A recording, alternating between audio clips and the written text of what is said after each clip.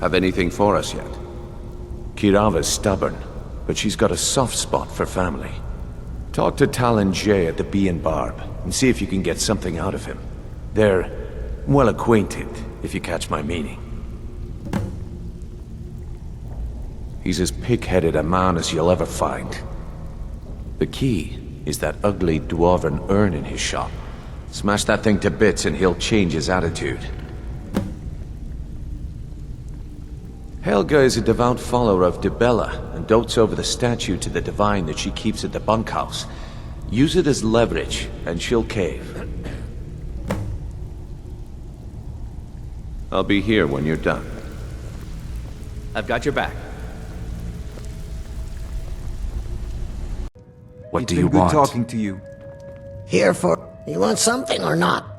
I've already told that buffoon that I'm not paying you people a single coin. Look around you. I'm barely keeping this rat hole together. The war's seen to that. Good, and take this little mess. I'm not paying any of you a single septim. Ever! Now get out of my inn. I said get out! I'm not paying a single... Help! I'm staying out. No, Somebody help! you're not worth I'm it. getting out of here. I said get out! I'm not paying a single coin. With the rumors going around, I'm not that foolish. The last thing I want is a Look, I'm only telling you this because I care for her. Kirava has some family at a farm just inside of Just please don't harm anyone. I couldn't bear the thought. If you'll excuse me, I have other things to attend to. I'm not paying... No, and I never will. Now get out of my inn. How could you possibly know about... Please, my family means too much to me. Don't hurt them. Very well. Here. Take this back to Brynjolf and tell him he'll have no more trouble from me. Yeah, what do you want? If this is about the meadery, we can talk later.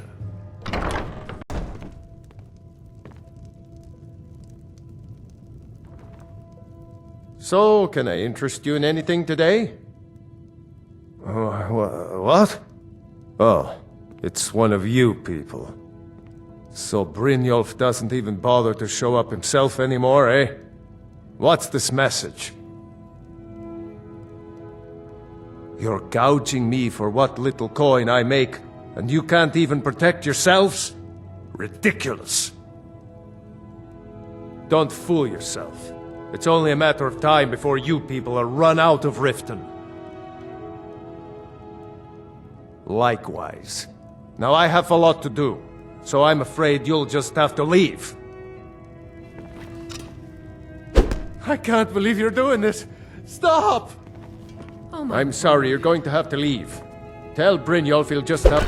I can't pay! I can't! Oh my word. No! That urn was priceless! Alright, I get it. I'll pay on time from now on. Just don't smash anything else. Here, take your gold, and leave me in peace. You lost? I've got your back. It's you! Please, don't hurt me. I know who you are. You've been terrorizing the entire city. Please, there's no need for that here. Message understood. Here, I even have the payment. So, job's done and you even brought the gold. Best of all, you did it clean. I like that. Dumping bodies and keeping the guards quiet can be expensive. Well done. And it would seem I owe you something in return. Here you go. I think you'll find these quite useful. Judging from how well you've handled those shopkeepers, I'd say you've done more than simply prove yourself. We need people like you in our outfit. That's the spirit. Larceny's in your blood, the telltale sign of a practiced thief. I think you'll do more than just fit in around here. What's on your mind? Putting together another shipment from Morrow. We've run into a rough patch lately, but it's nothing to be concerned about. Tell you what, you keep making us coin, and I'll worry about everything else. Fair That enough. stuff's getting tough to bring across the border. Now, if there are no more We all go questions, here patrols. how about following me and I'll show you what we're all about? I'll be willing to buy. I think you better listen to Mercer and Brignold first. We can talk later. So, you're Brynjolf's new protege, eh? Don't look like much to me.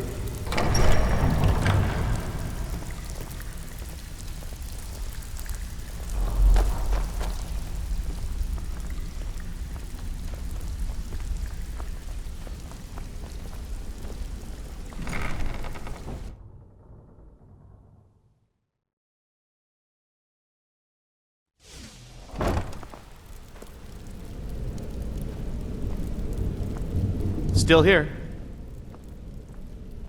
I'll head back home if you need me.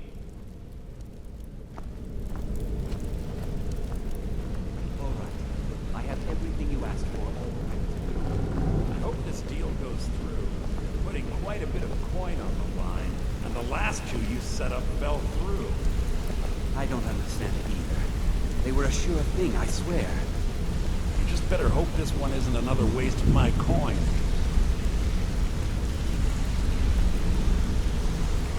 Mercer, this is the one I was talking about. Our new recruit. This better not be another waste of the Guild's resources, Brynjolf. Before we continue, I want to make one thing perfectly clear. If you play by the rules, you walk away rich. You break the rules and you lose your share. No debates, no discussions. You do what we say, when we say. Do I make myself clear? What did you think about my idea? Your idea to start a brawl Good, with then I think me, it's right? time we put your expertise to the Tell you test. Exactly what I think. Wait a moment. You're not talking about Golden Glow, are you? Even our little Vex couldn't get in. Right out of You claim this recruit possesses an aptitude for our line of work. If so, let him prove it. Golden Glow Estate is critically important to one of our largest clients. However, the owner has suddenly decided to take matters into his own hands and shut us out. He needs to be taught a lesson. Brynjolf will provide you with the details. Mercer, aren't you forgetting something? Oh, yes. Since Brynjolf assures me you'll be nothing but a benefit to us, then you're in. Welcome to the Thieves Guild. Welcome to the family, lad. I'm expecting you to make us a lot of coin. So don't disappoint me. Simple. Do as you're told and keep your blade clean. We can't turn a profit by killing. You should talk with Delvin Mallory and Vex. They know their way around this place, and they'll be able to kick some extra jobs your way. Oh, and talk to Tanelia in the Flagon. She'll set you up with your new armor. Golden Glow Estate is a bee farm. They raise the wretched little things for honey. It's owned by some smart-mouthed wood elf named Arengoth. We need you to teach him a lesson by burning down 3 of the estate's hives and clearing out the safe in the main house. The catch is that you can't burn the whole place to the ground. That important client Mercer mentioned would be furious if you did. The guild depends on an arrangement of influential people to keep things running smoothly. Without them at our backs, we'd be in serious trouble. Maven prefers that Arengoth remains alive, but if he tries to stop you from getting the job done, kill him. The guild has a lot riding on this. Don't make me look foolish by mucking it up. Golden Glow Estate brought in a mountain of gold for the guild. You could almost call it our sweetest deal. Then out of the clear blue, Arengoth stopped sending us our cut. Mercer was, well, angry to put it kindly. So we send in Vex and find out he's hired a bunch of mercenaries to guard the place. Aye. Arengoth sent the city guard packing and fortified the entire island. In fact, Vex barely made it out of there alive. You should talk to her about it before you go.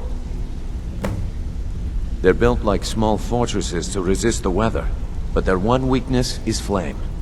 Besides, Nothing tells the people of Riften we mean business better than a huge column of smoke. I'll give you one good reason. Maven Blackbriar. Burn all the hives, and she'd have to import honey for Blackbriar meadery, which would cut into her profits. We had an arrangement with Maven.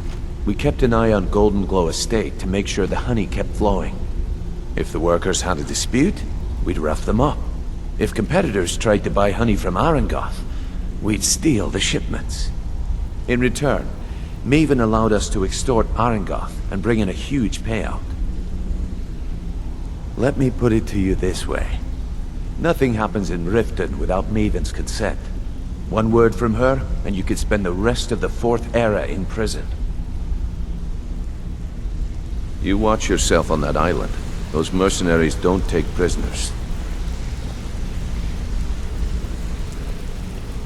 Hey! I want to talk to you. Now. Ah, you made it. Good to see you, my friend. I'll never forget how you saved my life from those Thalmor maniacs. Good to see you again, friend. Need something? Hey, let's talk a second. You're making waves around here. I like that. If you ever want to talk about anything, you let me know. I wouldn't bother smacking at those hives with a weapon. Set them on fire, and they'll go up like kindling. There's nothing more I can teach. You already know all that I know. I'll point you to the first and last person you're ever going to need to talk to. Tonilia. She's the guild's fence. Treat her right, and she'll make you rich. Try and rip her off, and you'll have the whole guild to answer to. It was on a job a few years back. It was supposed to be a simple burglary on a house in Windhelm. I was working with Vex, and we got inside with no trouble. We found the loot and made our way out. Well, it was, up until the point where we set foot outside. The house was surrounded by town guard. The client had ratted us out. Vex just tells me to run, so I did. Half of them went after me, the other half went after her. Are you kidding me? Vex lost them in seconds. Once she steps into the shadows, she vanishes. Me? I ran, and I ran, straight through the gates of Windhelm, and all the way back to Riften. Vex was waiting for me at the flagon when I came in, drenched in sweat. Everyone just took a look at me and laughed. Well, I'd forgotten we had our horses tied up just outside of Windhelm. Vex rode hers back, and arrived hours before I did. So, that's how I earned the name. Now keep it to yourself. Come back and see me if you ever need pickpocket training. Wanted to say something to you. Pull up a chair, my friend. This is quite a tale. When I started out in this business, I wasn't really interested in the guild or being a thief. I didn't mean to imply I was earning an honest living either. With my lock-picking aptitude, I was a natural at jailbreaking. I made a great deal of gold doing it, too. It's where a client pays you to get arrested, and you get thrown into a prison for the express purpose of breaking out. Usually it's to free someone the client cares about, and sometimes to kill someone on their behalf. Either way, the trick was in the escape, and that's where my strengths came in handy. Well, as a jailbreaker, you work alone. No guild to back you up. I do jobs for the Thieves Guild and the Dark Brotherhood, but if things didn't go as planned, I was on my own. The last jailbreak I attempted failed. I was imprisoned in High Rock for 3 years before they let me go. After that, I promised myself I'd never do it again. I don't know. I think I realized that out in the world, my skills would bring me more wealth as a thief rather than an assassin. Killing someone in a jail is much easier than what the Dark Brotherhood deals with. I guess I wanted to play it safe. I already knew Delvin. I asked if I could join up, and that was that. I'm sure we'll speak again. You're pretty tough. I respect that. Bringing in a lot of coin for the guild. Making us look good, too. Is it true? Let me know if you need anything. Okay? Friendly with the wildlife? I joined up with them maybe 10 years ago. Small clan, maybe 20 men. We'd raid villages, rob caravans. But it was always about the killing for them. Don't get me wrong. The first few years with that clan were some of the best years of my life. All the food I could eat, all the wine I could drink, and all the women I could bed. We raided a caravan one spring. I think it was a few wagons with some farmers moving to a new village. They didn't put up much of a fight. All that was left were the women and the children. Then the leader of our clan, Garthek, he ordered us to kill the rest. No, we usually let them go. I refused to do it, and Garthek ordered the clan to kill me as well. Luckily, I had made some friends with the clan who immediately sided with me. We tore each other to pieces. After it was over, those of us that remained simply went our separate ways. I left his head on a pike at the wreckage of the caravan. Never knew what became of the rest of the clan that survived. I suppose they moved on just like I did.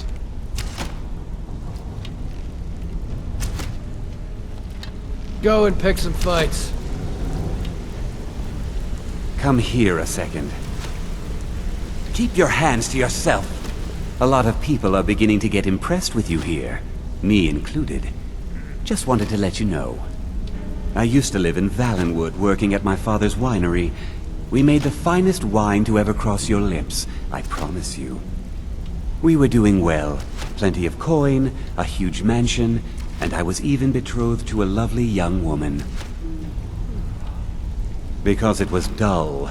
Every day was the same boring routine. Working at the winery, social visits with friends, parties with no one I cared about. I just wanted a little excitement.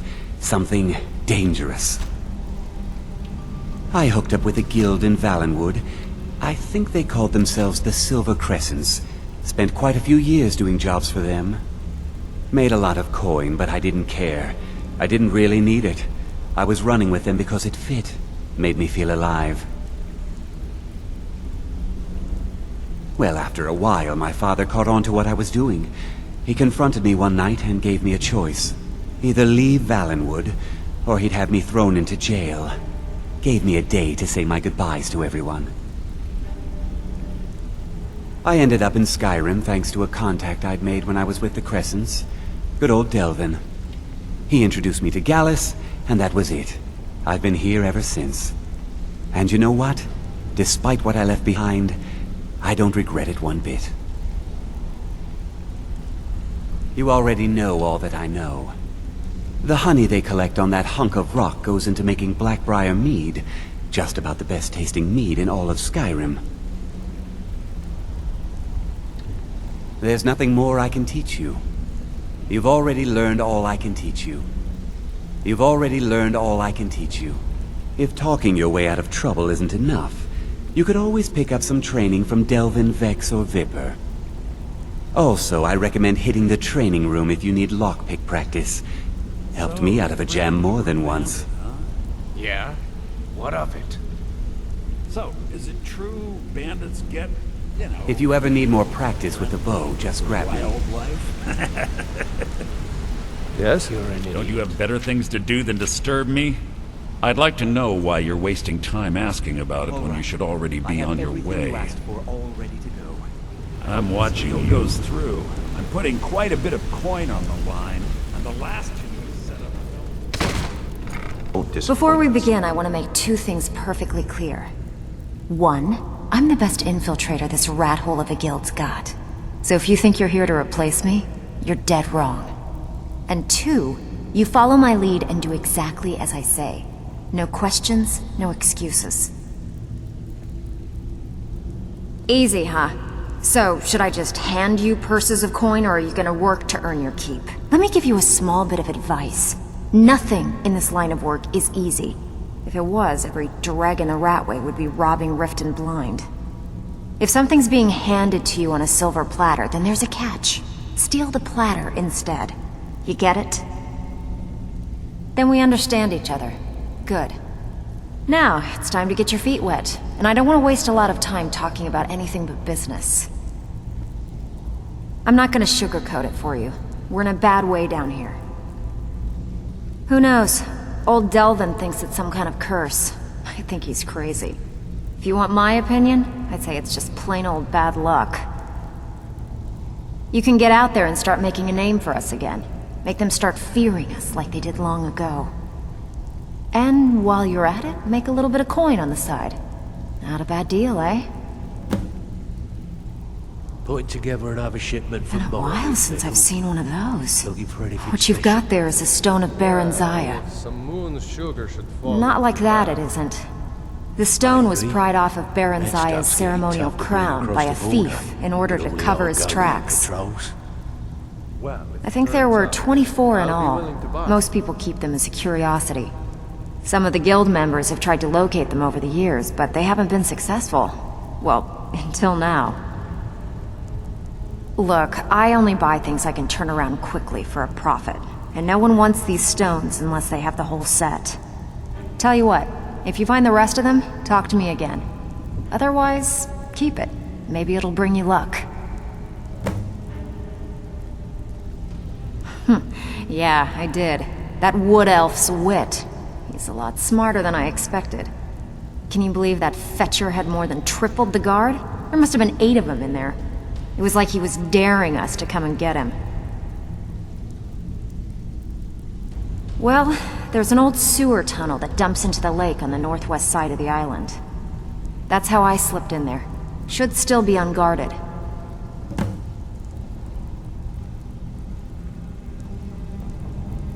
Are you kidding me? Ever since the guild's luck turned sour, we haven't had a coin to our name.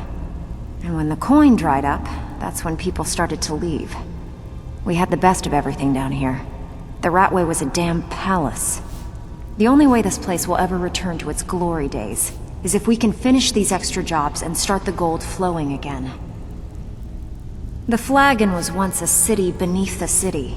We had our own smith, our own alchemist, you name it.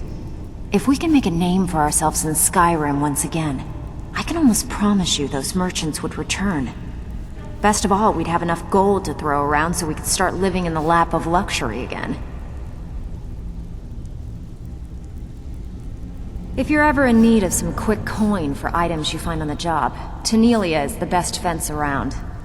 And besides myself, Delvin, Niruin, and Vipper can help you with any sort of training you might need to sharpen your skills. I handle the burglary, shill, sweep, and heist jobs. Most of them involve breaking and entering. If you don't like that kind of work, talk to Delvin. He runs the more up-close and personal jobs. Don't give up now. There's plenty of loot out there just ripe for the taking. Brynjolf, eh? Let me guess. He just plucked you off the street and dropped you into the thick of things without telling you which way is up. Am I right? See, that kind of attitude comes from someone who wants to get rich and stay alive long enough to enjoy it. We're gonna get along nicely. So, if you've got the nerve, I've got plenty of extra jobs to help get the guild back on its feet. Look around you. The Flagon, the guild, it's all falling apart. A few decades ago, this place was as busy as the Imperial City. Now, you'll be lucky if you don't trip over a skeever instead. Look, I know the others think I'm a bit daft for saying stuff like this, but I'm gonna give it to you straight. Something out there is piss-drunk mad at us. I don't know who or what it is, but it's beyond just you and me. We've been cursed. I'll tell you what we do. We spit in that curse's face and turn things around down here. Put things back the way they were. That's where you come in. I've got plenty of work available that could guide us down the road to recovery. All you need to do is ask, and we can both come out of this smelling like a rose.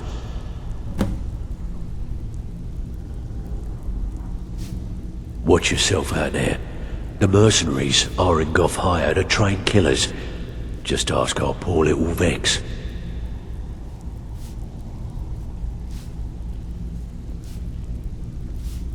Years ago, the guild used to have a foothold in every major city in Skyrim. You wouldn't dare even lift an apple without checking with us. When things started going downhill around here, it became difficult to keep it all together. We lost fences, influential contacts, and coin. It wasn't long before we lost what we depend on to survive. Respect. By doing these extra jobs and putting some fear into the people, we can take back the cities and start being taken seriously once again. Thanks to Maven Blackbriar, we still have some pull in Riften, but get arrested in Whiterun and you'll be tossed right into the prisons. If we gain the confidence of someone very influential who lives there by doing a unique job for them, we'll be able to have some leverage there too. The only way we get that special job is by doing smaller ones in those cities until we catch their ear. Then they'll contact me and we're off. I handle the fishing, numbers and bedlam jobs, the ones with a more personal touch. If breaking's a more your thing, go talk to Vex. What's the matter? Afraid of getting your hands dirty? Ready for some work, or are you just gonna wander around all day? So you're the new recruit, huh? Well, looks like you and I are gonna have to get very Need well a few spare acquainted. septums? I got the cure. Well, right looks here. like I'm the fence down here. You come by anything you don't exactly own, and I'll pay you some coin for it. Minus a little slice for the guild, of course. I can also provide a few supplies useful to our trade now and again, for a small fee. Sure, how about I get Dirge to knock you over your head and dump you into the cistern? Look, I've been in this business a long time, and I've seen all types. You can play it tough, or you can play it smart. Whatever. At the end of the day, you'll find that all we care about down here is how much gold you can make us. Good. Then there isn't much more to say. Here's your armor. Just make sure you put it to good use. Well, you could always speak to Delvin or Vex if you're looking for extra work. Or if you're looking for training, we've got plenty of it down here. Delvin, Vex, Neruin, and Viper can give you a leg up on that. I've got coin and I've got merchandise. Let's see what we can do. Make trouble. I don't care if you're best buddies with the Guildmaster. I'll still smash in your skull if you try anything.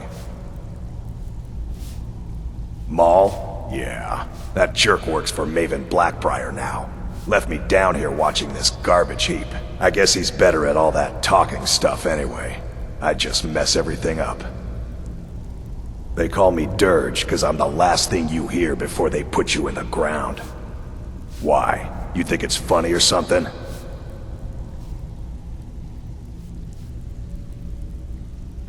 Oh yeah? I think so too. You're pretty smart. Hey, here. Have one on the house. All right then. All eyes are on you, lad. Don't disappoint us.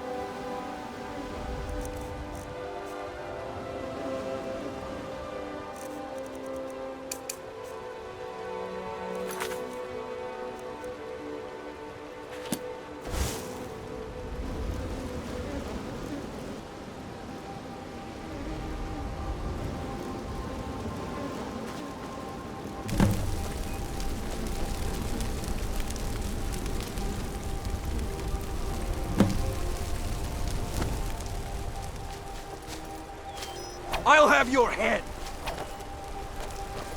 I'll see you in pieces! You can't beat me! Ah!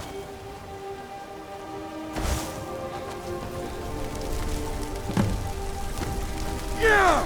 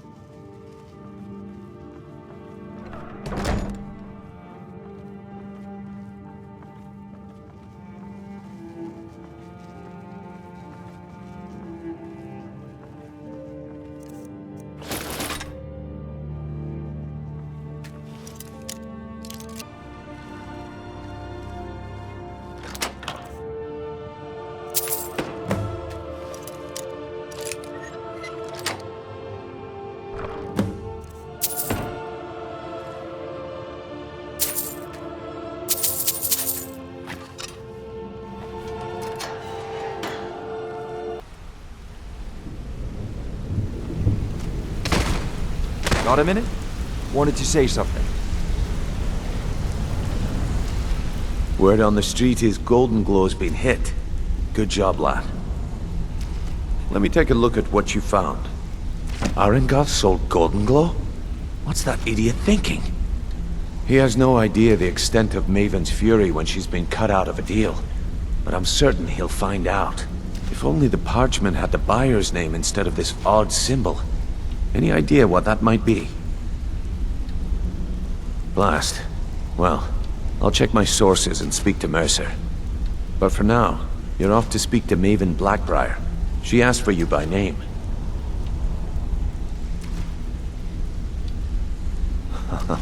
If it was like that, she wouldn't be asking for you. She'd be calling on the Dark Brotherhood. It's just business. That's between you and Maven, and I prefer to keep it that way.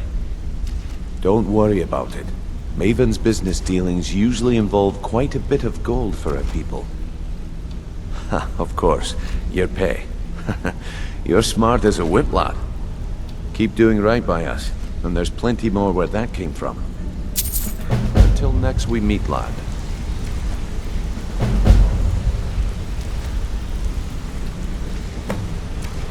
Yet?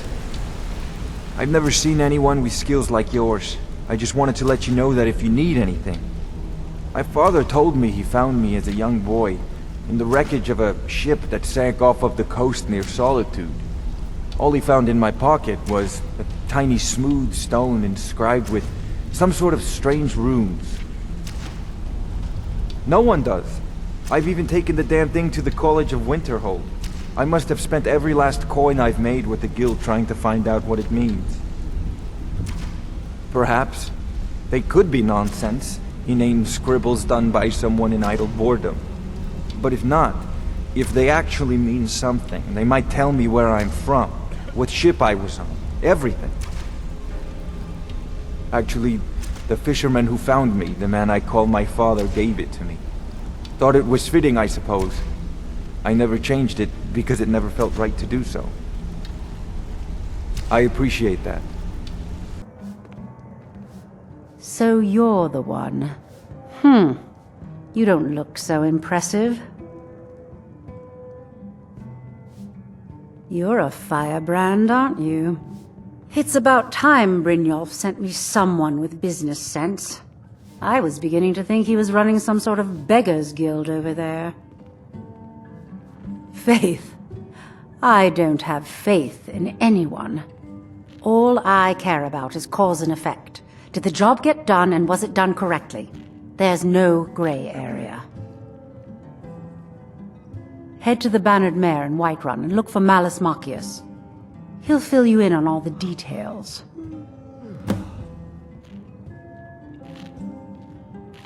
And you think that I care? Interesting. I don't believe in getting my hands dirty. You have people that handle those sort of things. Use them. Of course, Nothing gets done without my approval in this city. I have the Jarl's ear and the guards in my pocket. Anyone makes trouble for me and I pay a visit to the Thieves Guild. Make me angry and I contact the Dark Brotherhood. You do well to remember that the next time you make such a stupid observation. Some layabout named Sabjorn. Been a thorn in my side for the last few years now. Not a day goes by that I don't regret letting Sabjorn get as far as he did. In only a few short years, he's taken that bile he calls mead to market and a chunk of my profits with it.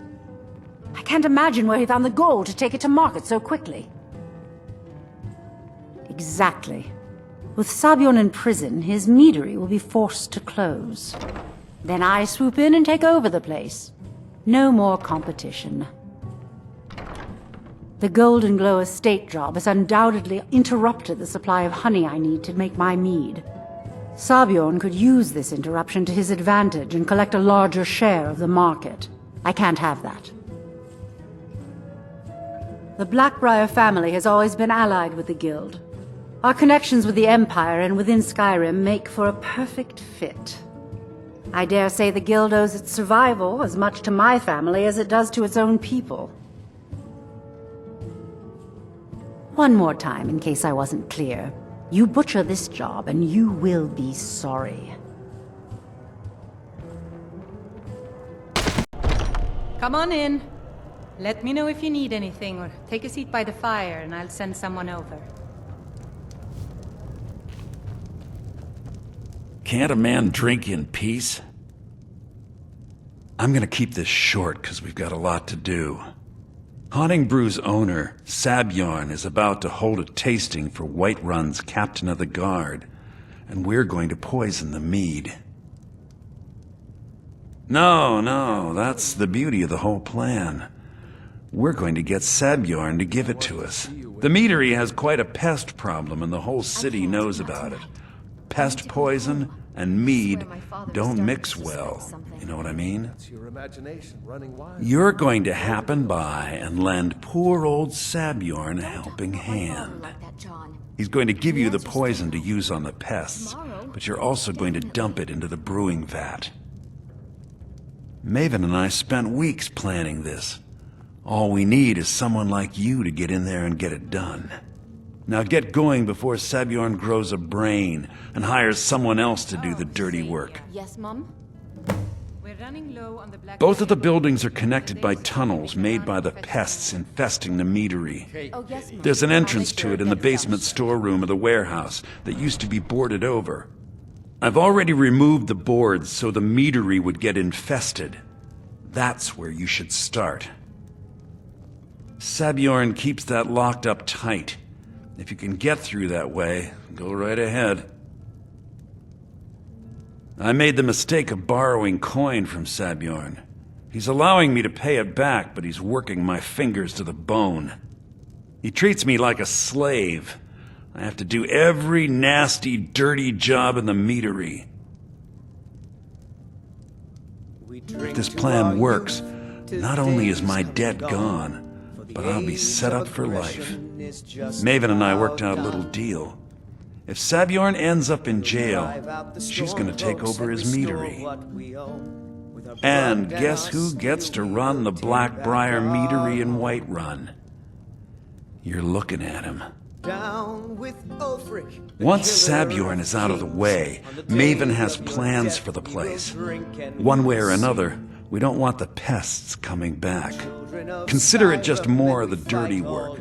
I did my part getting them in there, now you need to clear them out. Remember, Sabjorn will be needing a helping hand. Make it look good. Of the scourge that has... What are you gawking at? Can't you see I have problems here? Are you kidding me? Look at this place.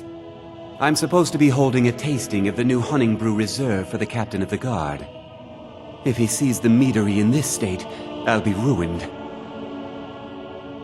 Oh, really? And I don't suppose you just do it out of the kindness of your heart, would you? I hope you're not expecting to get paid until the job's done. Oh, very well. Here's half. You'll get the rest when the job's done. My only demand is that these vermin are permanently eliminated before my reputation is completely destroyed. I bought some poison. I was going to have my lazy good-for-nothing assistant Malice handle it, but he seems to have vanished. If you plant this in the vermin's nest, it should stop them from ever coming back. Don't come back until every one of those things are dead. Malice is the best deal I've ever made.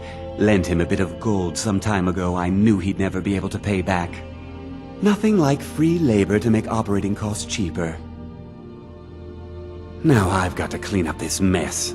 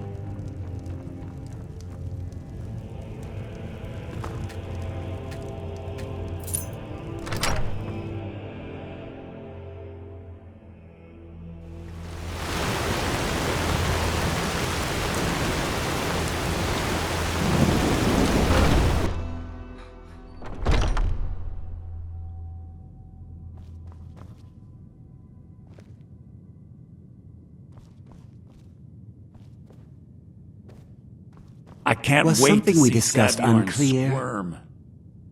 Well, it's about time. I had to stall the captain until you were finished. You'll just have to wait until after the captain's finished. I suppose you can wait around if you must.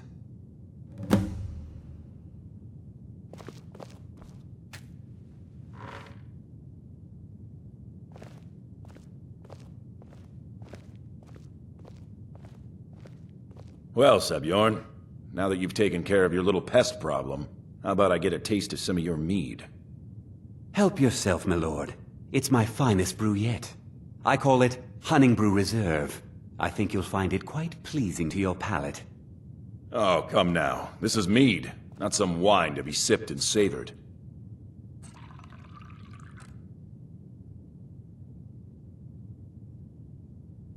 By the 8. What's in this? I don't know. What's wrong? You assured me this place was clean. I'll see to it that you remain in irons for the rest of your days. No, please. I don't understand. Silence, idiot. I should have known better to trust this place after it's been riddled with filth. I beg you, please. This is not what it seems.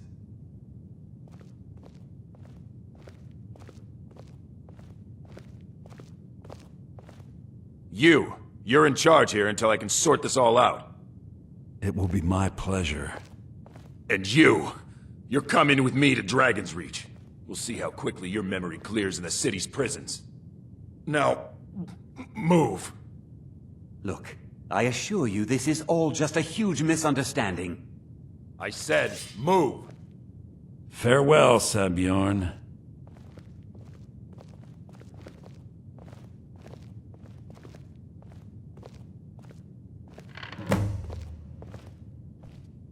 I don't think that could have gone any better. Anything else you need before you head back to Riften? So, Maven wants to hunt down Sabjorn's private partner, huh? You're welcome to take a look around Sabjorn's office. He keeps most of his papers stashed in his desk. Here, this should help. I thought it would be better to leave some of the details out of our previous discussion. Didn't want to risk you walking away from the job. Besides, you've done Maven a favor getting rid of him, and saved me from wasting coin hiring someone else to do it later. Start changing it over to the Blackbriar Meadery West as soon as possible. That was Maven's part of the deal. She's put me in charge of keeping the mead flowing, so that's exactly what I'm gonna do. If you're in the area, and you ever need anything fenced, you just let me know. Remember to put in a good word with Maven for me.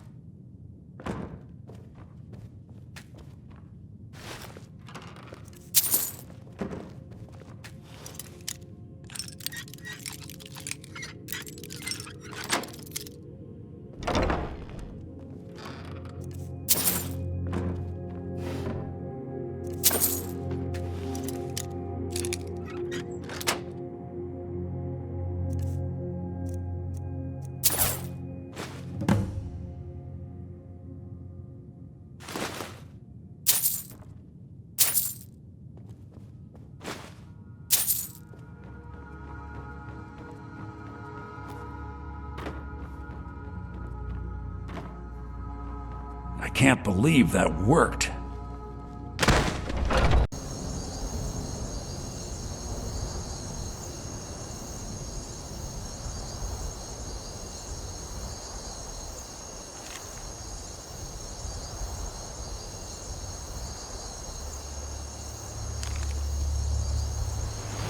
I trust you have good news for me?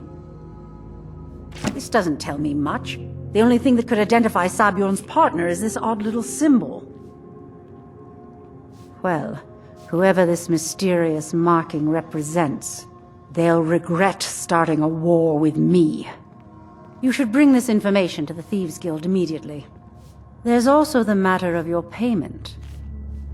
I believe you'll find this more than adequate for your services.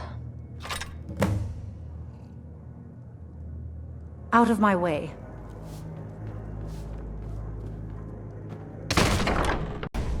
Need something? Word on the street is that poor Sabjorn has found himself in Whiterun's prison. How unfortunate for him. Exactly. Now you're beginning to see how our little system works. Maven sent word that you discovered something else while you were out there. Something important to the guild? Then this is beyond coincidence. First Arangoth, and now Sabjorn. Someone's trying to take us down by driving a wedge between Maven and the guild. Mercer thinks he knows a way to identify this new thorn in our side. He wants to meet with you right away. And if I were you, I'd hurry. I've never seen him this angry before.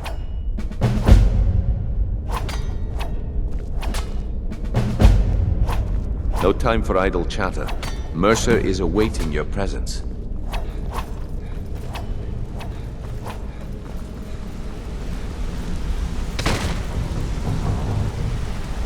Ah, there you are. I've consulted my contacts regarding the information you recovered from Golden Glow Estate, but no one can identify that symbol. It would seem our adversary is attempting to take us apart indirectly by angering Maven Blackbriar. Very clever. They're well funded, and they've been able to avoid identification for years. I'm impressed it reached this point. Just don't mistake my admiration for complacency. Our nemesis is going to pay dearly. Because even after all their posturing and planning, they've made a mistake. The parchment you recovered mentions a Godjal lie. According to my sources, that's an old alias used by one of our contacts. His real name is Gullum. Slimy bastard.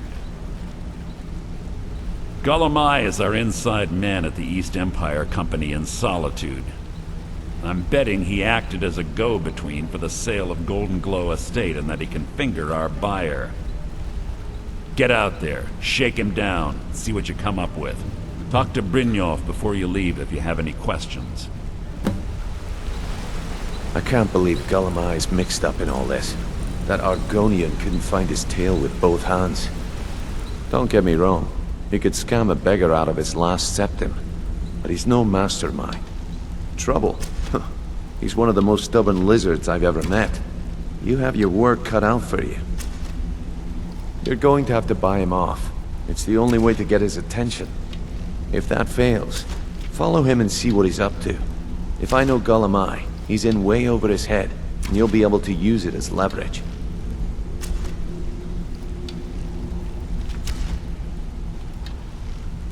Aye, he does indeed.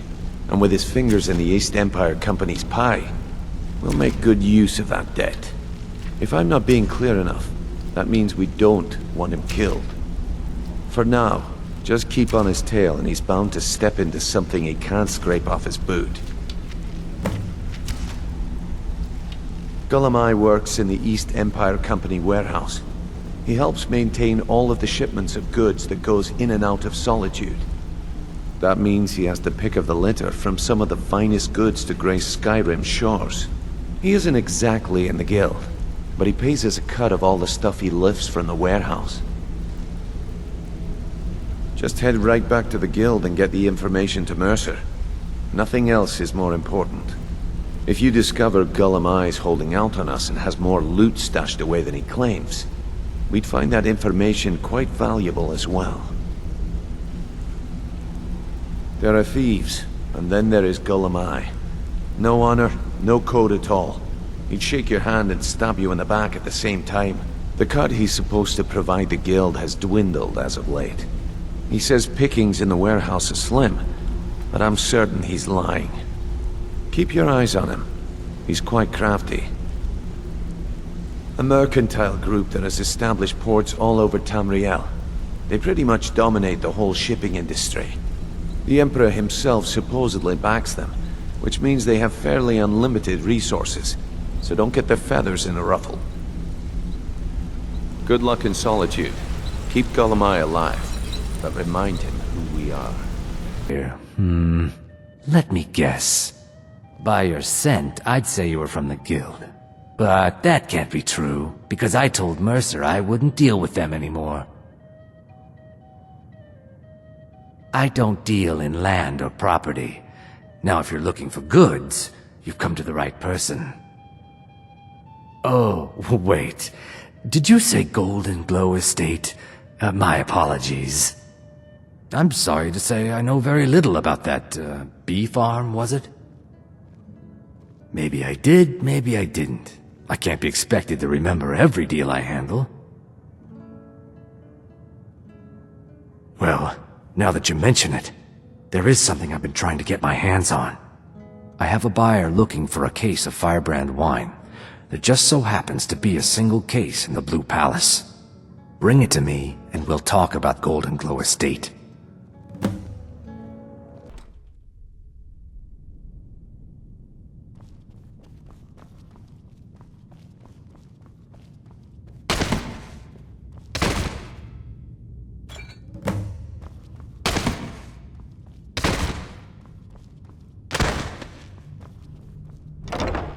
Skyrim's staunch protectors, the Imperials. Ah, I see you have the wine. Hand it over, and we'll talk.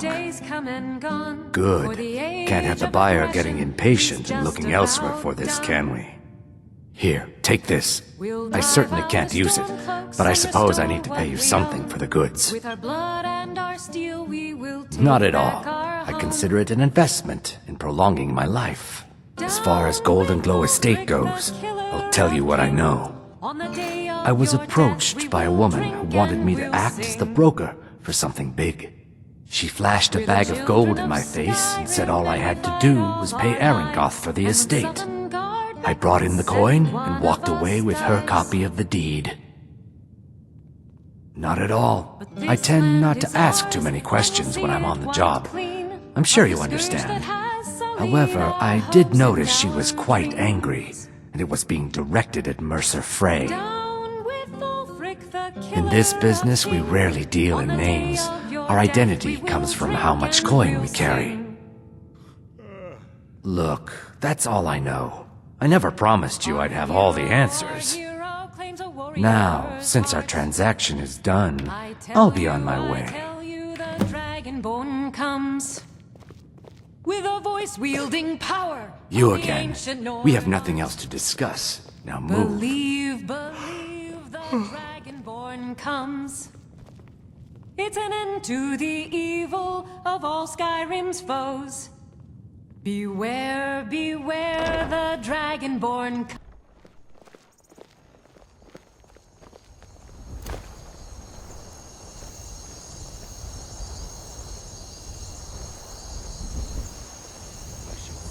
Oh, could sure use a warm bed right about now.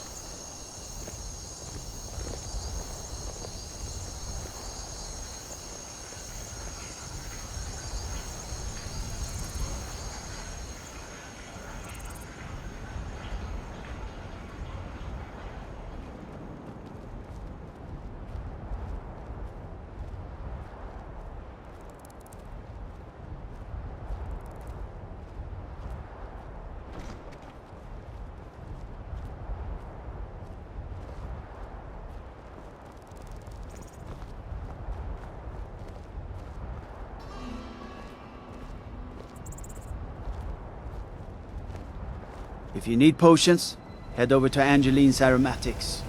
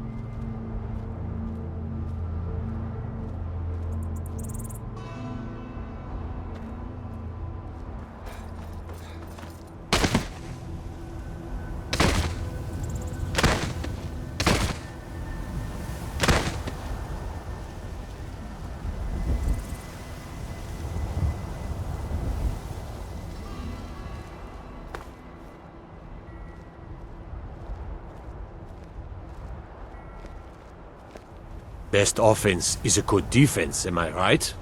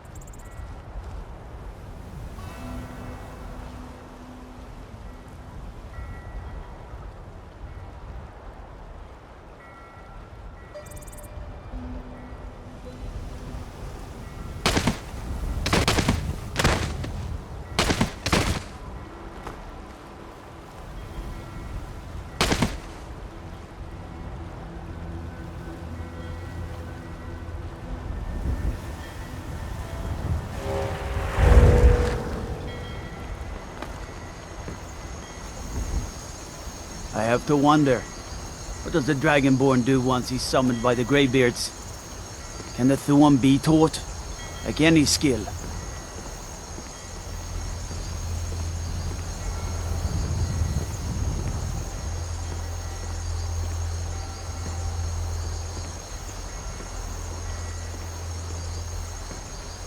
What is it?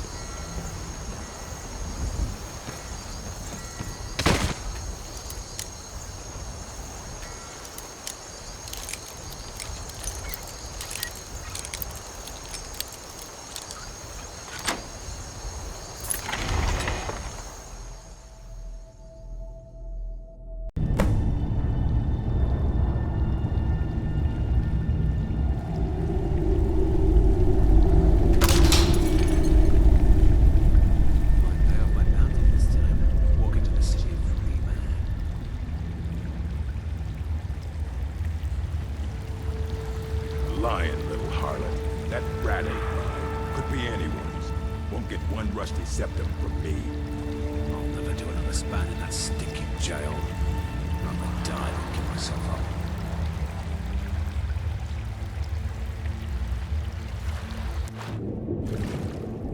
Gotta start keeping it nice. Tired of keeping this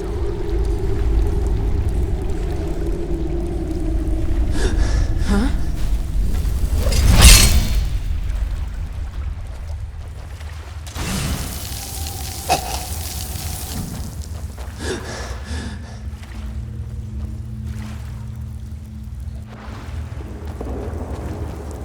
Where are you?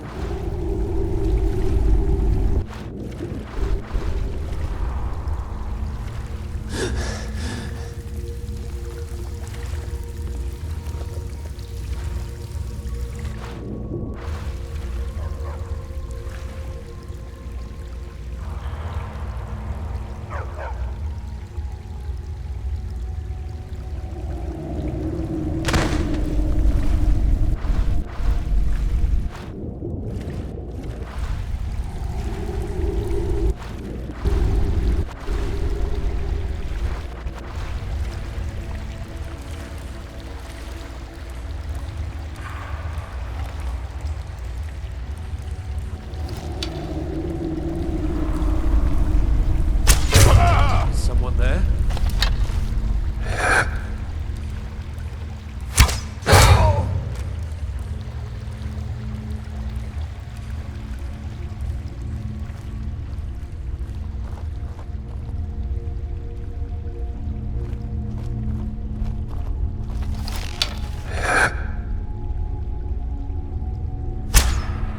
What was that?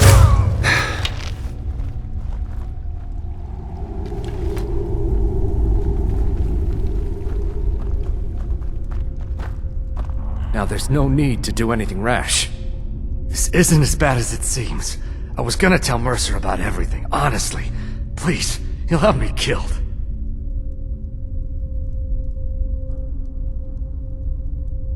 I see you wish to be reasonable. Perhaps I misjudged you.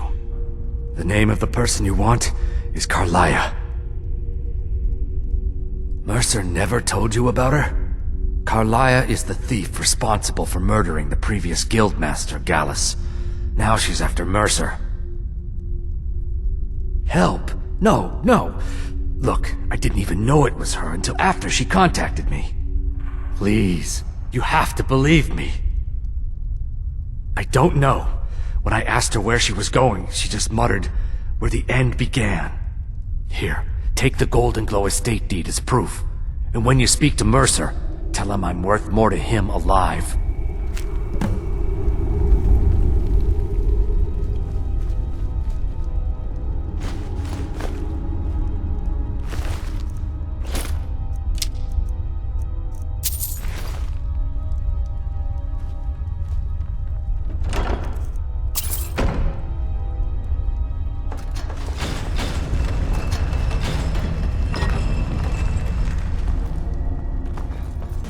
Good to see you again, friend.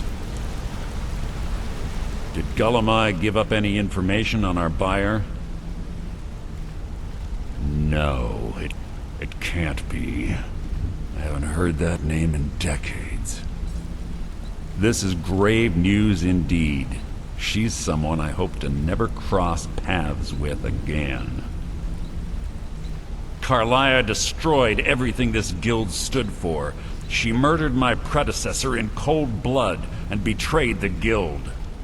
After we discovered what she'd done, we spent months trying to track her down, but she just vanished. Carlia and I were like partners. I went with her on every heist. We watched each other's backs. I know her techniques, her skills. If she kills me, there'll be no one left that could possibly catch her. If only we knew where she was.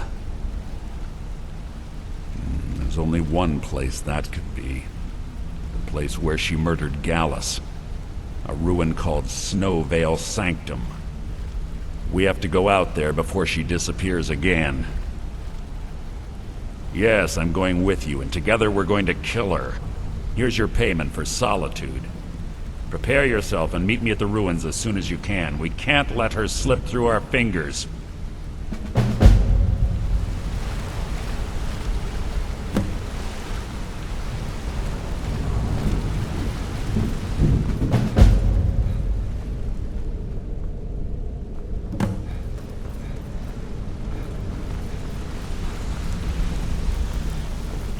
Sorry, lad. Need something? I've got important things to do. We'll speak another time.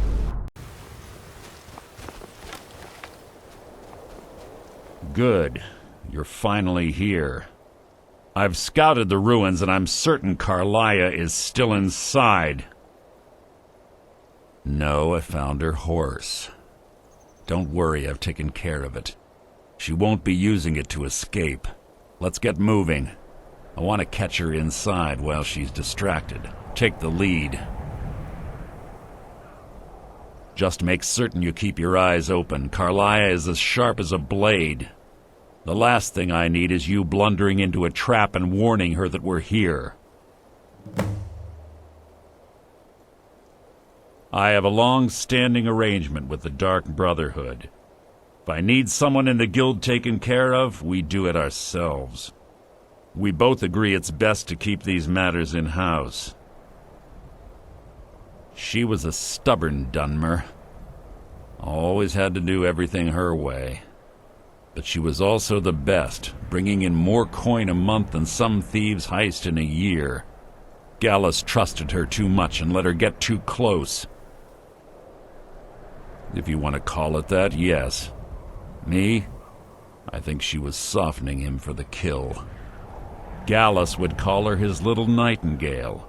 He was absolutely smitten by her. Greed? Jealousy? Spite? Who can say what drove her to such an iniquitous act? One thing's certain, I intend to find out before she draws her last breath. 25 years ago, I was standing outside these very same ruins. Gallus told me to meet here, but he wouldn't say why. When I arrived, Gallus stepped from the shadows.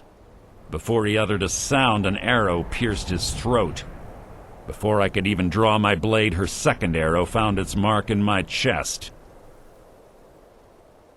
Carlia was a master marksman, and her greatest weapon was the element of surprise. I was lucky.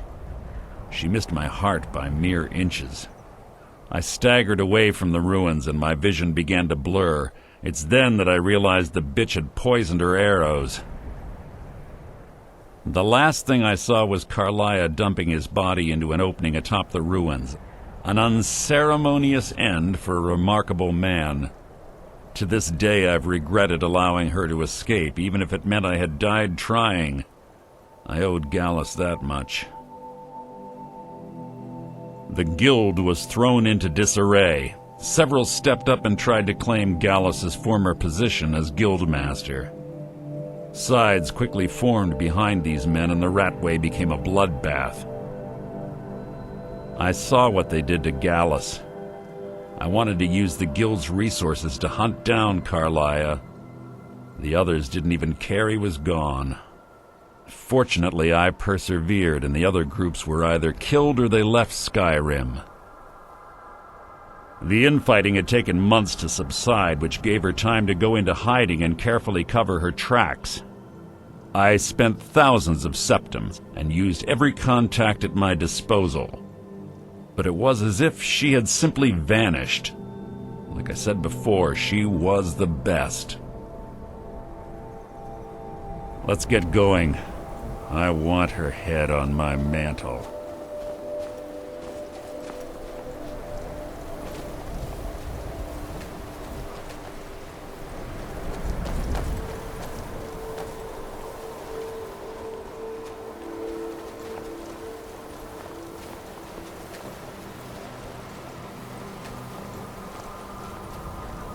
They say that these ancient Nordic burial mounds are sometimes impenetrable.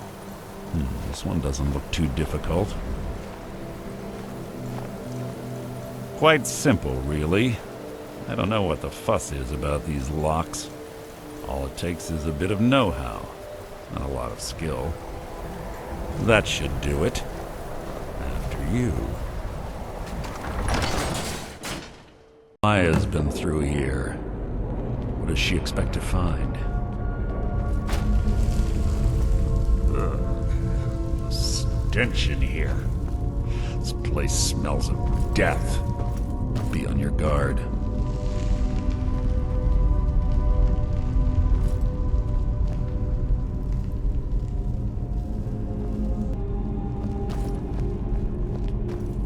Pull the chain over there and watch out for the spikes. Looks like Carlia reset all of the traps.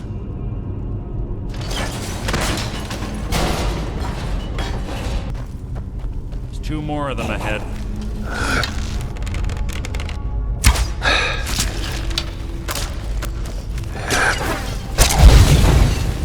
You've just written your own epitaph.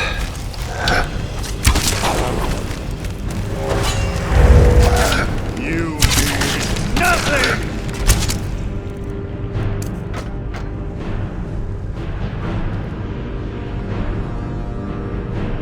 What? What is it?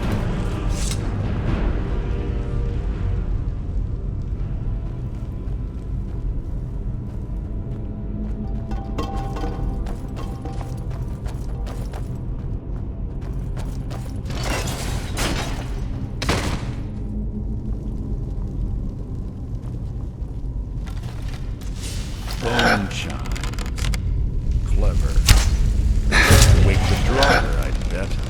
Don't blunder in.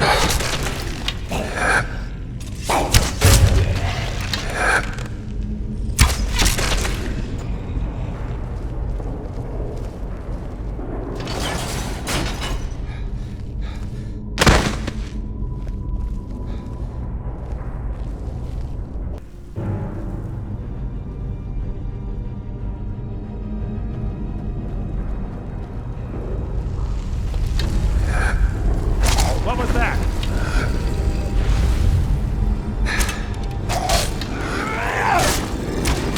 You can't hide.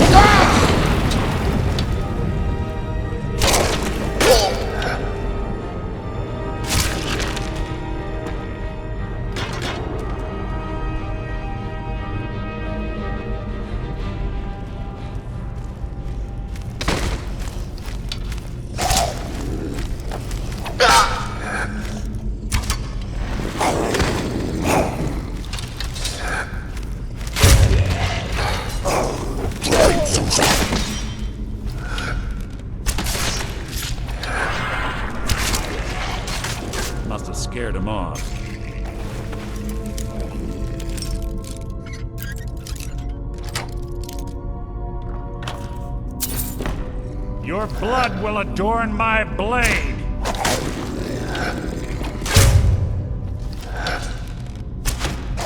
You mean nothing!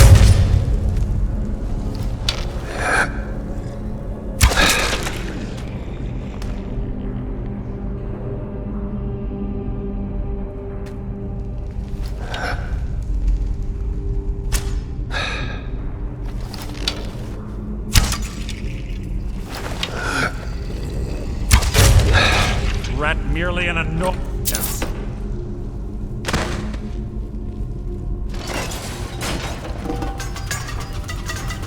We're on the right track.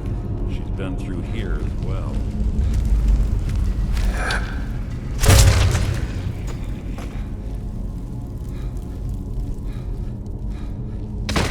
That door up ahead looks perfect for hiding an ambush. Be ready.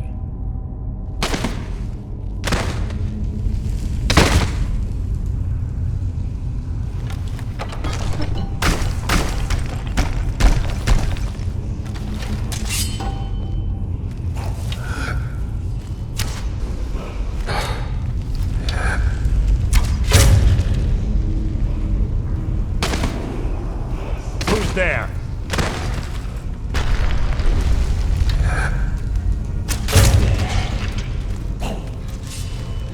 You can't hide from me. Is that the best you can do?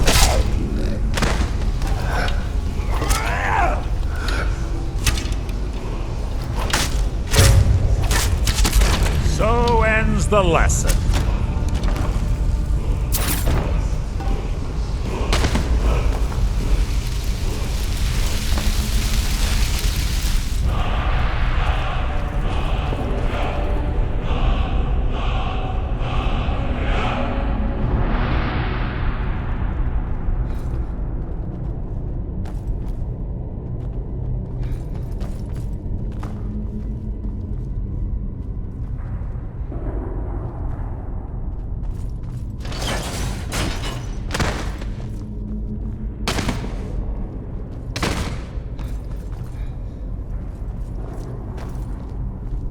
Ah, it's one of the infamous Nordic puzzle doors.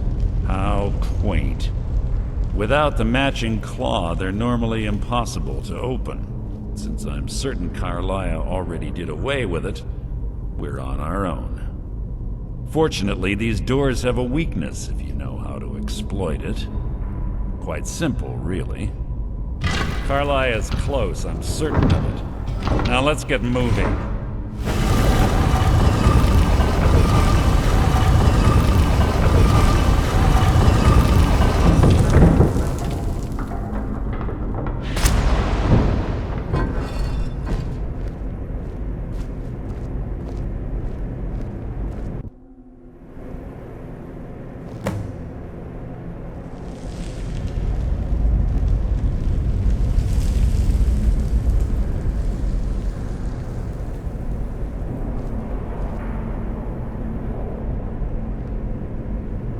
Do you honestly think your arrow will reach me before my blade finds your heart?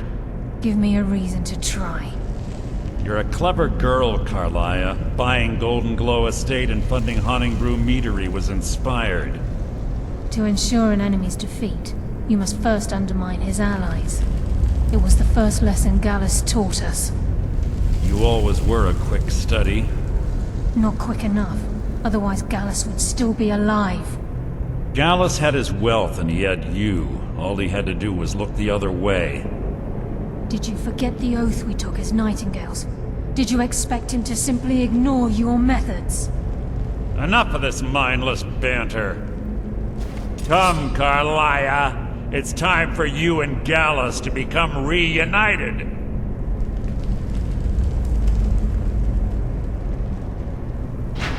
I'm no fool, Mercer. Crossing blades with you would be a death sentence. But I can promise the next time we meet, it will be your undoing.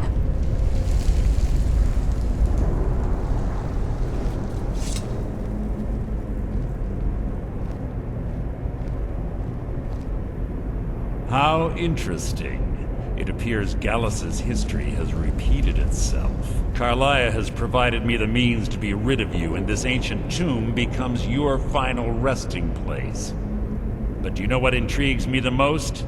The fact that this was all possible because of you. Farewell. I'll be certain to give Brynjolf your regards.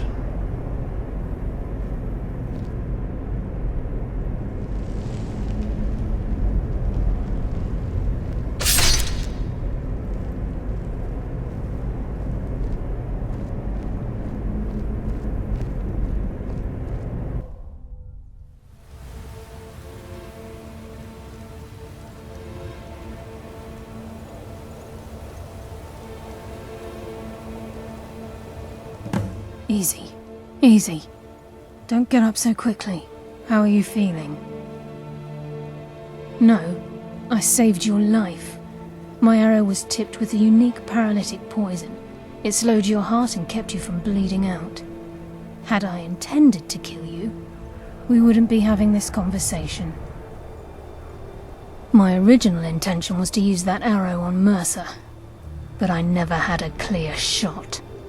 I made a split-second decision to get you out of the way, and it prevented your death. More than you'll ever realize. The poison on that arrow took me a year to perfect. I only had enough for a single shot. All I had hoped was to capture Mercer alive. Mercer must be brought before the Guild to answer for what he's done. He needs to pay for Gallus's murder. My purpose in using Snowvale Sanctum to ambush Mercer wasn't simply for irony's sake. Before both of you arrived, I recovered a journal from Gallus's remains. I suspect the information we need is written inside. I wish I knew. The journal is written in some sort of language I've never seen before.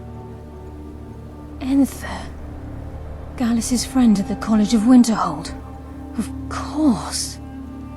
The only outsider Gallus trusted with the knowledge of his Nightingale identity. There were 3 of us. Myself, Gallus, and Mercer. We were an anonymous splinter of the Thieves Guild in Riften. Perhaps I'll tell you more about it later. Right now, you need to head for Winterhold with the journal and get the translation.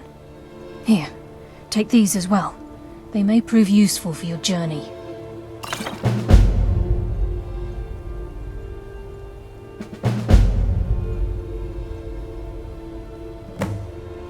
I'm afraid not. There are preparations to make, and Gallus's remains to lay to rest. I promise to join you there as soon as I can. Mercer lied to the Guild, branded me a murderer, and slandered my name across his network of contacts. For 25 years I ran, never sleeping in the same place twice and carefully covering my tracks. Mercer doesn't need to die. He needs to feel the cold sting of fate as his life crumbles in front of him and he's hunted by the Guild. I can promise you if it comes to that, and my back's to the wall, I won't hesitate. He was a scholar, a master thief and a natural leader. Everyone respected him and followed him without question. It was Gallus who inducted me into the Nightingales, and honed my skills to a razor-sharp point. I owe everything to him. We were very close. Gallus once said he felt comfortable around me, able to let his guard down. I can't help but think that I'm responsible for what happened to him. Remember, speak only to Enther. Trust no one else. Sorry, could you describe the smell? Like some horrible monster was turned inside out and then exploded. What did you do? It was a minor miscalculation. I've already corrected it for future experiments. This is why people have a problem with your college, Nelagar. Come on in. We got warm food, warm drinks, and warm beds. Yes, what is it? Can I help you with anything else? Carlia? Then she's finally found it. Do you have Gallus's journal? Problem? Let me see it. Ah, this is just like Gallus. A dear friend, but always too clever for his own good. He's written all of the text in the Falmer language. No. However, I know someone who might. The court wizard of Markarth, Calcelmo, may have the materials you need to get this journal translated. A word of warning. Calcelmo is a fierce guardian of his research. Getting the information won't be easy. He was a dear friend of mine, and a surprisingly astute pupil of academia. I was devastated when he was killed. I suppose that risk always coexisted with his line of work. I just never thought his luck would run out. Well, for the thrill, of course. He was quite clear that he felt more in his element climbing through a window rather than hunched over a dusty tome. Ah, yes, quite an amusing anecdote, actually. I caught him trying to break into my laboratory. I was about to show him the error of his ways when he made a curiously astute comment about my research notes. I was astounded, and in turn it led to a conversation. Who would have imagined it would lead to such a strong friendship? Besides the fact that there are only a handful of people in Tamriel that even recognize the language, I'm fairly certain he was planning some sort of a heist that involved a deep understanding of the Falmer language. Sadly, we never had the opportunity to speak about the details. Ironically, I pointed him in the same direction I pointed you, to Markarth and Calcelmo. I'm only hoping whatever means he used to learn the language will still be available to you. In the time before man, they were known as the Snow Elves. They lived in the sunlight and had a very prosperous society. Yes, I would say their culture quite possibly rivaled our own. The Nords went to war with the Falmer in the First Era, killed them by the thousands to drive them from their snowy homeland. The Falmer retreated underground and forged an uneasy alliance with the dwarves who ended up betraying them. This betrayal made them what they are now, horrible, blind monstrosities with a burning hatred of any but their own kind. Yes, I suppose you're right. Forgive me. I've lost several close friends to the Falmer, and it tends to distort my view. If you wish to learn more about them, you're welcome to my tome on the subject. Should be on my table.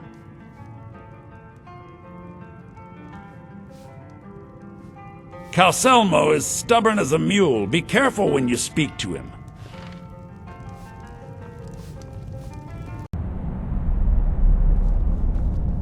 What are you hiding, priest? I'm not hiding anything. It's closed for a reason. Typical Imperial lies. First you take away Talos. Now you're keeping us from seeing our honored dead? You and the Jarl will answer for any desecration of my ancestors' bodies. That's enough, Thongvor. We're done.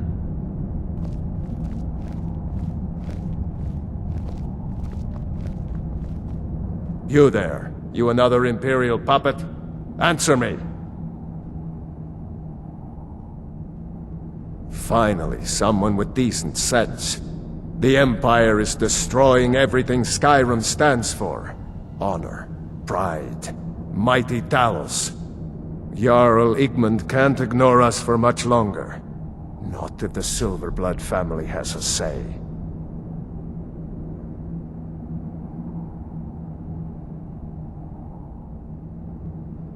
We own Sidna Mine, best prison in Skyrim, and source of half the wealth in this city. We keep the Reach safe. We flood Markarth with wealth. But does the Jarl listen to us when we want a say? No. He's busy forgetting that Ulfric Stormcloak saved this city from the Forsworn. Ulfric's a hero, not a damn criminal. He used the Thu'um, shouted those Forsworn from the walls. Then he led a band of Nord warriors in to take the city. Just like Talos himself at the Battle of Old Hroldan, reclaiming the Reach from those heathen natives. That's a true Nord hero, a legend, so great that the divines themselves lifted his soul into the heavens and made him a god. He founded the Empire, and now they've turned their back on him to appease the elves. Elves. Do the elves rule Skyrim, or do the Nords? They started the Great War, nearly destroyed the Imperial City. Then the Emperor took the coward's way out and surrendered. Now the elves dictate everything we do, and they don't want us acknowledging a mere human like Talos as the god he is. Stay out of trouble in my city.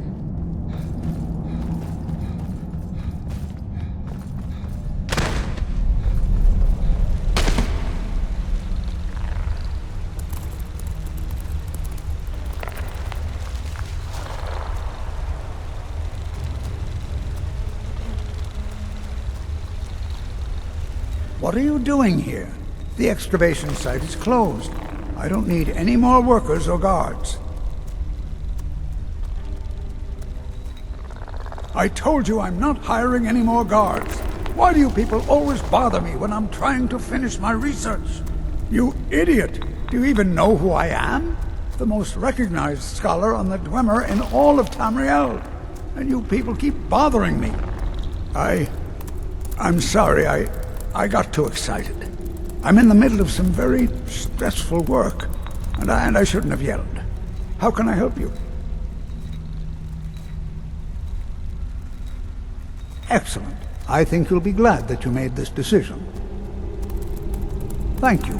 I'll be sure to put it to good use. Yes, their history and culture is all around us in Markarth, a race of stonecutters, artisans, and engineers. They invented machines and built elaborate underground cities where they researched powers to rival the gods themselves. And then, at a time we are still not sure when, they disappeared. The whole people, all at once, leaving behind only their works. To protect my research, for one. There are more cutthroat scholars out there who would steal my findings if they got the chance. And the excavations into Nichuanzel are dangerous. Dwemer machines and traps still function, even after thousands of years. Persistent, aren't you? Oh, very well. Who am I to stand in the way of curiosity? I'll let you in if you agree to something for me. There's a giant spider in Nichuanzel. My workers call her Nimhi, the poisoned one. If you deal with Nimhi, I'll let you into both the excavation site and my Dwemer museum. What do you say? Enthusiasm. Good. Here's the key to the dig site. Try not to disturb me. You...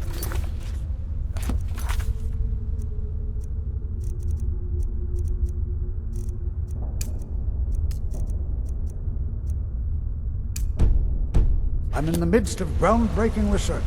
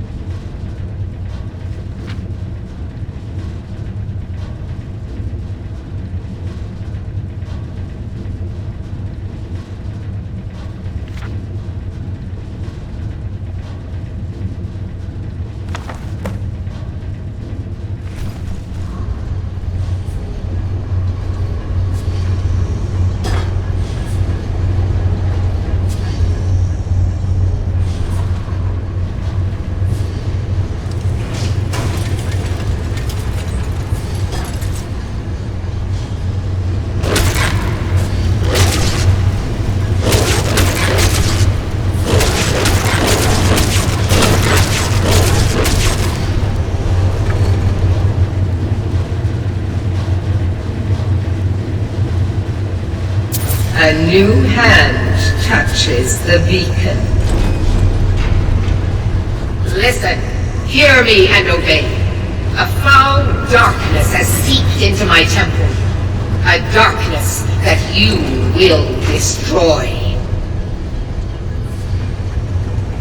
Return my beacon to Mount Kilcreath, and I will make you the instrument of my cleansing light.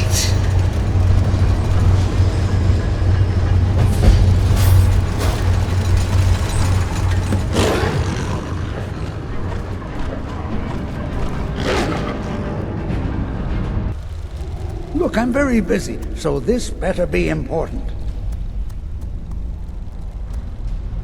Let's see. Ah, so that's what happened to Stubborn. Tragic.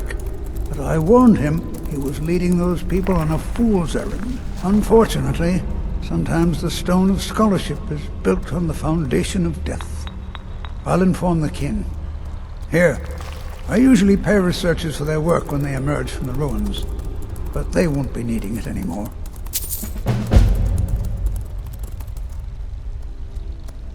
You have my gratitude. That spider had been interfering with my excavations for months. As promised, here's the key to the Dwemer Museum. Mind the displays, some of them are quite fragile.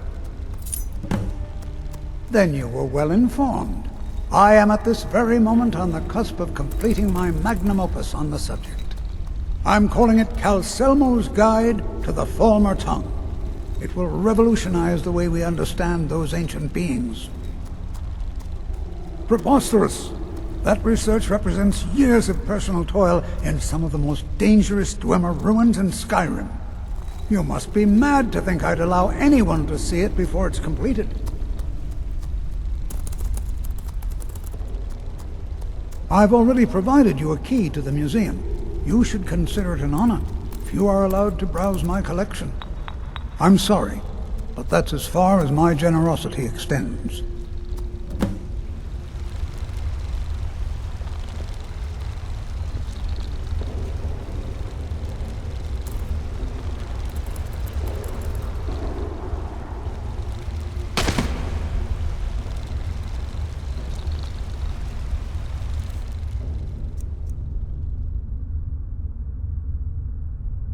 Filthy pickpocket! Get him! Kill him! Good to see Skyrim still has such fine people. You give an old man hope.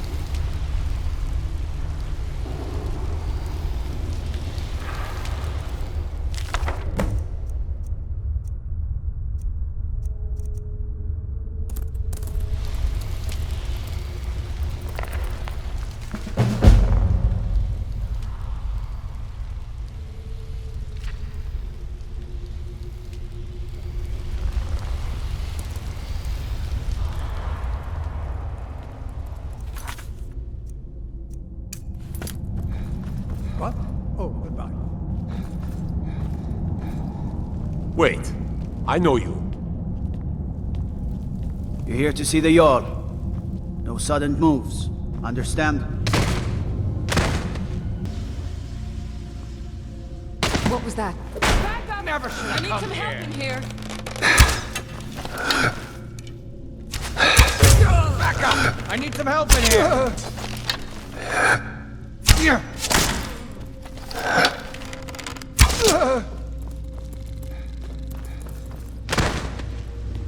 Over here! Hurry! You can't hide from me.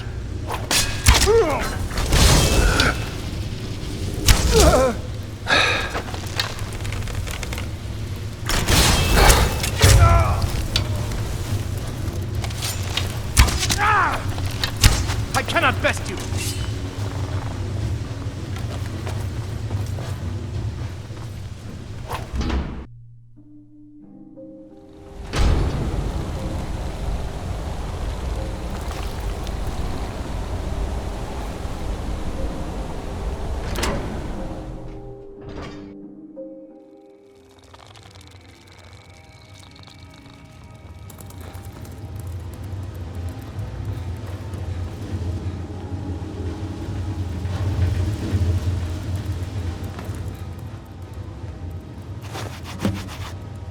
Yes, I'm positive I heard something. All right. If there is a thief, he won't leave this tower alive. But shouldn't we inform Master Calcelmo? I'll deal with my uncle. Just go. Scour this place from top to bottom.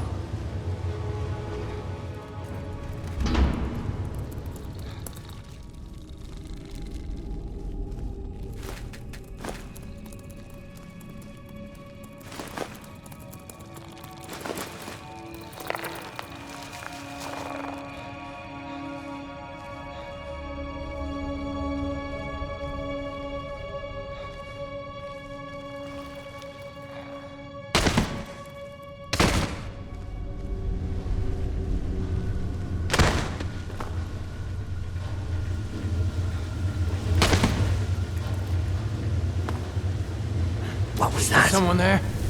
Now you're mine!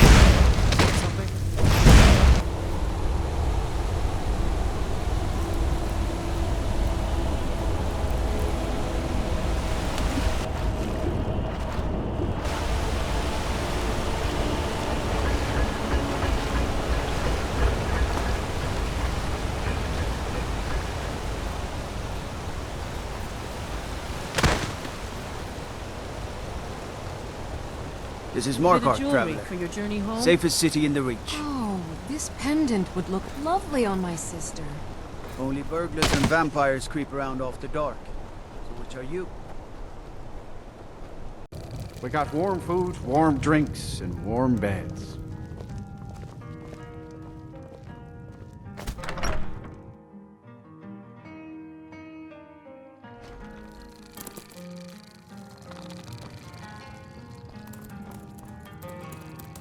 Back, eh? And how is our friend Calcelmo?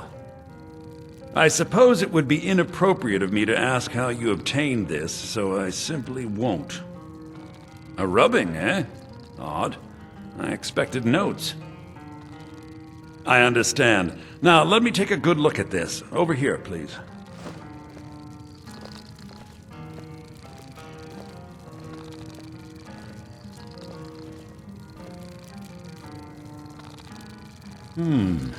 This is intriguing, but highly disturbing.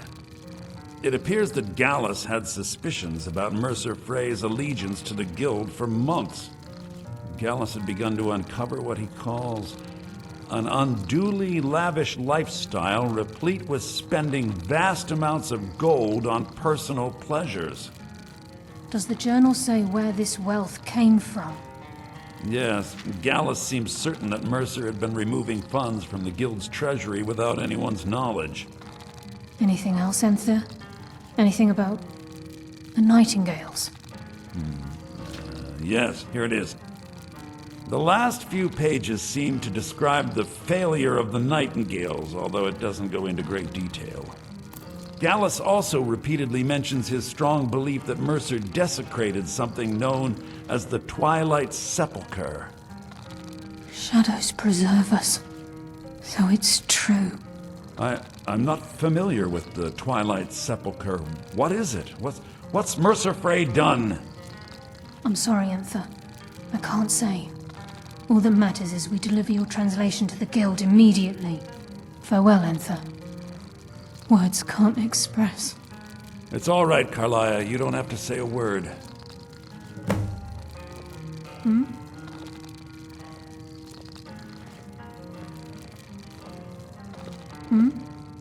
Listen, all I want is the truth to be revealed to the Guild.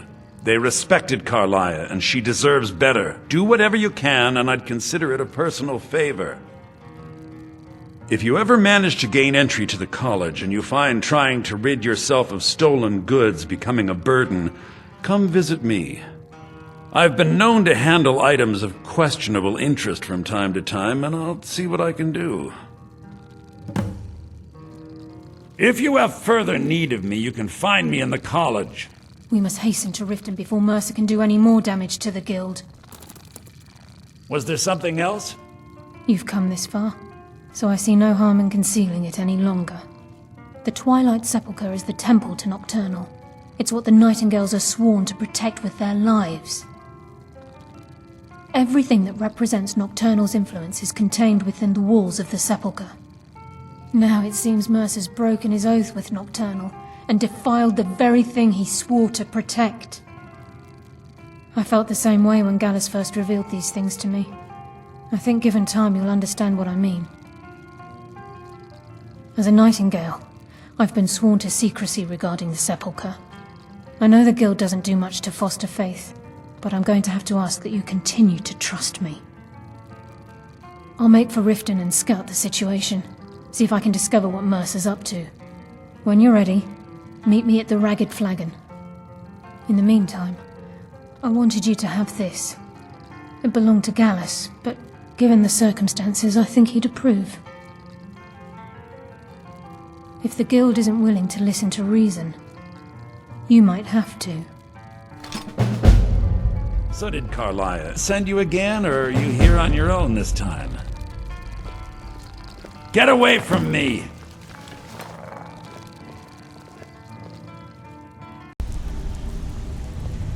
I'm glad you're here.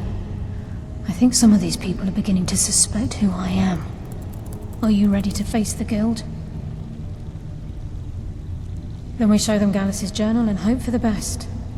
Remember, we have proof and all he's got is his word. Keep your eyes open. I'm not sure what to expect when we enter the cistern.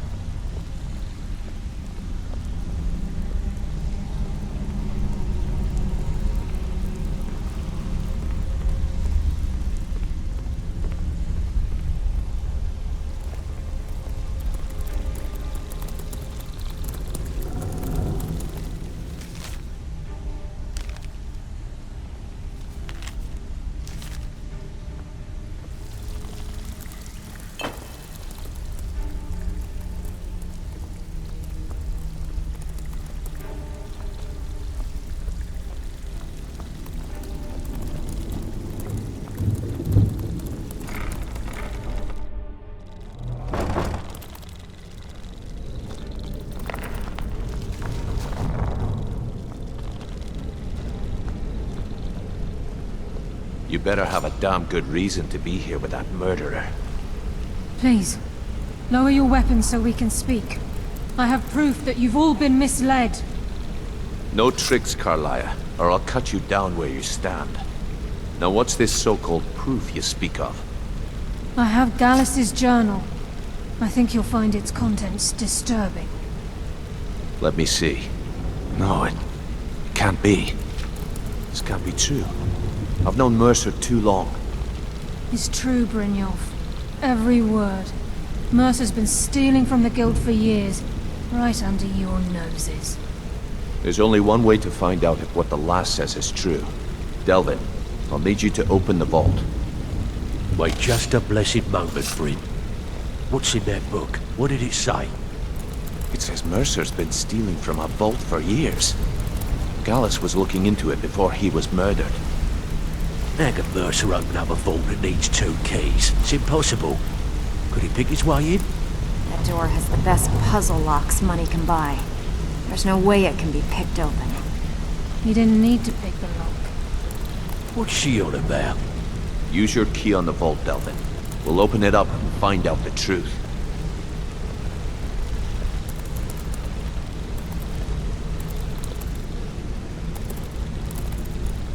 I've used my key, but the vault's still locked up tighter than a drum. Now use yours.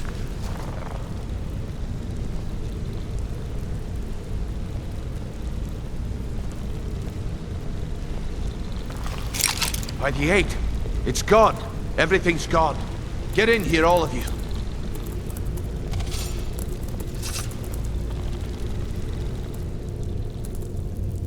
The gold, the jewels, it's all gone. That son of a bitch! I'll kill him! Vex, put it away, right now. We can't afford to lose our heads. We need to calm down and focus. Do what he says, Vex. This ain't helping right now. Fine. We do it your way. For now. Delvin, Vex, watch the flagon. If you see Mercer, come tell me right away. Looking for work? Look, before I help you track Mercer down, I need to know what you learned from Carlia. I mean, everything. I feared that was the case. From that last entry in Gallus's diary, it looks like he was getting close to exposing Mercer to the Guild. Anything else?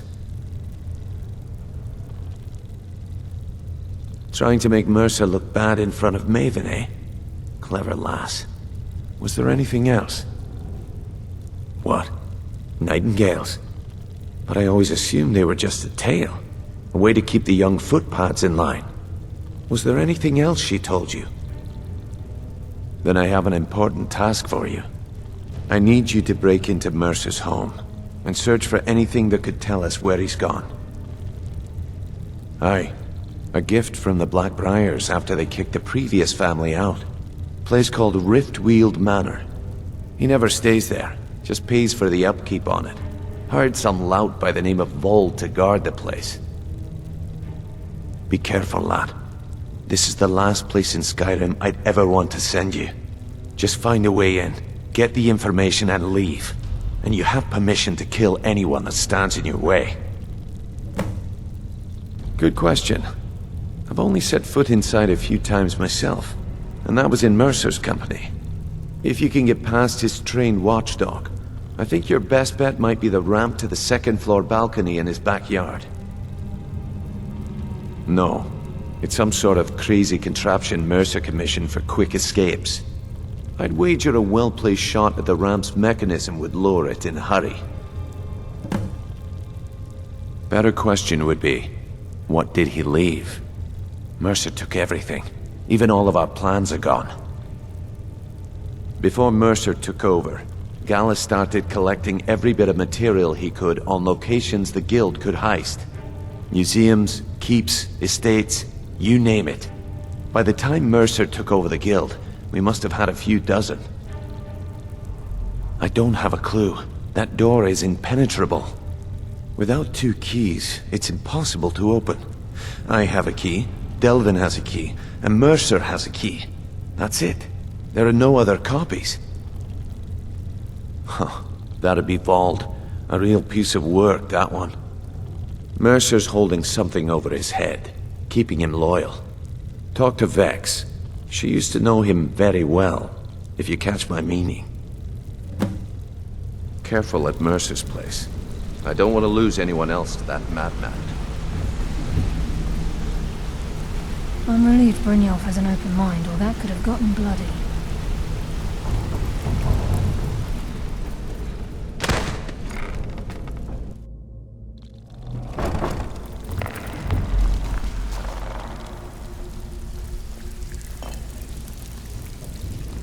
Stabbed in the back.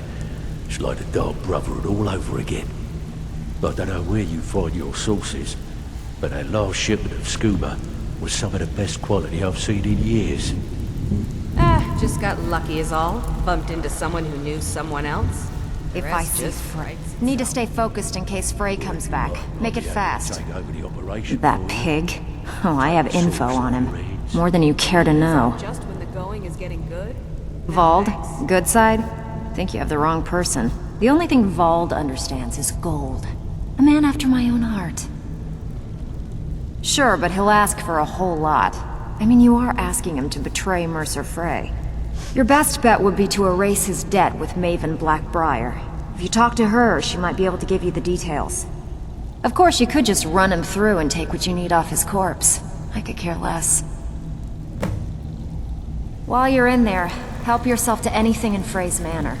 I would.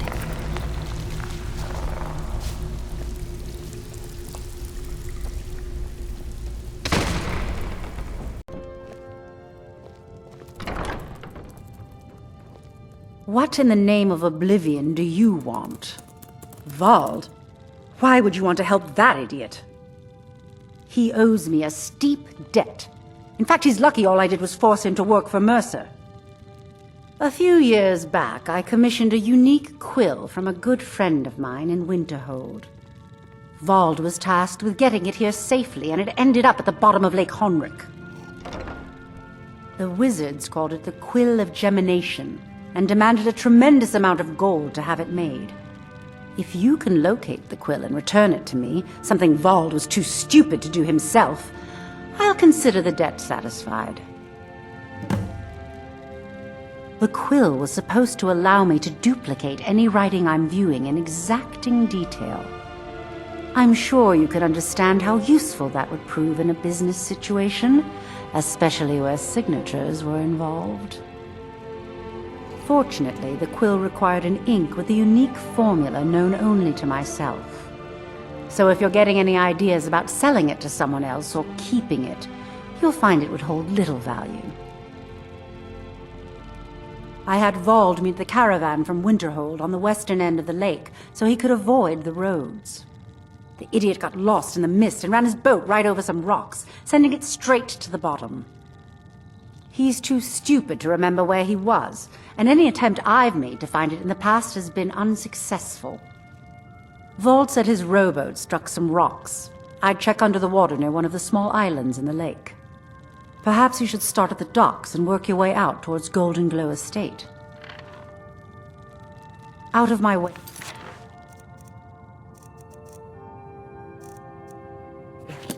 Fancy yourself the adventuring type, eh? It's just as well. I doubt your combat prowess would prove valuable.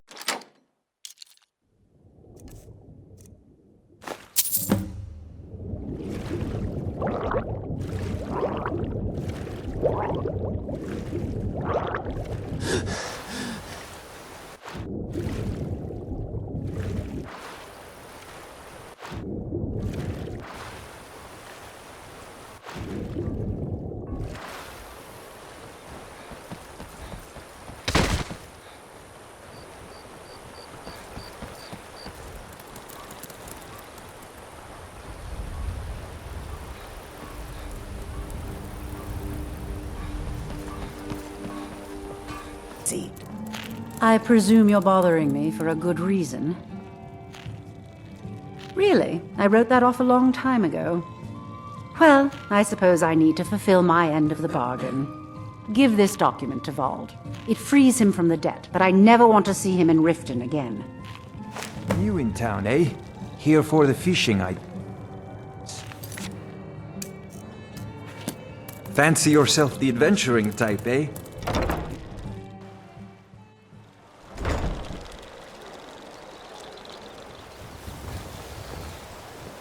Trees. Please help me. Beautiful. I'm going to lose my job at the Reminds me of Western autumn. Fishery.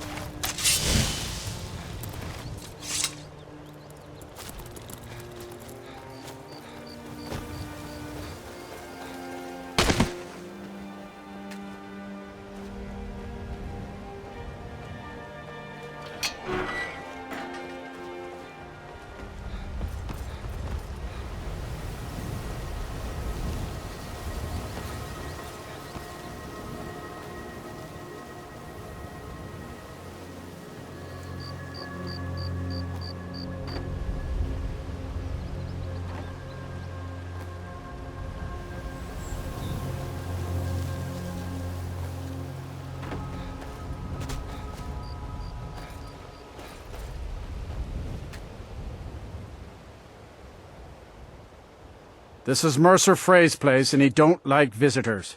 Now go away. I don't know how you talked Maven into letting me go, and I don't care. You did something for me, I'm going to do something for you. Here, take the key to Mercer's house. Won't need it anymore. Can't talk. I'm out of here.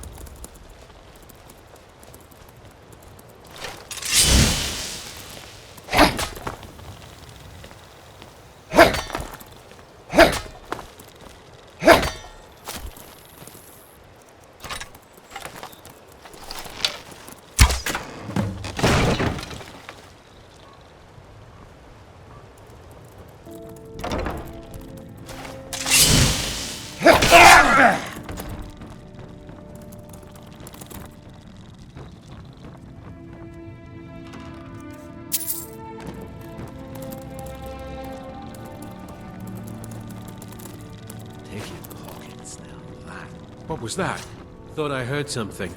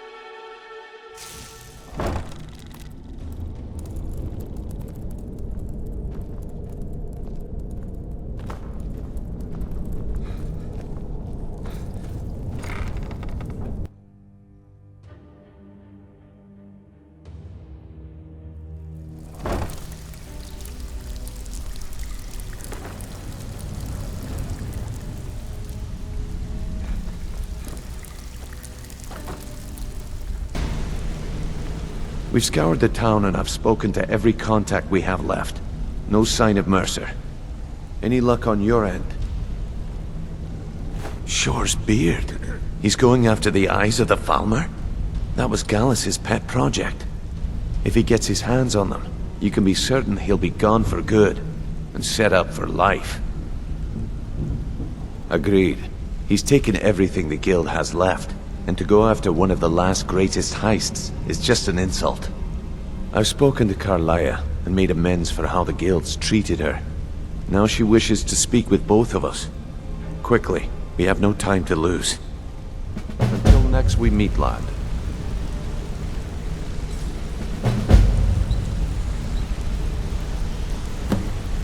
I promise you, all your questions will be answered. You just have to trust me. If you need marksman training, and you've got the coin, I'm ready to teach you. Brynjolf, the time has come to decide Mercer's fate. Until a new guildmaster is chosen, the decision falls to you. Aye, lass. And I've come to a decision. Mercer Frey tried to kill both of you. He betrayed the guild, murdered Gallus, and made us question our future. Yeah, I guess I have a minute. What do you want? You have to be very careful, Brynjolf. Mercer is a nightingale, an agent of Nocturnal.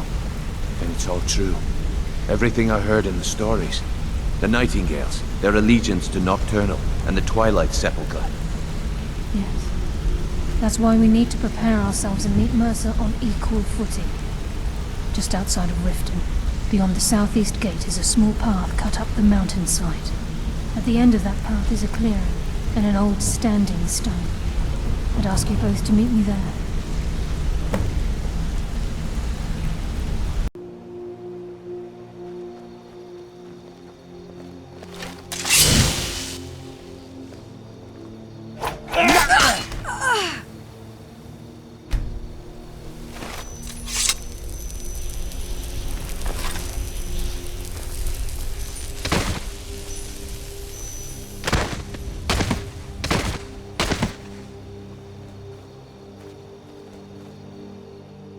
glad you're here. This is the headquarters of the Nightingales, cut into the mountainside by the first of our kind. We've come to seek the edge we need to defeat Mercer Frey. If you'll follow me, I'll try to explain on the way.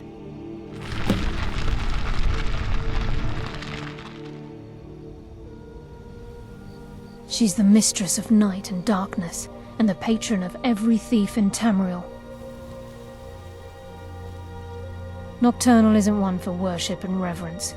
There are no priests and no sermons, no services, and no alms. She influences our luck, and in return, demands payment. You're closer to understanding than you realize. The only difference is she doesn't demand payment in the traditional sense, and sometimes the cost can be quite high. Whether you know it or not, Nocturnal dictates how well we perform as rogues. Again, you have to think differently. Haven't you ever noticed how our luck behaves? Like a novice picking an impossible lock, or a blind man suddenly turning to face you as you reach for his pocket. It's through these subtle means that Nocturnal influences us. Nocturnal's whim is the greatest mystery to everyone. There have been volumes written on the subject. Does she exact payment when we die? When we suffer, does she revel in our misery? No one knows. The return certainly seems worth the risk, though.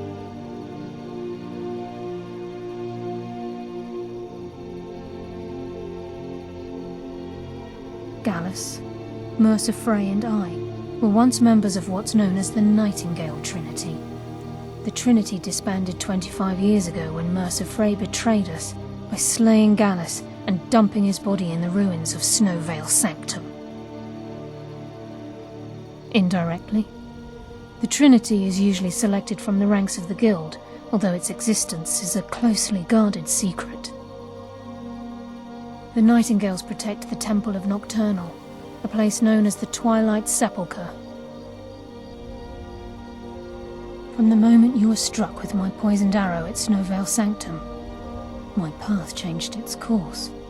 Perhaps I couldn't bring Mercer back alive, but together, we were able to clear my name and to put Gallus's memory to rest. I'd always intended Mercer's fate to ultimately be decided by the Guild, and it seems they've spoken. It's my hope that you will, yes. This way, please.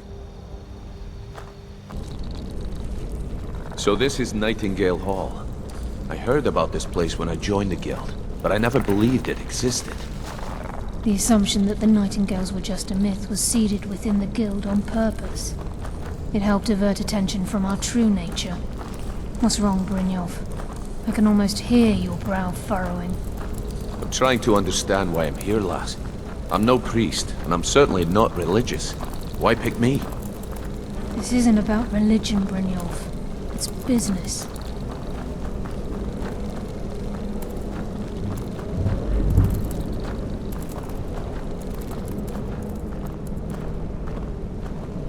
This is Nightingale Hall. You're the first of the uninitiated to set foot inside in over a century. Now, if you'll both proceed to the armory to don your Nightingale armor, we can begin the oath. I think we should trust the lass and take the deal.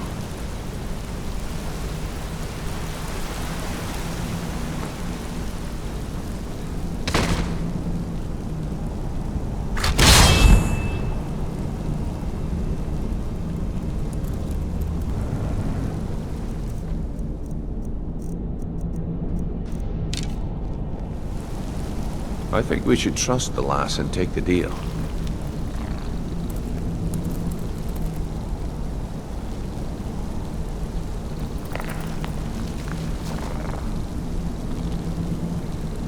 You appear ready for the oath.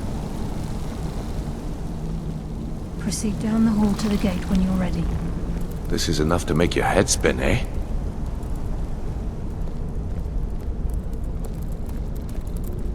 I think we should trust the lass and take the deal.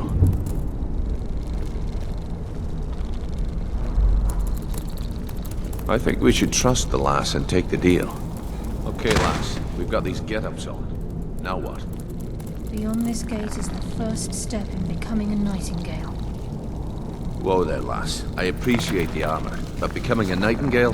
That was never discussed. To hold any hope of defeating Mercer, we must have Nocturnal at our backs.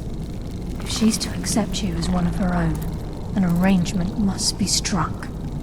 What sort of arrangement? I need to know the terms. The terms are quite simple, Brynjolf. Nocturnal will allow you to become a nightingale and use your abilities for whatever you wish. And in return, both in life and in death, you must serve as a guardian of the Twilight Sepulchre. Aye, there's always a catch. But at this point, I suppose there isn't much to lose. If it means the end of Mercer Frey, you can count me in. What about you? Are you ready to transact the oath with Nocturnal? Good. After I open the gate, please stand on the circle. Time's wasting, and Mercer's still out there. Let's get this show on the road. We'll speak when the oath is complete.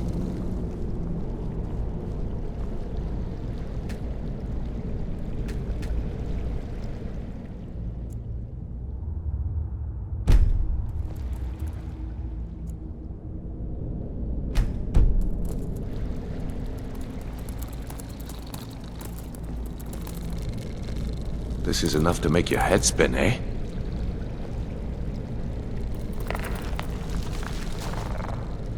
Time's wasting, and Mercer's still out there. Let's get this show on the road.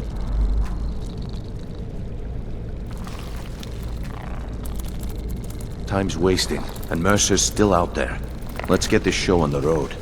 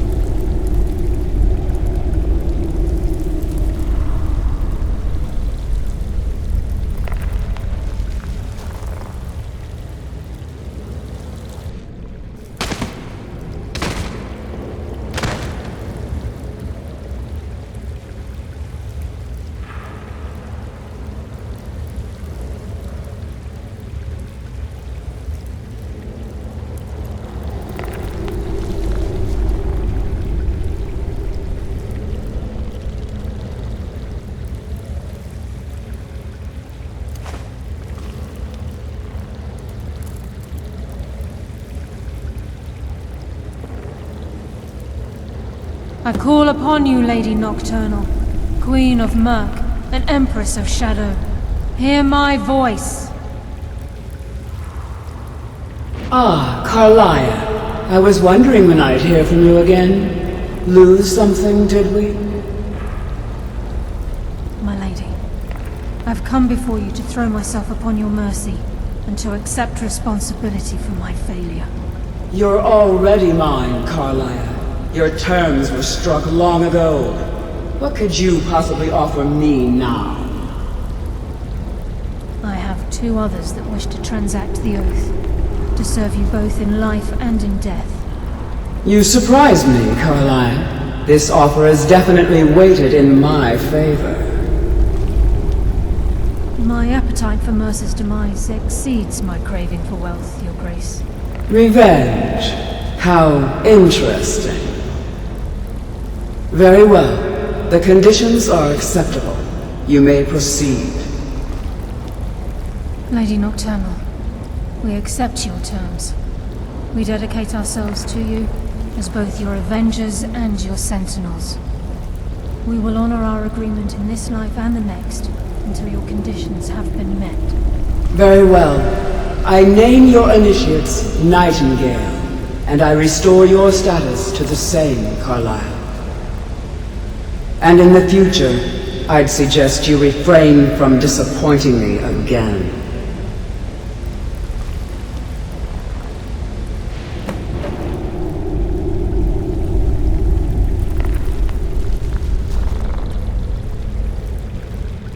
Now that you've transacted the oath, it's time to reveal the final piece of the puzzle to you. Mercer's true crime. Mercer was able to unlock the Guild's vault without 2 keys because of what he stole from the Twilight Sepulchre, the skeleton key. By doing this, he's compromised our ties to Nocturnal and, in essence, caused our luck to run dry. Well, yes, but the key isn't only restricted to physical barriers. All of us possess untapped abilities, the potential to wield great power securely sealed within our minds. Once you realize the key can access these traits, the potential becomes limitless.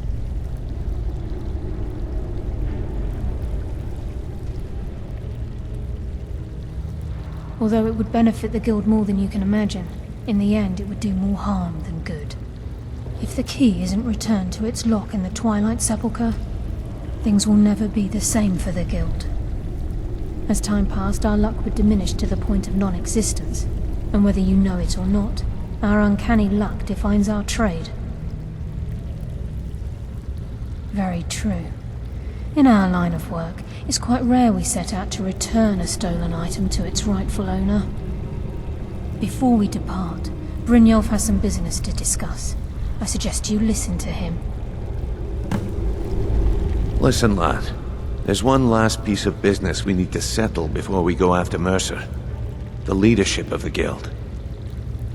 Carlia and I had a long discussion before you arrived here. Thanks to your efforts, Mercer's treachery has been exposed. After we deal with him, all that remains is restoring the Guild to its full strength. As a result, we both feel that you have the potential of replacing Mercer as leader of the Thieves Guild. I've been at this game a long time, my friend. A long time. I've stolen trinkets from nobles and framed priests for murder. I'm good at what I do, maybe even one of the best, but it's all I know. I've never been one to lead. Never desired it, never cared for it. Don't want it.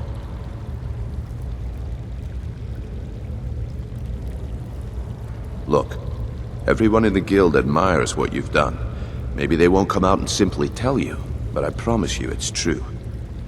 And now they know Mercer never genuinely cared about the Guild. He lacked the loyalty you obviously possess. I can't think of anyone better. Well, we have a bit of an errand to run before your coronation, so don't get sentimental on me now. Then it's decided. When this is all over and Delvin's contacts assure me that we've regained our footing in Skyrim, we'll handle the details. Until then, we have quite the task ahead. I've been poring over the plans you brought us, and I'm convinced the eyes of the Falmer are in the Dwarven ruins at Erkenthand.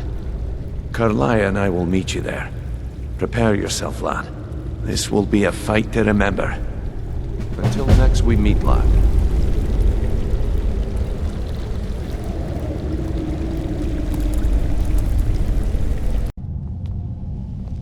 Mercer's been here. I hope we aren't too late. Brynjolf and I found them like that. Mercer's doing. We have to catch up to him before it's too late. We should tread carefully. I wouldn't be surprised if he's left behind a few surprises for us.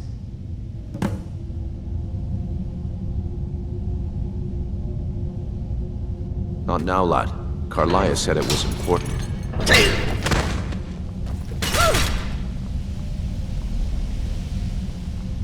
Wait a moment. What's that?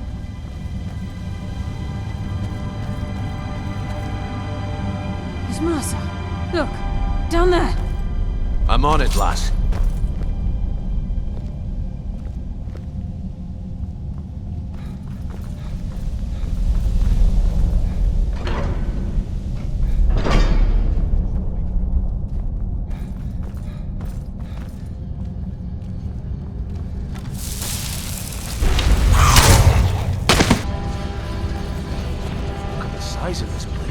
Have you ever seen anything like it in your life, lass?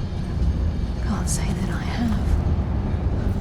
Imagine the riches hidden within these walls.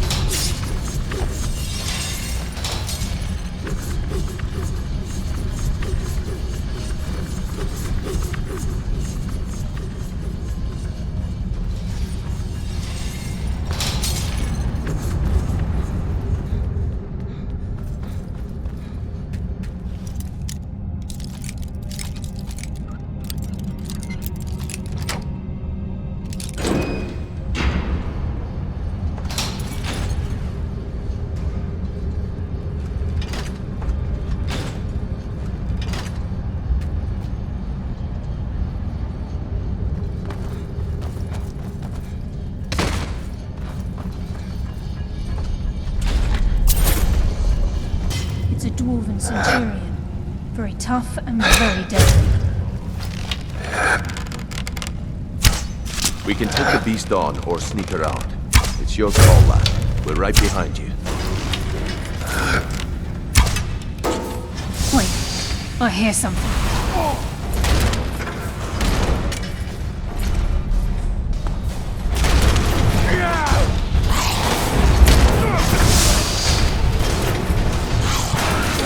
Just as I was getting warmed up. Taste darkness's embrace.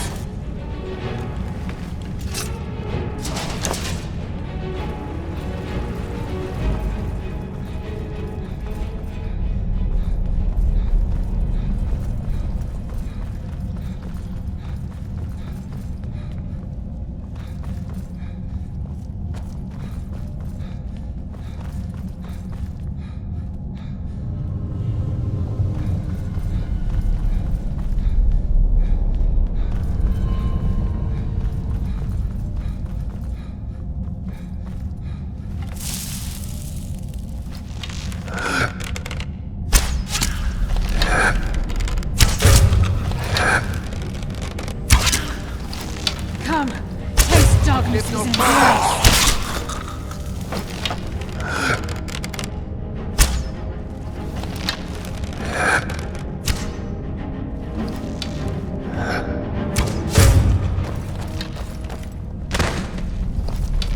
Who's there? I'll take no quarter. Guide my hand. That's what happens when you cross the guild. This must be their hive. We'll have to keep silent if we want to avoid drawing their attention.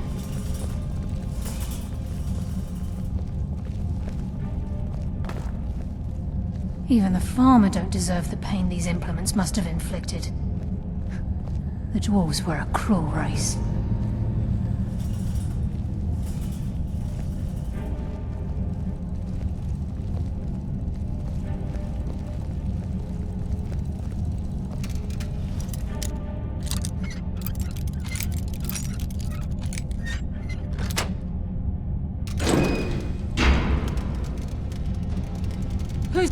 Enough games! Let's end this! You felt a thing.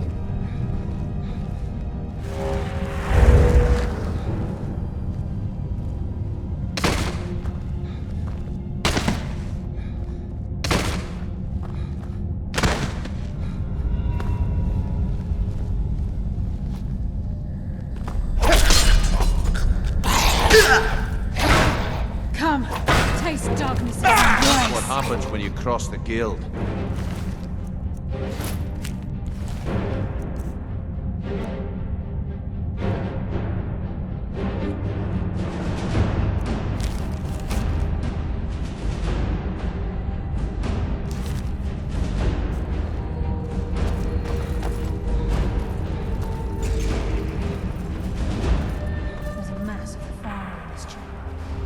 Sneak through, or take them down. I don't care. As long as we get to Mercer.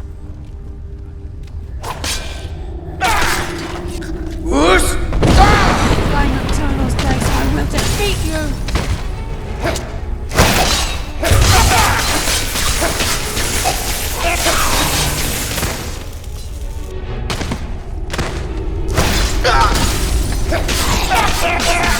Rest.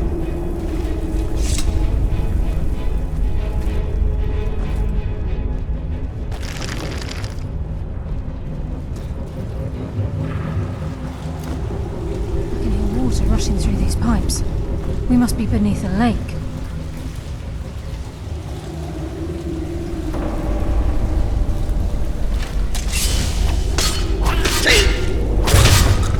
Where'd you come from?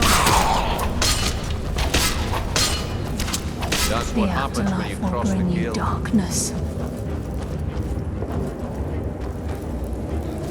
What was that?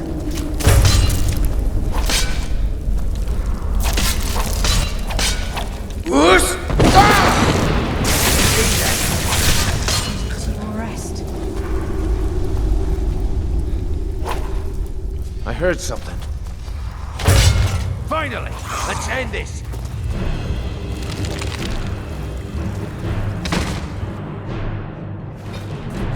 He's here, and he hasn't seen us yet. Brynjolf, watch the door. Aye, lass. Nothing's getting by me. Climb down that ledge. See if you can... Carlia, when will you learn you can't get the drop on me?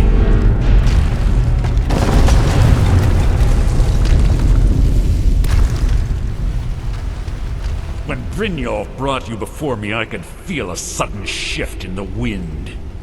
And at that moment, I knew it would end with one of us at the end of a blade. What's Carlia been filling your head with? Tales of thieves with honor?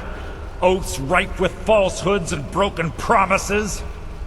Nocturnal doesn't care about you, the key, or anything having to do with the guild.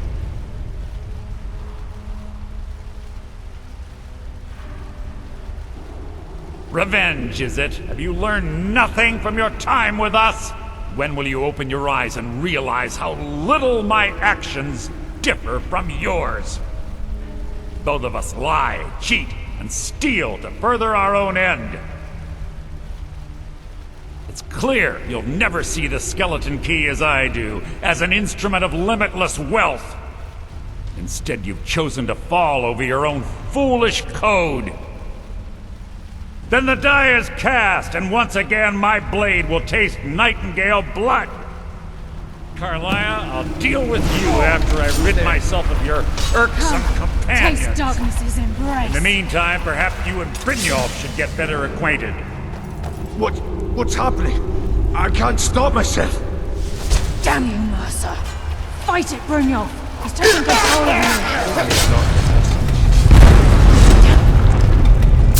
This place is coming down. Quick, get the skeleton key and the eye, and let's get out of here. No luck there, lass. Something must have fallen on the other side of the door because it isn't moving. We have to find another way out of here before the place fills with water.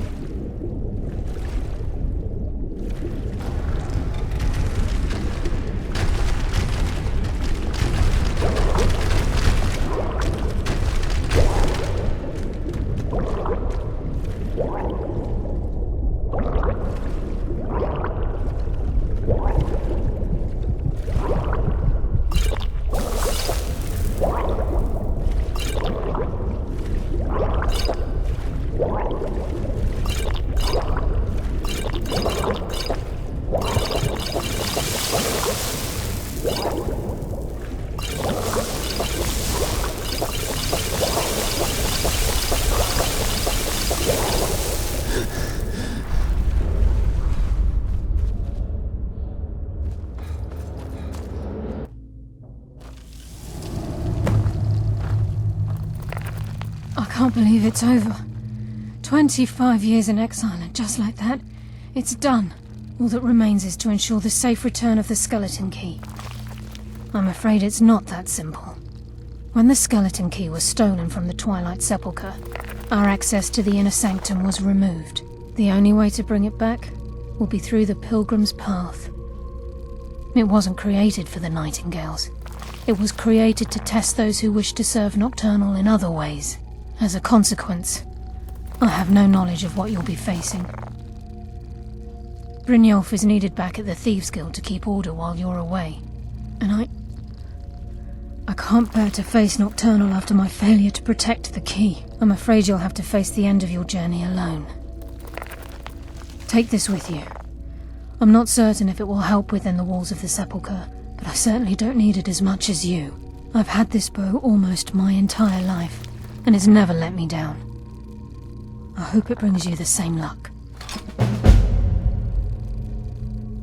I've been a nightingale for a very long time. I sold my allegiance to Nocturnal in exchange for many profitable years of thieving. Falling in love with Gallus was wrong. It was a distraction that allowed the sepulchre to be desecrated, and it likely cost him his life. Until the key is returned, I will never set foot inside that place again.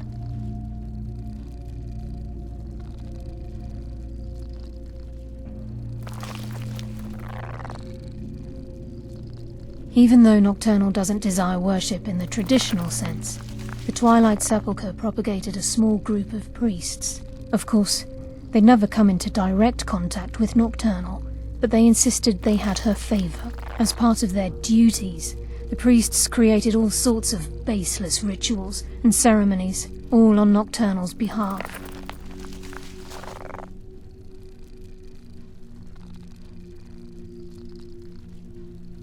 These priests weren't a threat to the Skeleton Key, or the conduit to Nocturnal's realm, so they were tolerated. One of their ceremonies involved the Pilgrim's Path, a so-called test of worthiness. If a pilgrim was able to complete the path, it was said that they would live forever in Twilight. What that means is anyone's guess.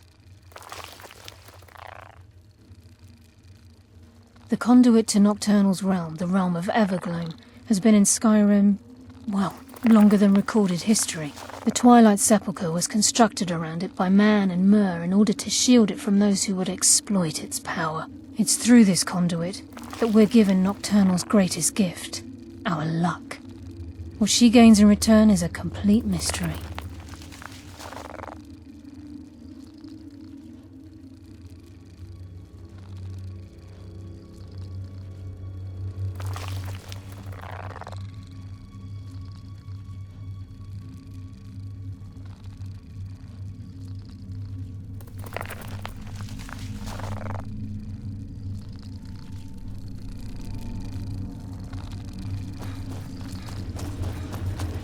Not now, lad.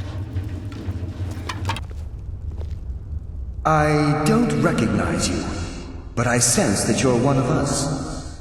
Who are you? The last of the Nightingale Sentinels, I'm afraid. I've defended the Sepulchre alone for what seems like an eternity. We were betrayed by one of our own kind. In fact, I'm to blame for what's happened here. I was blinded by dark treachery masquerading as friendship. Perhaps if I had been more vigilant, then Mercer Frey wouldn't have lured me to my fate and stolen the Skeleton Key. I haven't heard that name in a long time. How do you know of me? The key! You have the Skeleton Key! I never thought I'd see it again.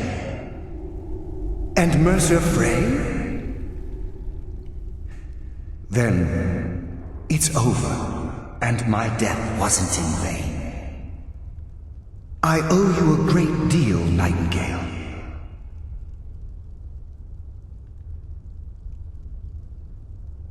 You've done the Guild a great deed, and although they may not show it, I'm certain they appreciate your sacrifices. My only regret is that you had to undertake this task alone. Carlia? She's still alive?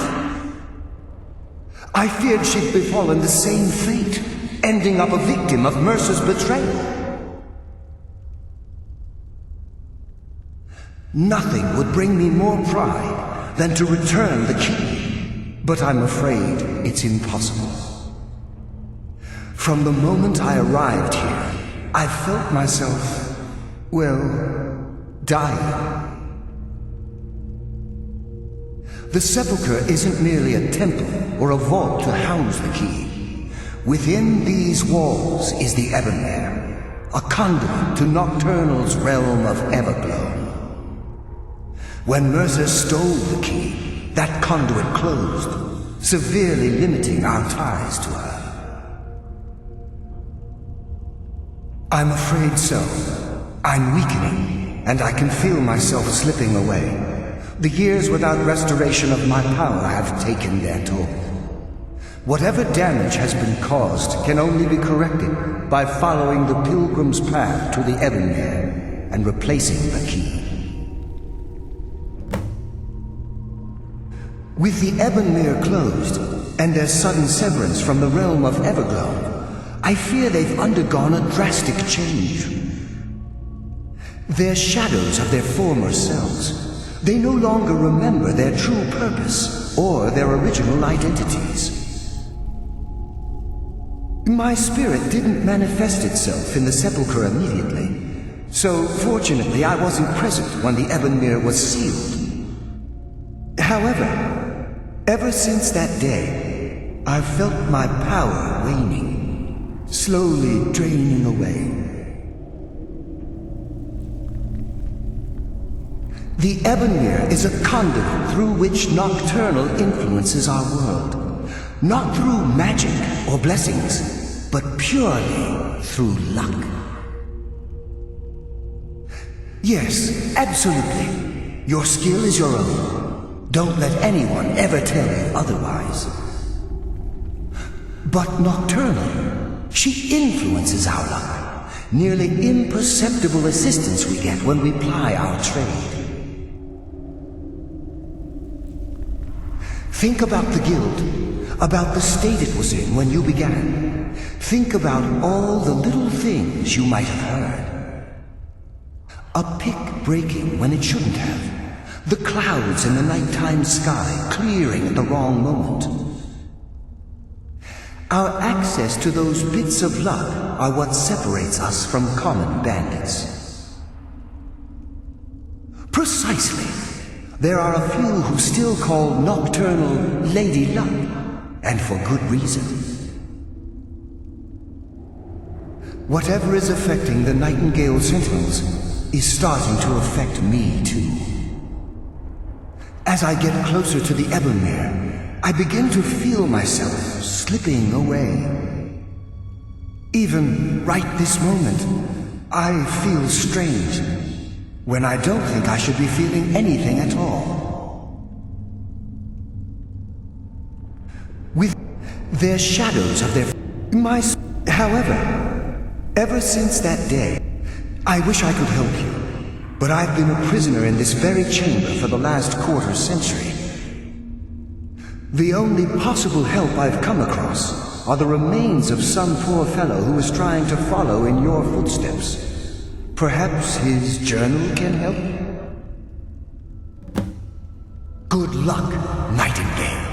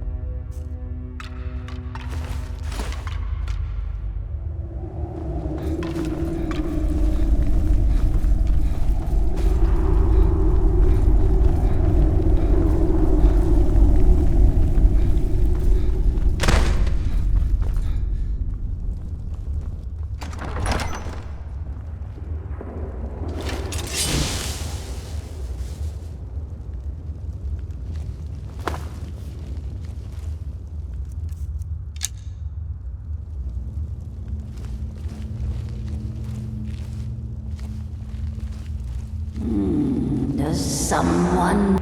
Death comes from...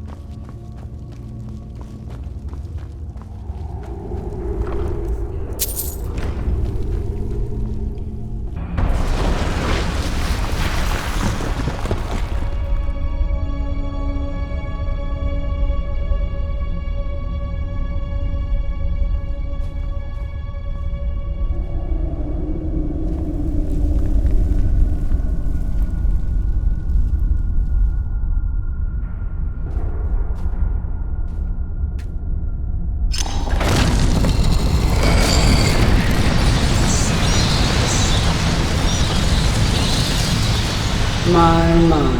What do we have here? It's been a number of years since I've set foot on your world. Or perhaps it's been moments. One tends to lose track. So, once again, the key has been stolen, and a champion returns it to the sepulchre. Now that the Ebonmere has been restored, you stand before me awaiting your accolades. A pat on your head, a kiss on your cheek. What you fail to realize is your actions were expected and represent nothing more than the fulfillment of your agreement. Don't mistake my tone for displeasure. After all, you've obediently performed your duties to the letter. But we both know this has little to do with honor and oaths and loyalty. It's about the reward, the prize. Fear not. You'll have your trinkets, your desire for power, your hunger for wealth. I bid you to drink deeply from the Ebonmere mortal, for this is where the agent of Nocturnal is born. The oath has been struck, the die has been cast, and your fate awaits you in the Everglow. Farewell, Nightingale. See to it the key stays this time, won't you?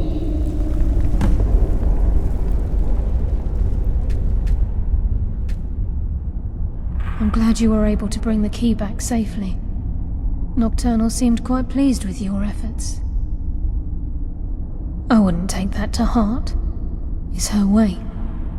Think of her as a scolding mother continually pushing you harder to be successful, outwardly sounding angry, but silently content. I assure you, had she been displeased with you, we wouldn't be having this conversation. The circles at the base of the Ebonmere imbue you with powers befitting a Nightingale agent. The crescent moon represents the agent of stealth, the half moon for the agent of subterfuge, and the full moon for the agent of strife. This is Nocturnal's way of maintaining balance. If you ever feel the need to change your abilities, you can return to the sepulchre and step onto a different circle. Be warned that once you've chosen, you can't reselect for at least a day. Now, your life as a Nightingale begins. Should the need arise, you'll be summoned to the sepulchre in order to defend it. The Guild has welcomed me back with open arms. I feel like a void in my life has finally been filled. I only hope that this isn't an ending to things, but actually the beginning. Why, perhaps the greatest crime spree Skyrim's ever known. There are pockets brimming with coin and coffers overflowing with riches ripe for the picking. We may be Nightingales, but in our hearts we're still thieves, and we're damn good at what we do. The agent of stealth is the master of remaining unseen. They are able to manipulate the darkness and use it to their advantage.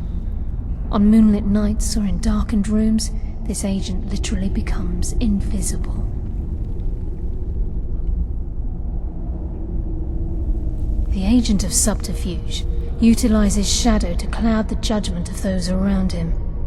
By weaving the darkness to their will, this agent can manipulate others into fighting for the Nightingale for a limited time.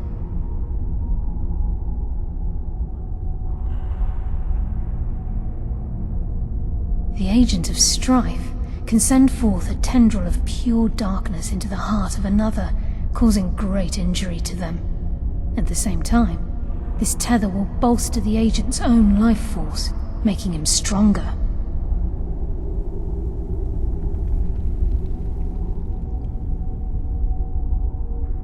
Choose your path, and your journey will be complete.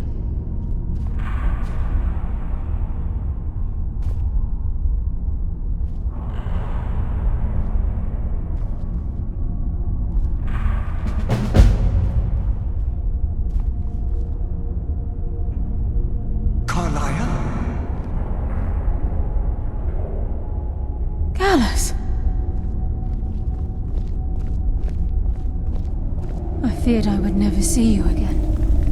was afraid you'd become like the others. If it were not for the actions of this nightingale, your fears would have come true. He honors us all. What will you do now, my love? Nocturnal calls me to the Everglow. My contract has been fulfilled. Will I ever see you again? When your debt to Nocturnal has been paid, we'll embrace once again. Farewell, Gallus. Eyes open. Walk with the shadows. Goodbye, Carlyle.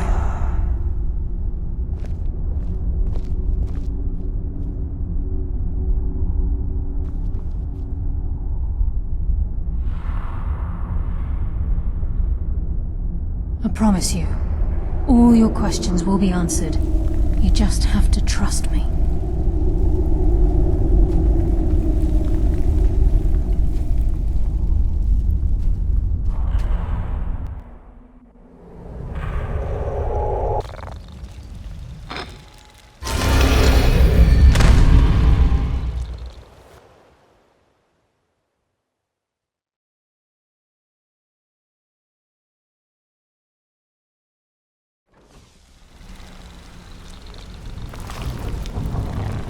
What's on your mind?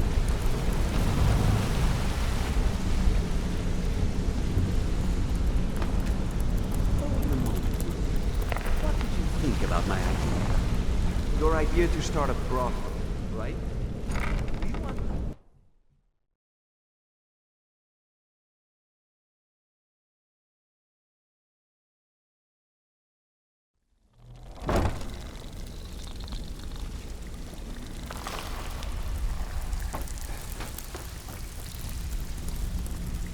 Still have quite a good bit of jobs available.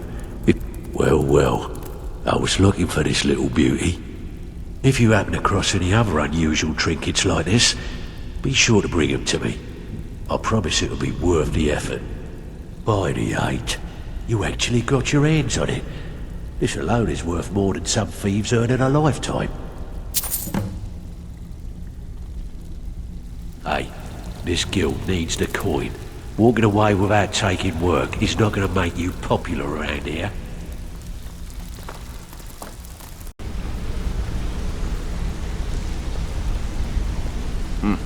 It's good to see you in one piece, lad. I just wanted to give you a proper thank you for everything you've done. The guild is back on its feet again, and on its way to a prosperous future. What's become of the skeleton key? That's it then. After all those years of helplessly watching the guild decline. But enough of that. I'm confident that with you in charge, we'll soon have more gold than we could possibly spend. I may look for work elsewhere. I'll be down here, trying to coordinate everything with Delvin and Vex, to make sure the coin keeps flowing, and no one skims. If you still feel like doing some jobs, I'm sure Delvin and Vex have more than their fair share to give out. Either way, it's been a pleasure, my friend. Here's to the future of the guild. May it last another 1,000 years. Yes?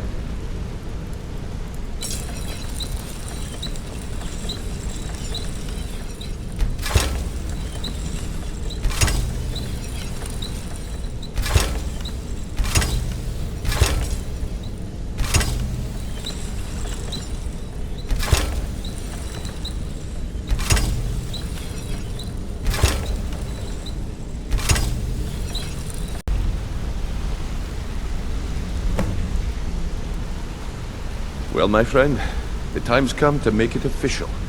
It's time to become our guild master. Don't worry, I promise this will be short and sweet. If you'll just meet us in the center of the cistern room, we can begin.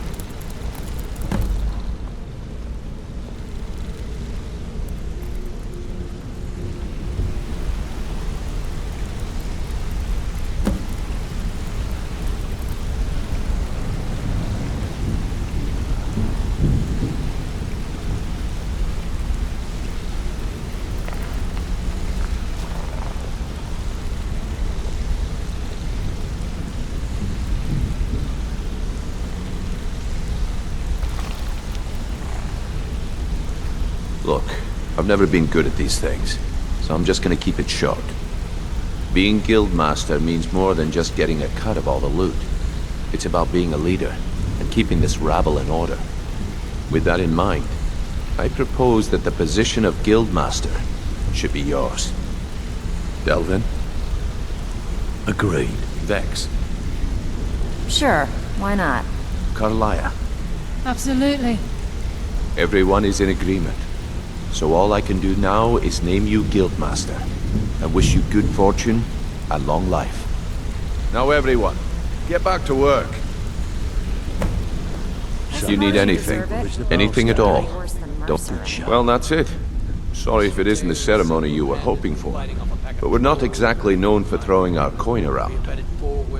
After we're done, head over to Tanelia, and she'll set you up with your Guildmaster armor. Oh, and one last thing. Here, I want you to take this. It's sort of a tradition around here.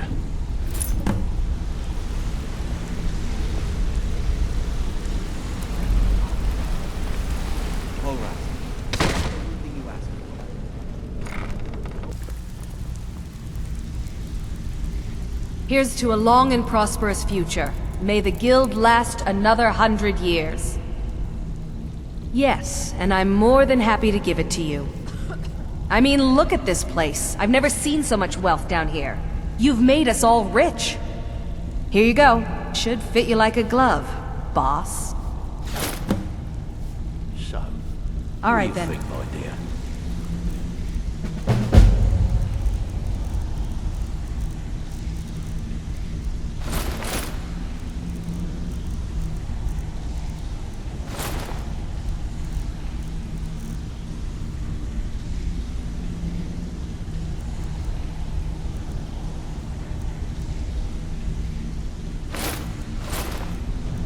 Beautiful woman like you, ever see yourself with an old codger like me? Absolutely. Up.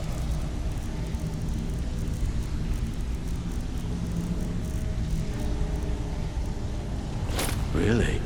Well then, how can we make that happen? At my temple lying in ruins. So much for the constancy of mortals, their crafts and their hearts.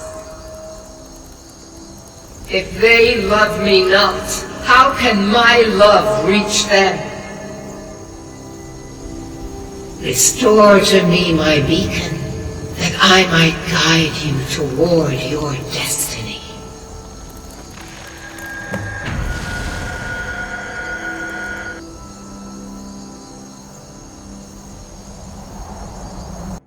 It is time for my splendor to return to Skyrim. But the token of my truth lies buried in the ruins of my once great temple, now tainted by a profane darkness skittering within.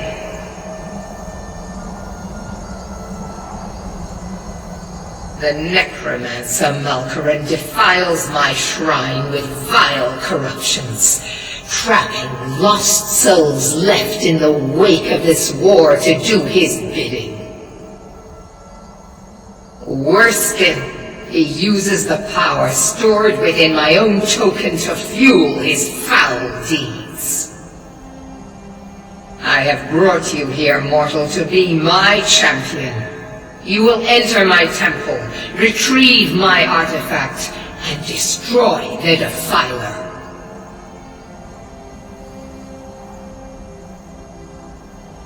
Mortals call it Dawnbreaker, for it was forged in a holy light that breaks upon my foes, burning away corruption and false life.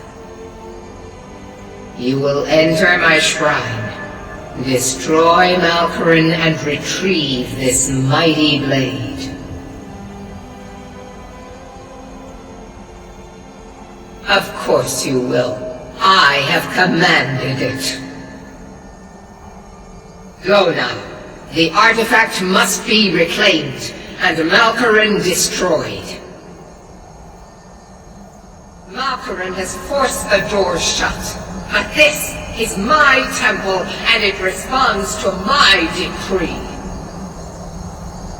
I will send down a ray of light. Guide this light through my temple and its doors will open.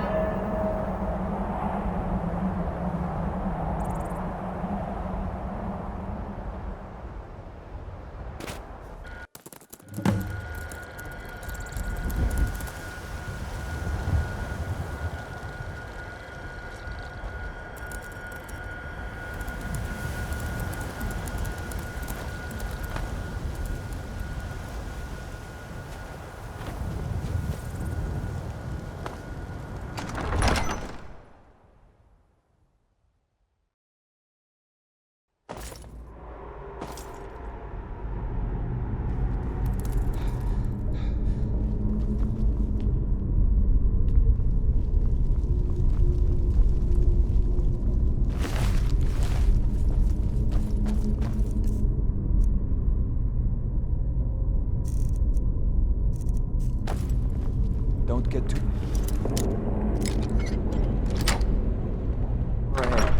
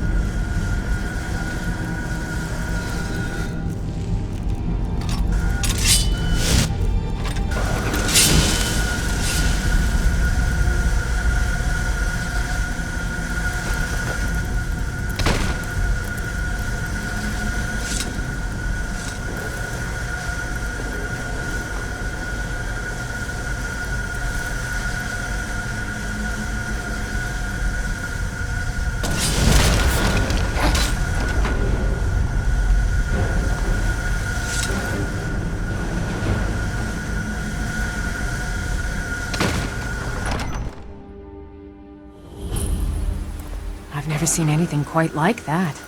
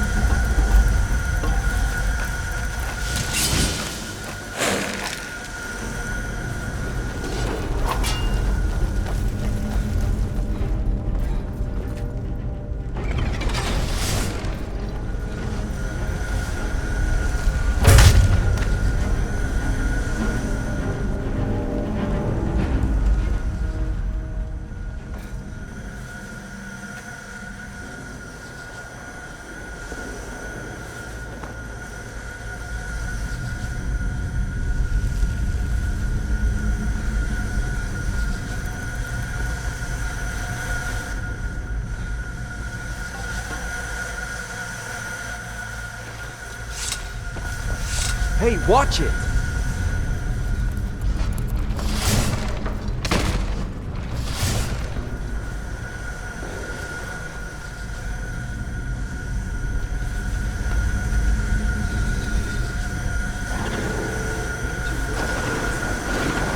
They built some remarkable crypts and temples.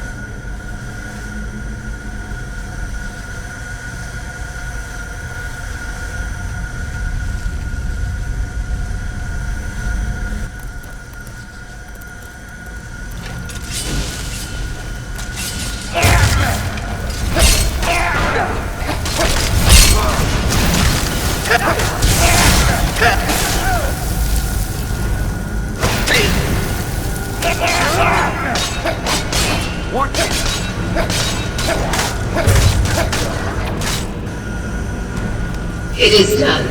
The Defiler is defeated. Take Dawnbreaker from its pedestal.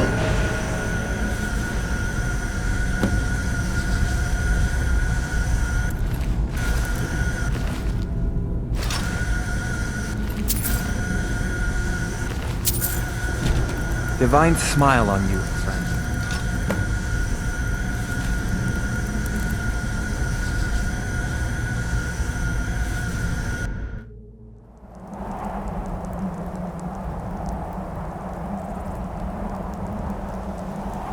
Malkaran is vanquished. Skyrim's dead shall remain at rest. This is as it should be. This is because of you. A new day is dawning, and you shall be its herald. Take the mighty Dawnbreaker, and with it purge corruption from the dark corners of the world. Wield it in my name, that my influence may grow.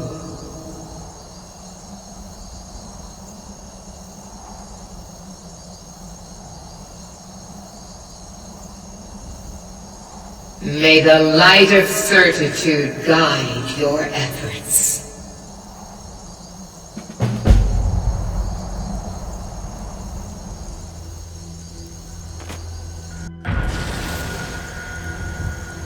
Oh.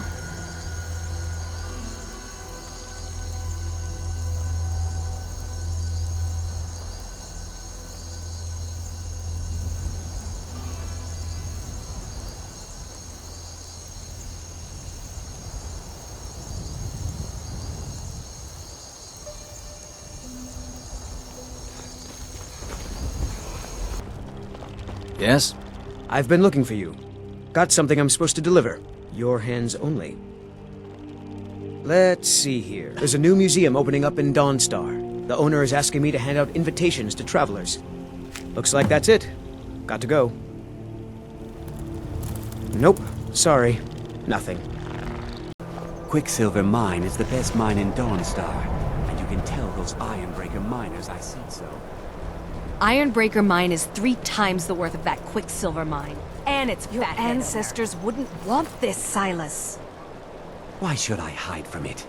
This is my family's legacy. It's the past. Dead oaths on dead lips. Let it stay there. The museum is opening, Medina. I'm here to lend my magic to the people of Dawnstar. And here comes my first visitor. The Museum of the Mythic Dawn is open, friend. Never mind that. Medina is a good woman, but I have my own reasons for opening this museum, and I'm not changing my mind. I have a collection of artifacts from the group that toppled an empire. Their importance to history cannot be forgotten. Why don't you come in? You can browse the displays and we can talk. I have a job you look perfect for. Let's talk inside.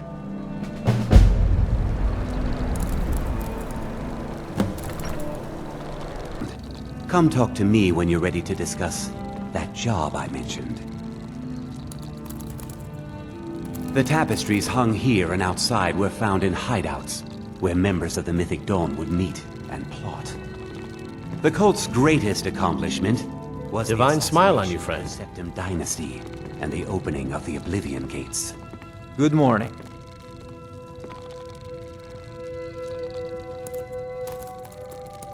That burned paper is all that remains of the fabled Mysterium Xarxes, the blasphemous book written by MEHRUNES Dagon himself. It's said that Mankar Cameron used the book to open a portal to a paradise where all his followers would live forever. The commentaries on the Mysterium Xarxes were written by the Mythic Dawn cult leader, Mankar Cameron. He promised a paradise awaited his followers when they died, that they would be reborn by MEHRUNES Dagon's side.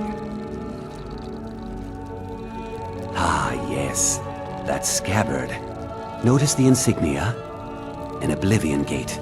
A key symbol of MEHRUNES Dagon, the patron Daedra of the Mythic Dawn. Did you have any questions about the museum?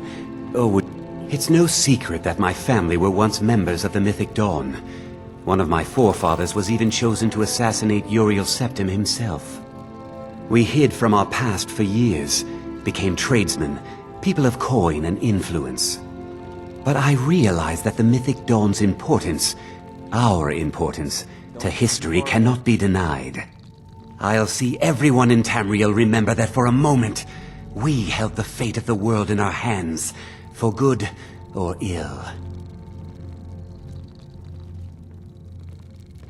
And here you are. I hope you found the museum to your liking.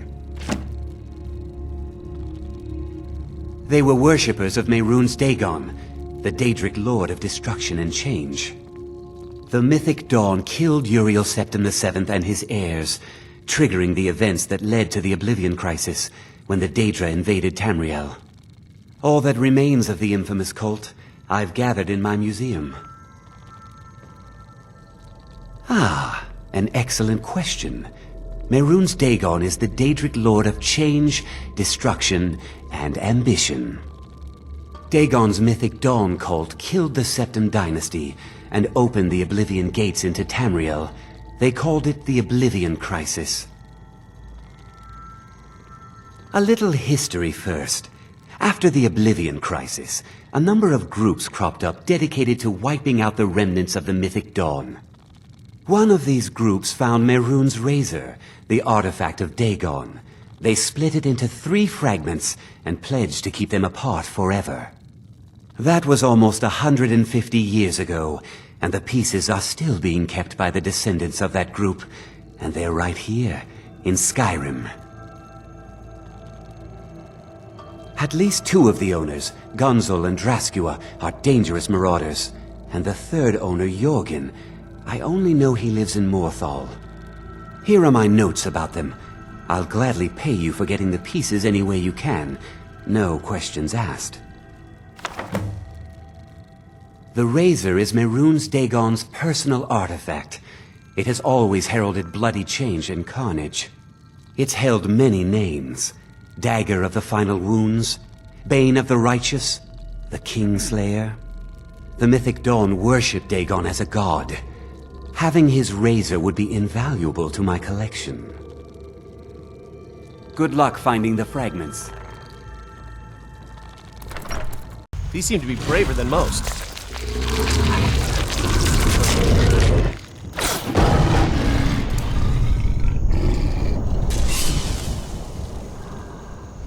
Please, somebody help! Someone do something! Never should have come, magic. Get him! You're mine! You picked a bad time to get lost, friend.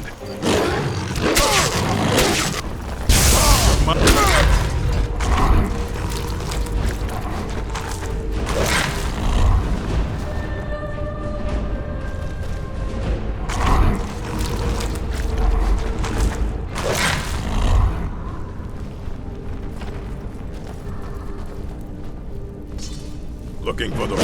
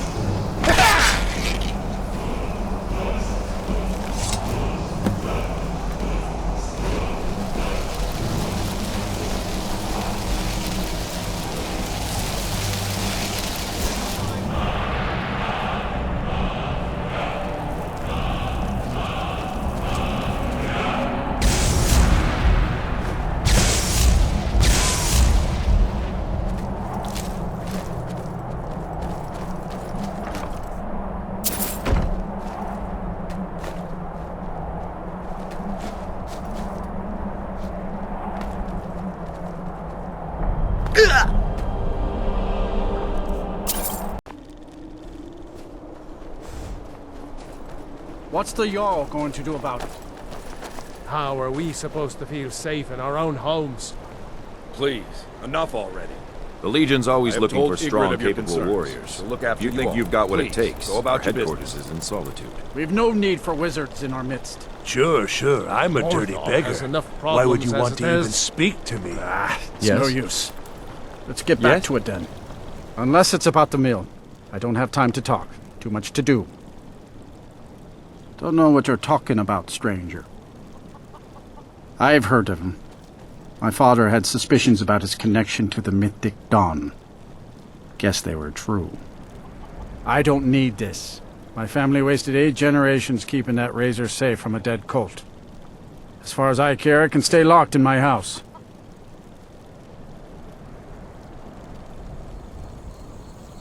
Divines know the mill could use some new blades. All right. It's yours. Here's the keys. It's locked in the chest inside my house. Trust you saw the house that burned down. Peculiar bit of business that was. And that's on top of noises from the marsh in the night. Tales of monsters. And now this wizard in our midst. What's a man to do if he can't look to his Jarl for help? The world's going mad, and our Jarl does what? She hides inside with her visions. We need a leader, not some mystic. How can I? She never speaks with us. She's allowed this wizard, Falcon, to live in our midst practicing gods know what. And now there's talk of rebellion and dragons? What help could Ygritte be against them? No. We can only rely on ourselves. You do well to remember that. All right then. Keep your wits about you. Morthal's hardly a safe place.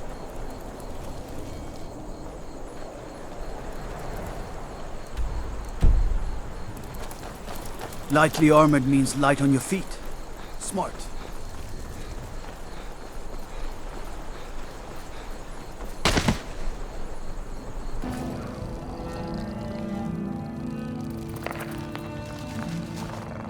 What is it? Do you have one of the razor fragments? Look at them. The legendary sharpness of a Daedric weapon. Marvelous. And here's your payment for the shards. We just need the hilt and the pommel now. Did you try the grip? Isn't it eerie how it seems to mold itself into your hand? Here's your gold. There's only the pommel left to collect. Exciting, isn't it?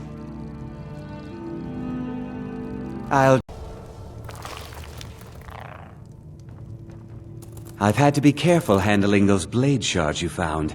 They're each sharp enough to sever a finger with no effort. Our master craftsmen are nothing compared to the perfection of the Daedra. Look how it shines. Here's your gold, as promised. Finally, all the pieces of Mehrunes' razor are in my hands. It's time I let you in on something. There's a 4th piece, that scabbard in the display case, built to house the razor, and there's more. I know how to put all the pieces together. We just need to take them to Dagon's shrine and contact the Lord of Change directly. Ever since I was a boy, I felt this strange sense of destiny surrounding the mythic Dawn cult, and now I know what it is. Don't you see? Fate has led you to me and to the pieces. Dagon has to answer our call. We're so close. I'll meet you at the shrine. You honor Khajiit with your presence.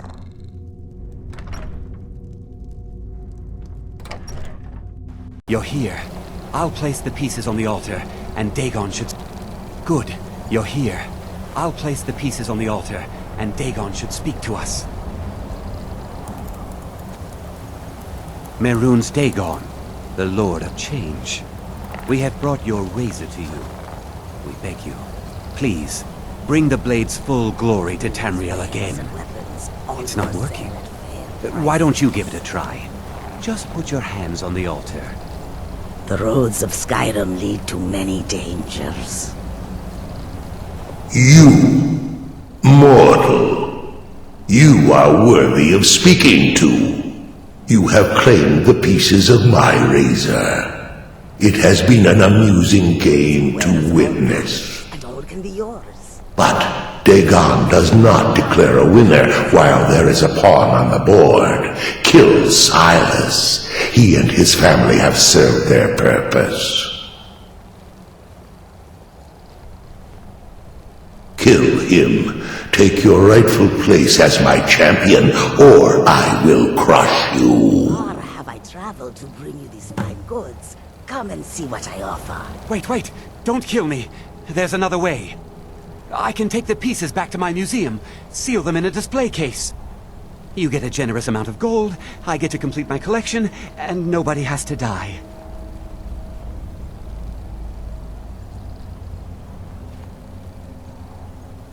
Fine. I'm not dying without a fight.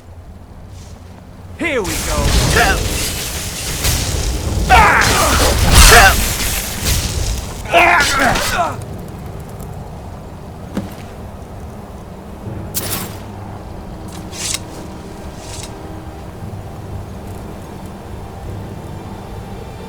I am pleased, mortal. I will give you my razor. Use it to wreak havoc on Tamriel.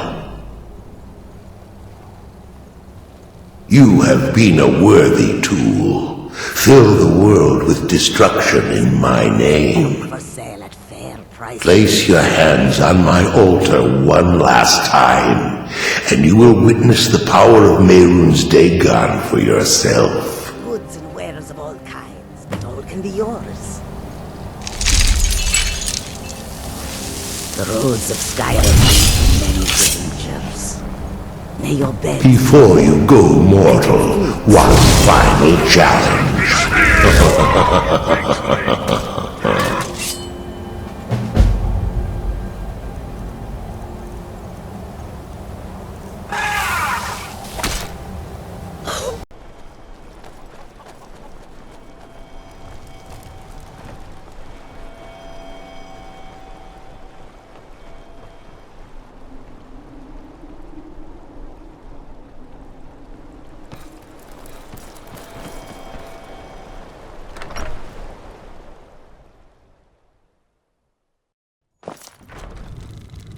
Finally, someone comes in. Kick off your boots, stay a while. Let me know if there's anything I can help you with. I got nothing but time these days. Welcome to the Moorside. If you need anything, I'll be around. Good to have a customer. Krogar's house? It burned down not too long ago. It's a real pity about his wife and kid. The screams woke half the town. Most folk won't go near it now for fear it's cursed. Krogar claims it was a hearth fire. Some folks say Krogar started it himself. And all can be yours. That's what they say. See, he's living with Alva now. That started the day after the fire. It ain't right moving in with a new love the day after your kin die like that. Aye, our Jarl would sure like to know if he did, though. Might even pay to find out. Come and see what goods I have. Until next time.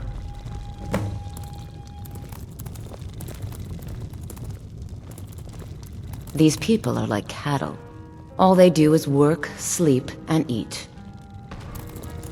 Gathering plants, picking mushrooms, brewing potions.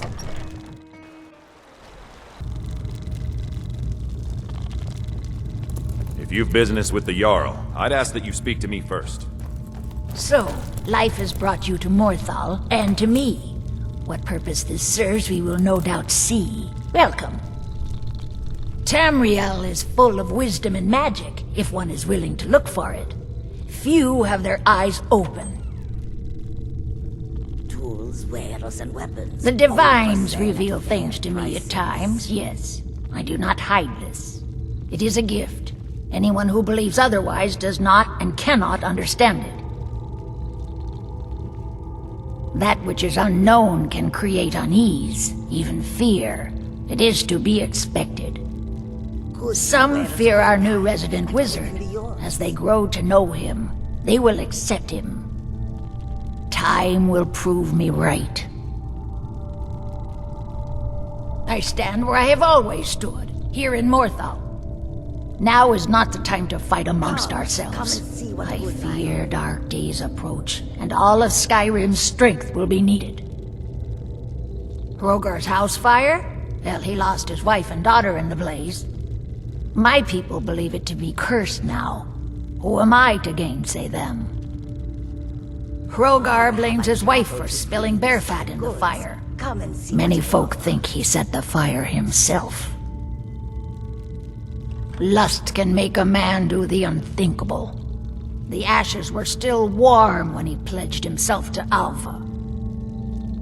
On rumor and gossip? No, but you, a stranger, might find the truth for us. Sift through the ashes that others are too fearful to touch. See what they tell you. Should you prove him guilty or innocent, I will reward you. Hrogar's fate is in your hands.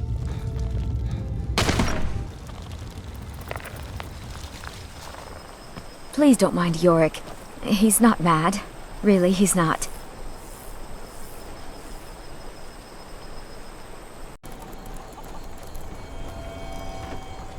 Morthal used to be a quiet place, but then the world used to make sense.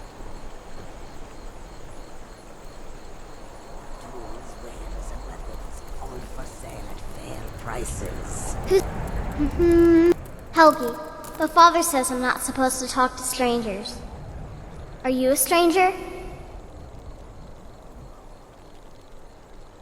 The smoke woke me up. I was hot and I was scared, so I hid. Then it got cold and dark. I'm not scared anymore. But I'm lonely. Will you play with me? Okay, let's play hide and seek. You find me, and I'll tell you. We have to wait for nighttime, though. The other one is playing too, and she can't come out until then. I can't tell you. She might hear me. She's so close. If you can find me first, I can tell you. Far.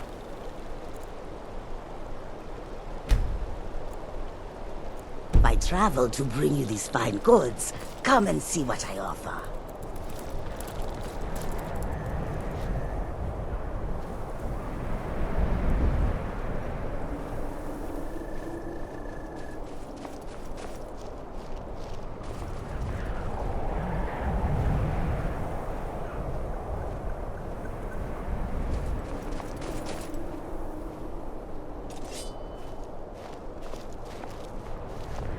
Never should have come here.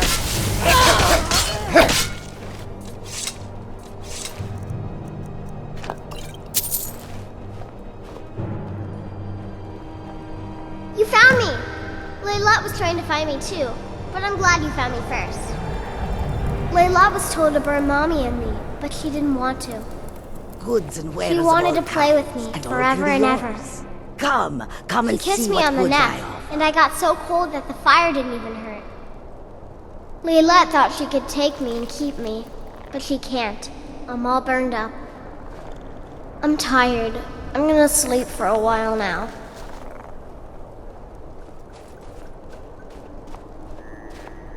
What a waste. I'm just a poor man trying to make a living. I'd leave Mortal were it in my power.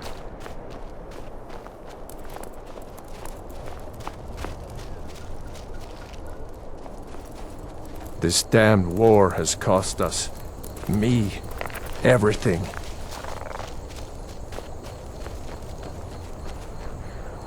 Laylet, she's dead. Ysmir's beard. She's a vampire. She's dead. Laylet is dead. Laylet. I thought she left to join the Stormcloaks.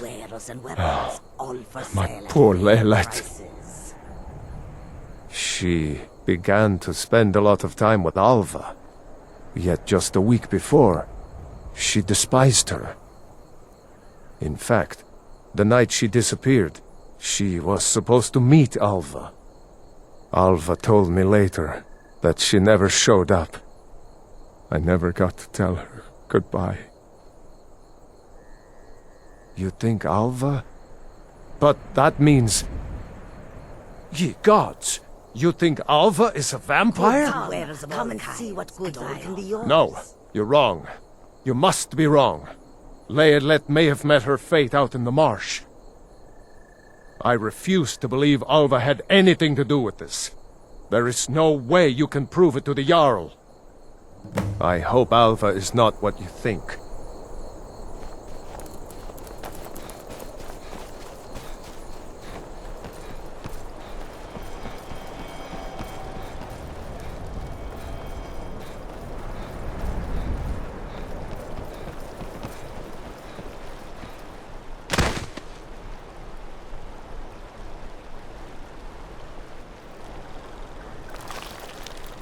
I hear you put Laelet out of her misery.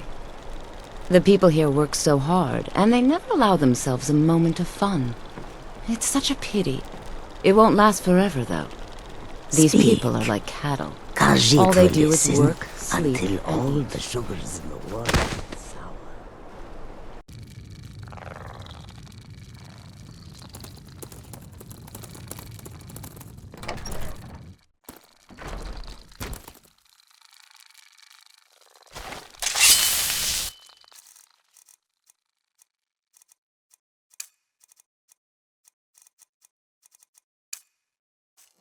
Hello?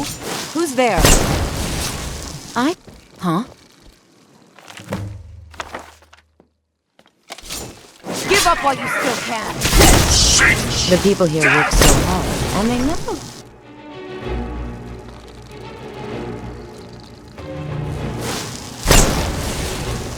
Now I'm going to have to kill you.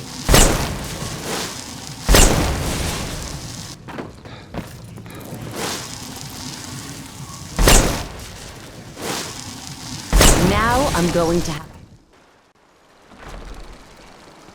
These people are like cattle. All they do is work, sleep, and eat.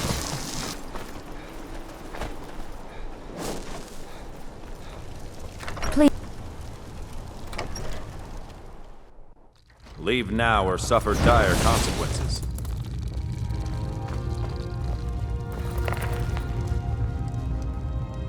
Is Hrogar innocent or not? Alva? Didn't think she had it in her. I assume you have proof? Can't go making accusations like that without proof. So it's true, the traitorous bitch. Morthal owes you a debt. Here, you were promised a reward for solving the crime, but I need one more favor from you. Morthal is still in danger. The journal mentions Movarth, a master vampire I thought was destroyed a century ago. I'll gather together some able-bodied warriors to clean out Movarth's lair. They'll be waiting outside for you to lead them.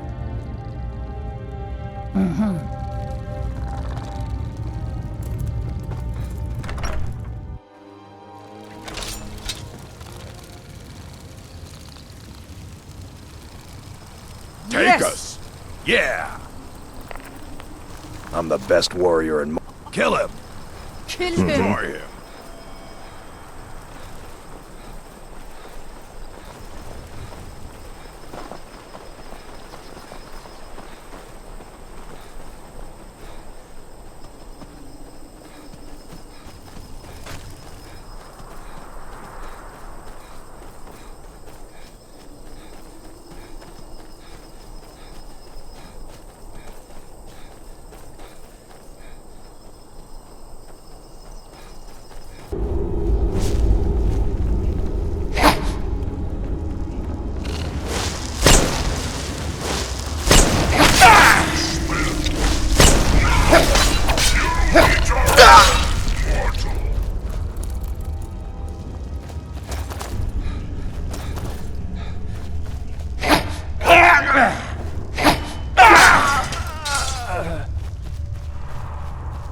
Well, seems like you have a bit of gold left in your pockets, don't you, my friend? Yes.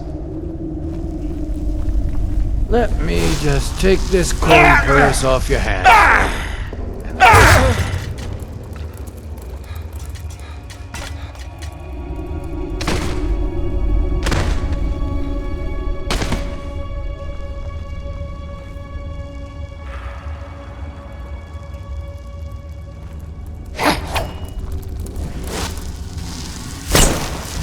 I knew it!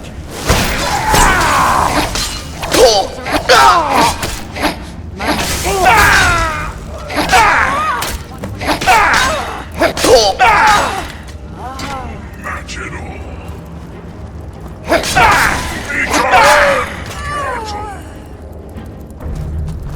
Never should have come here.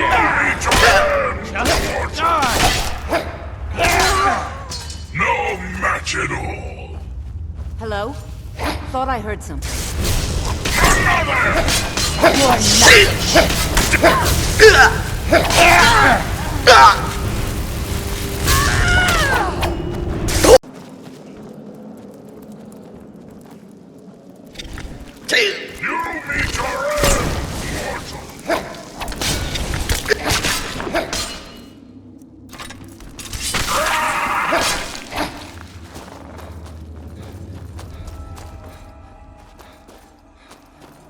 Never should have come here. Well, could be someone there.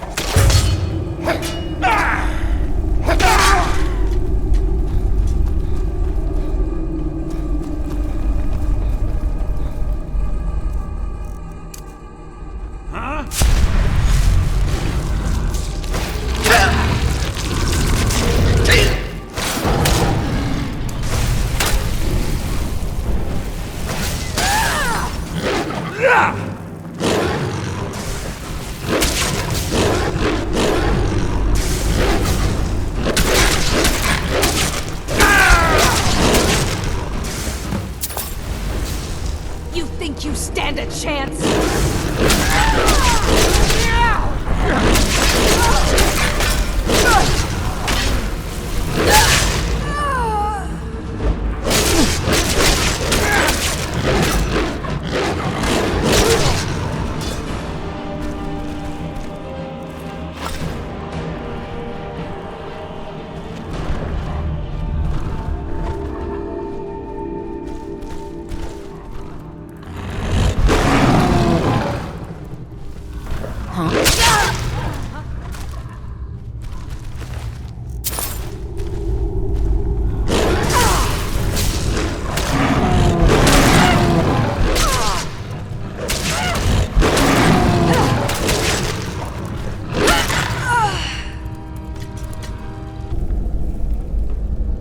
Mother's calling me.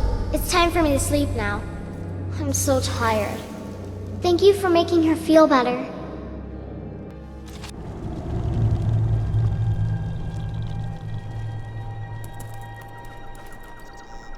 If you need any alchemy supplies, The mill I'll do my is my best to provide them. responsibility. Assuming I That's haven't what used I care them all about. up. That's all. Understand?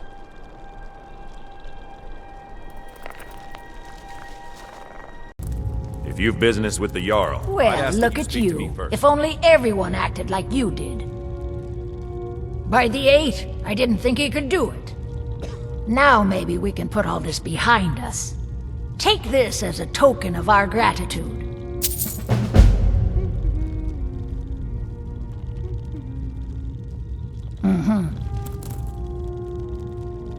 Welcome to the Bard's College. I'm the headmaster here. How may I help you? Welcome to Solitude, home of the arts here in Skyrim. Not much, to be honest. Their return was a shock to us all. Gerard Germain has some tomes about them in the library if you're interested. Not much, but as a bard I find the whole affair depressing. There are no heroes in this war, no winners to be had, and no real conclusion. If you want something a bard can dig into, look to the dragons. 1,000 years from now, Skyrim will have changed rulers dozens of times, but the return of the dragons, that story is once in an era. Yes, according to Giraud, our history's keeper, the portion of the Edda dealing with King Olaf might still exist in Dead Man's Respite. I need you to retrieve the poem. As you may be aware, Elisif's husband, High King Torrig, was recently killed. Elisif mourns her husband deeply, and she feels that a festival that burns a king in effigy is distasteful. I tried to convince her the festival is many centuries old and celebrates solitude, but I need proof. I believe King Olaf's verse will provide that proof. I think Giraud here would give you the best explanation of both it and the history of King Olaf's verse. You should speak to him about it. I wish you luck in finding the verse. Good to meet a prospective bard. He's sending you after King Olaf's verse, then. That's good. We shouldn't leave it lying around now that I figured out where it is. The verse was Svafnir's contribution to the Poetic Edda, the living history of Skyrim. Each bard adds to the Edda in his or her time. And a very ancient one. The verse criticized the reigning King Olaf. He was so incensed the bard was put to death and all the copies burned. At least, that's what we thought until I translated some ancient texts a year or so ago. We now believe King Olaf buried the truth with the bard. If I'm right, Svafnir and King Olaf's verse lie in Dead Men's Respite, along with the burial chamber of King Olaf himself. Be careful. You might find more than just King Olaf's verse in Dead Man's Respite.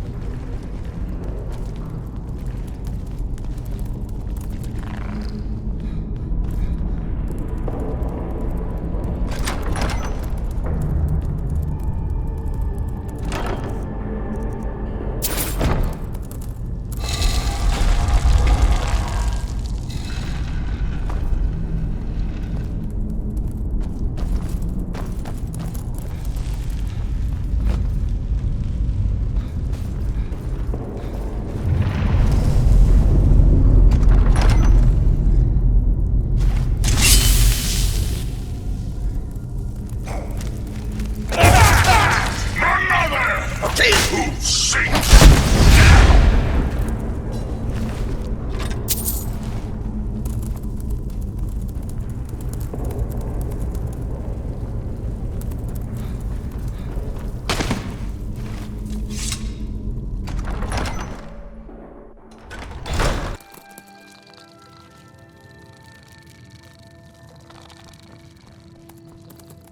Ah, you've returned. How goes the task I gave you? I have to admit I didn't think it would actually be there. Now, let's take a look at this. Oh no, this won't do at all. The copy is incomplete. It's aged to the point that parts are unreadable. And the parts that are readable, well, Bardic verse has come a long way since ancient times. It means I can't read it to the court. Without the verse, I won't be able to convince Elisif of the importance of the burning of King Olaf festival. If she isn't convinced of the festival's importance, then she won't reverse her decision to stop the effigy burning. It means that the burning of King Olaf, which the Bards College has held for time immemorial, won't be happening. Make it up? That doesn't seem appropriate. I suppose I could copy his style based on what you brought me, but I have no idea what happened in between these verses. Oh, Olaf, our subjugator, the one-eyed betrayer, death-dealing demon and dragon-killing king, your legend is lies, lurid, and false. Your cunning capture of Numenex, a con for the ages. King Olaf was Olaf One-Eye? He famously captured the dragon Numenex and took him to Dragon's Reach. What did we say really happened?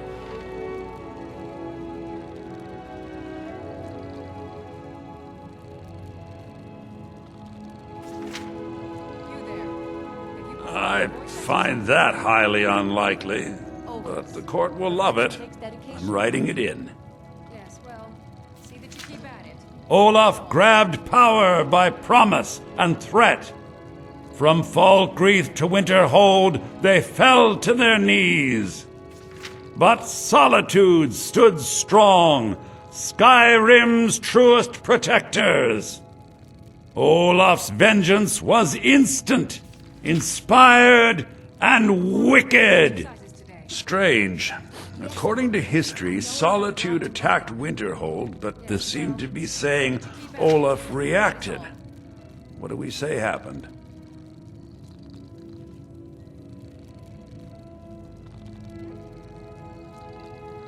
Oh, that is exciting!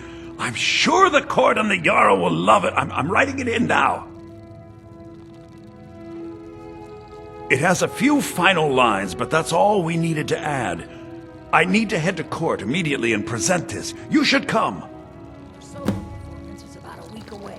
I expect to hear your early rendition tomorrow. Understand?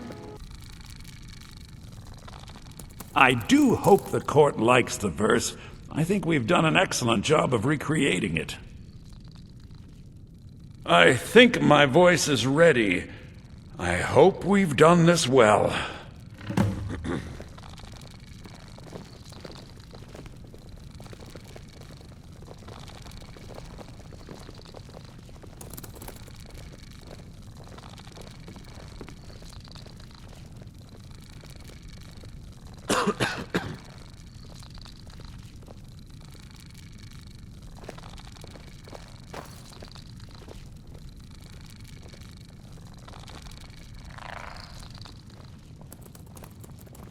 Ah, Viarmo. I assume you are here to petition for the reinstatement of the burning of King Olaf festival. I am, Jarl. I wish to present King Olaf's verse from the Poetic Edda, recovered this very day from the Bard's tomb. You mentioned something that would convince us the festival should take place, but I didn't expect King Olaf's lost verse. Please proceed. O Olaf, our subjugator, the one-eyed betrayer, death-dealing demon and dragon-killing king, your legend is lies, lurid, and false. Your cunning capture of Numenex, a con for the ages. No shouting match between dragon and man, and no fire or fury did this battle entail. Olaf was Numenex in human form.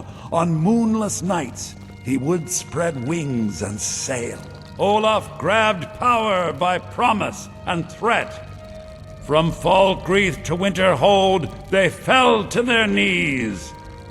But Solitude stood strong, Skyrim's truest protectors. Olaf's vengeance was instant, inspired, and wicked. Because Solitude would not soon bend knee, Olaf would hurt them while his status accrued. He sacked Winterhold in dragon form, and bent their minds to blame Solitude. So ends the story of Olaf the Liar, a thief and a scoundrel we of Solitude commit to the fire. In Solitude, bards train for their service. They also gather each year and burn a king who deserves it. You have proven your point, Viarmo. The festival is truly a celebration of solitude and a condemnation of false kings. I thank you, and the college thanks you, Jarl. Furthermore, I believe that such a fine poem deserves some payment of patronage. The college will be very generously rewarded. Oh, thank you yet again. I will make sure our applicant, who was instrumental in recovering the poem, will be well rewarded. Make sure that he is. Unbelievable! You have done us a great service here. I can't begin to thank you enough. It's nearly time to collect Soon! taxes on your properties Soon! here in the city. These things must be done properly. You will be inducted as part of the festival itself. Is it that time again? I need you to go speak to Yorn. Let's He meet was this preparing the evening. effigy of King Olaf. Tell him to finish the well done. preparations. The festival is back on! I beg your pardon?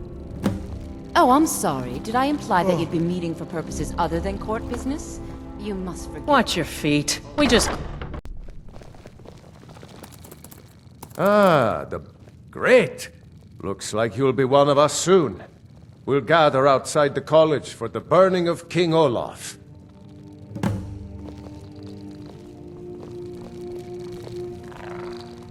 How are your students coming along? Passably.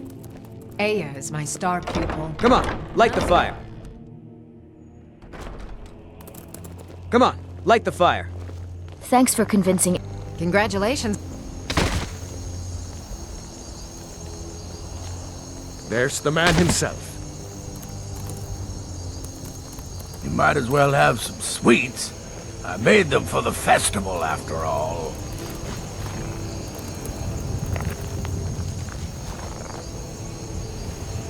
I found the bone. I brought it to you. Nice Get of me. your King Olaf festival candy! Get your meat Aya, you're pies! so mean. I don't think he means anything by it. Have it? Get your festival meat pie, specially made. Best batch Burn of the king. spiced wine I ever had.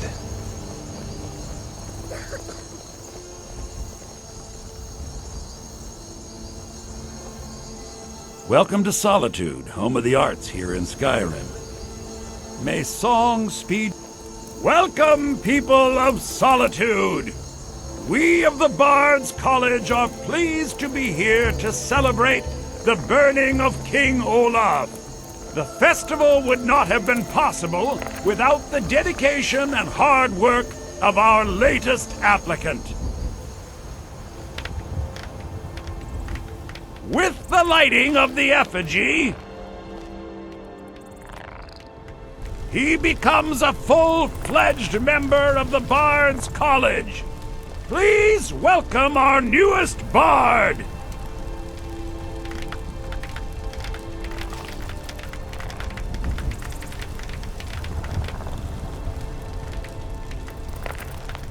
I think they like you. Yes, congratulations. You are now a full-fledged member of the Bards College. Due to your adventurous nature, several of the college professors have some things they wish you to do. What's more, Elisif has declared the burning of King Olaf should become a weekly event. And finally, there's the matter of the patronage that Elisif wanted me to give you.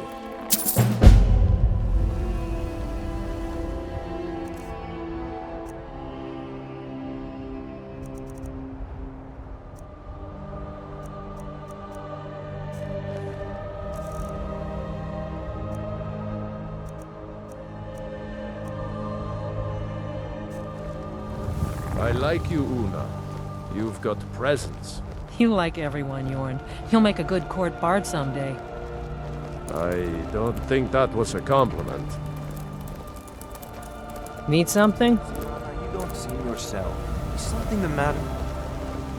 Oh, yes, sir. I feel many of Solitude's families are having trouble getting Pop. a week away.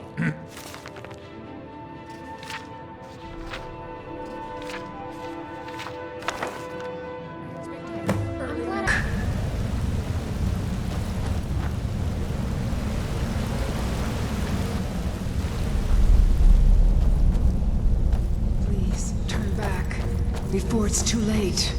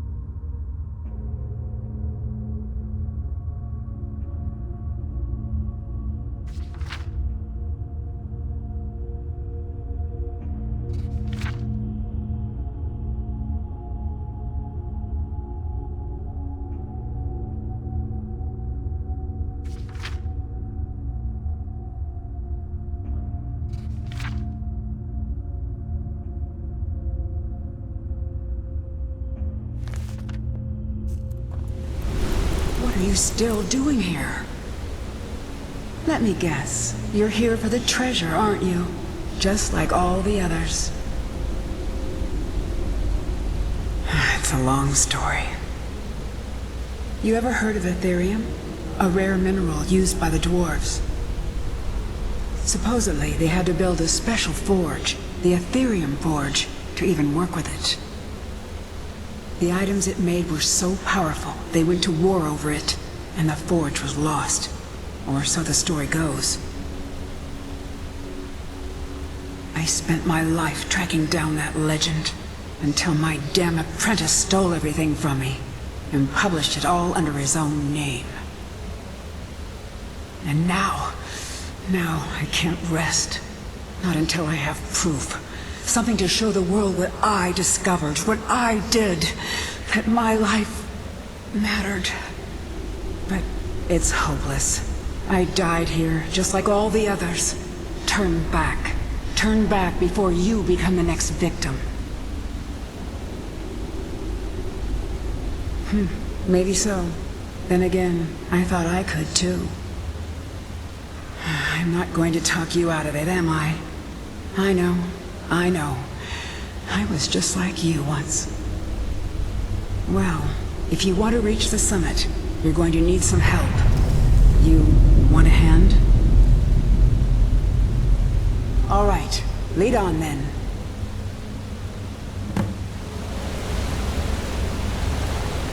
This is where I ended up. It was the fall. Grab my journal, would you? We're going to need it.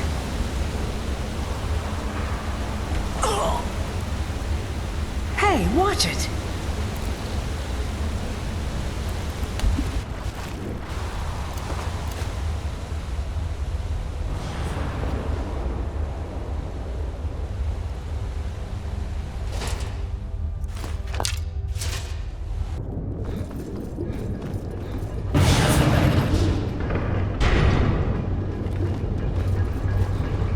See that thing? Dwarves call them kinetic red. Just hit them, and they'll do whatever it is they're supposed to do. Falmer, up ahead. Damn things are like flies, no matter how many you kill.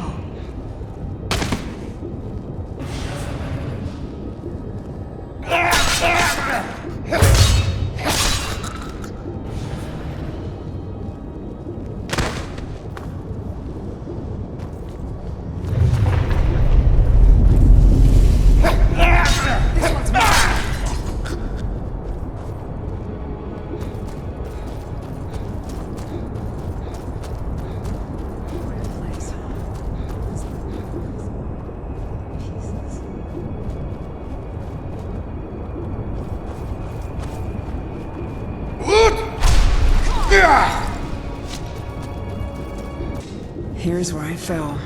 Feels like ages ago. Hey, there's my bow.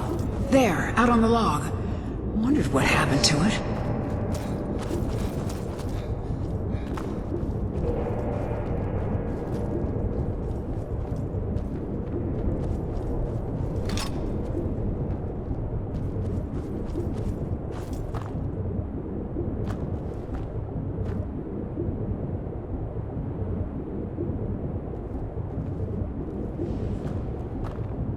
Take good care of it for me.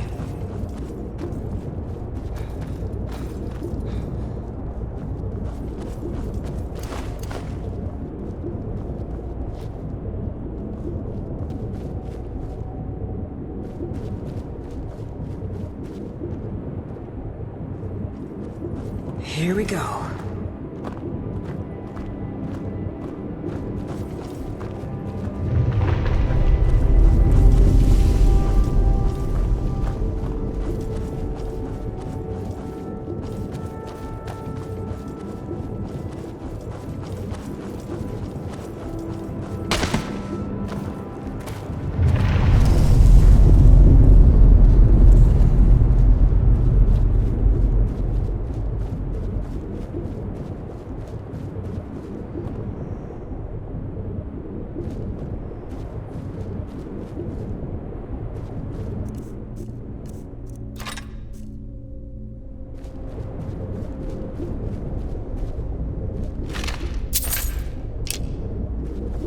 Hold up. We need to talk.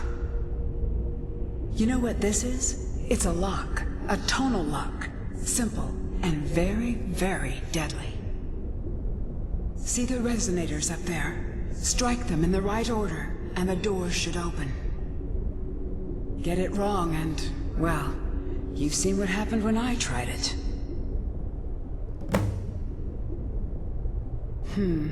Well, you can pick up where I left off. My notes should still be in my journal, if you can read it. Beyond that, well, maybe one of our predecessors still has a clue.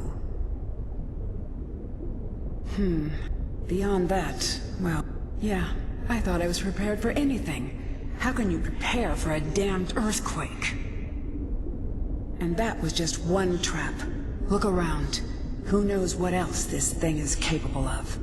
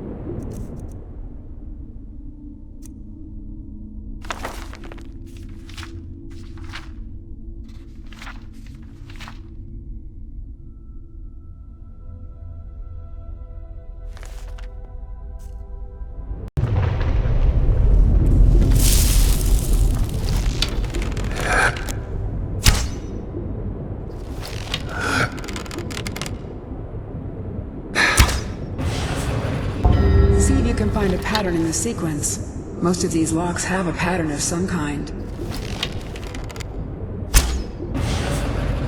That's it.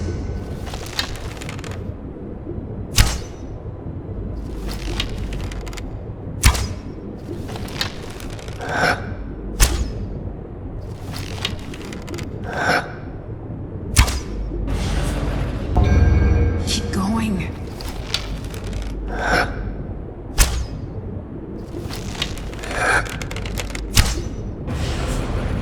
Almost.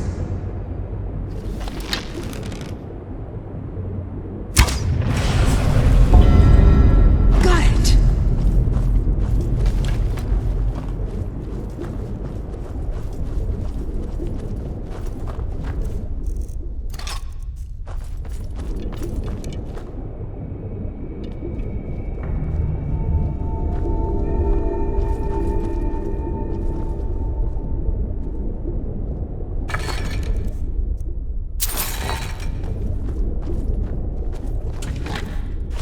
So this is it.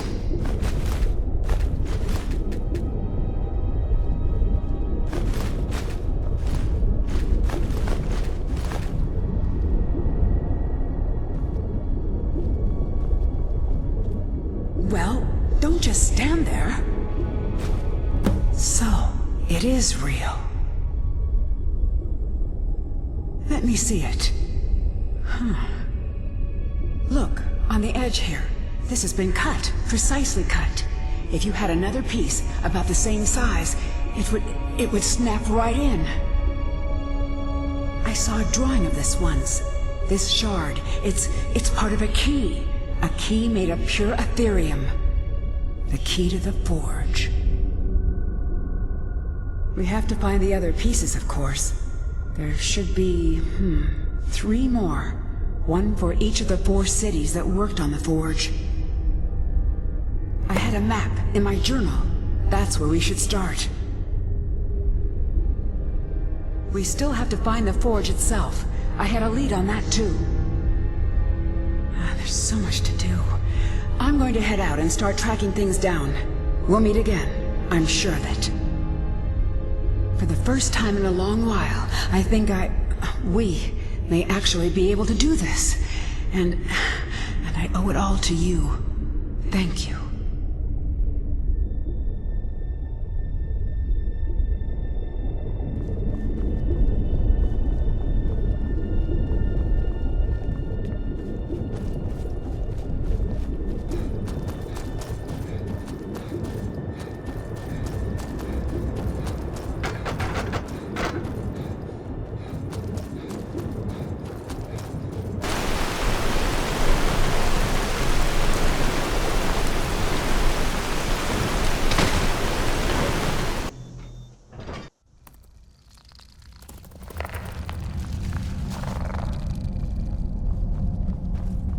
There you are.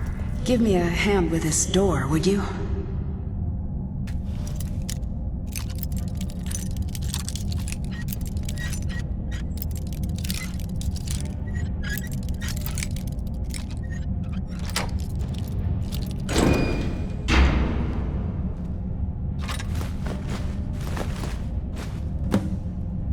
Thanks again for all your help.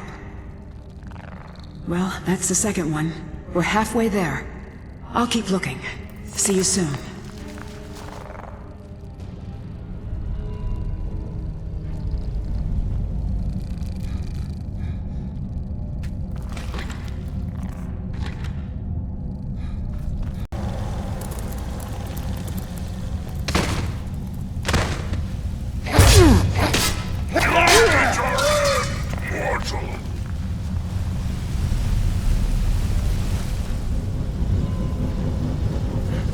Someone there?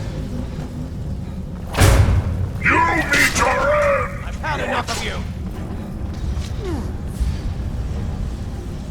Time to end this little... Hey, watch what you're doing! Hey, watch it! What's the hurry?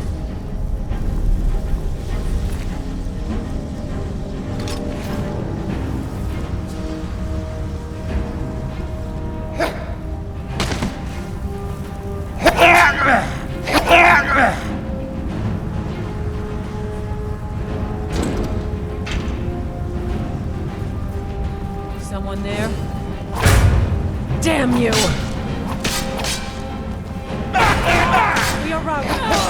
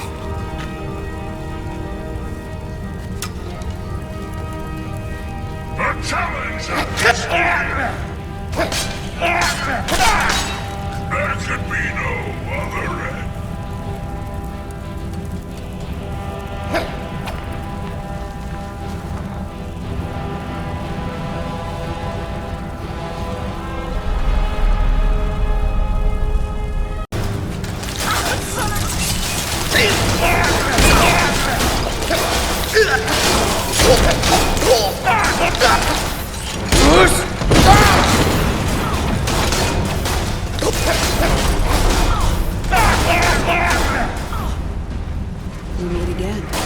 That was quite the trek. Come on, I think it's over here.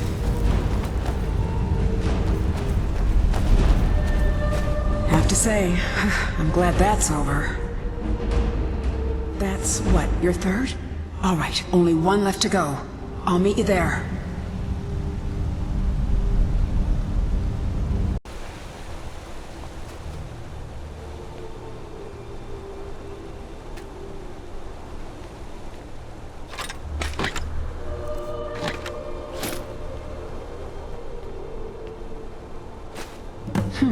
Beat me to it this time.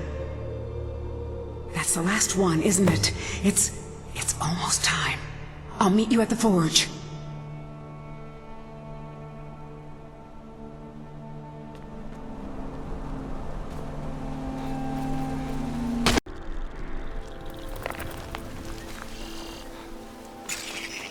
Looky here. Looks like we got ourselves a hero.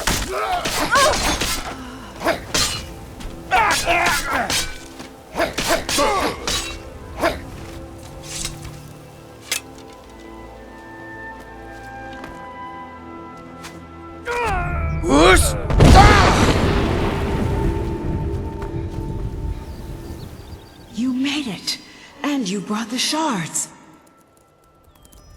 Look at the device here. The gear in the center is just about the right size. Try putting the shards in, and we'll see what happens.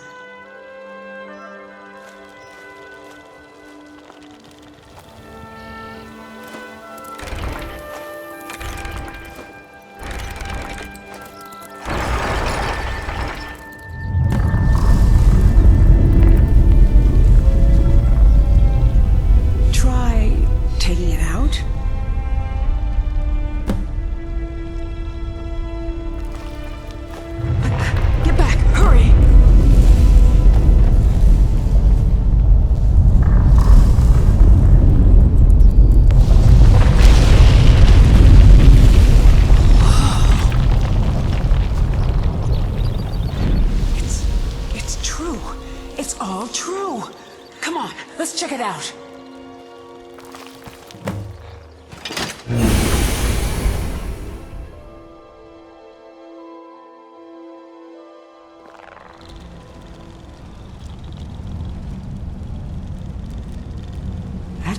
longer than usual. How deep are we?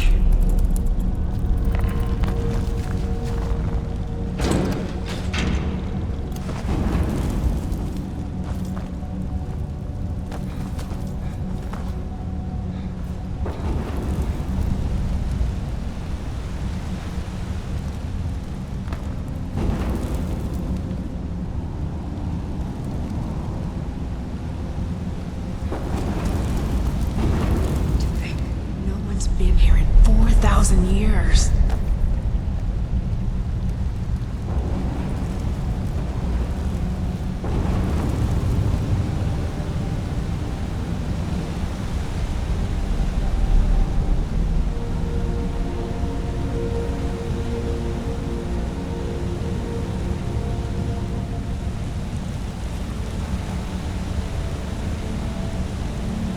What is it? I can hardly believe it. This is it. We've actually found the forge. At last. It feels old, doesn't it? Even by dwarven standards. No one has been here in thousands of years.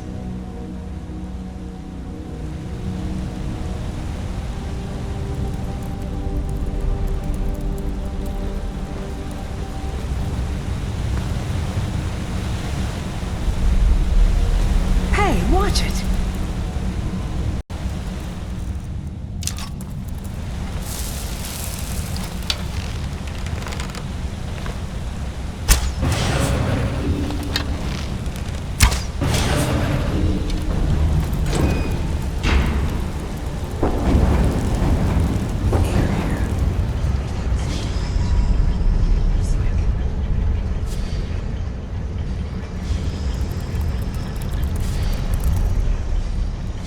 Yes.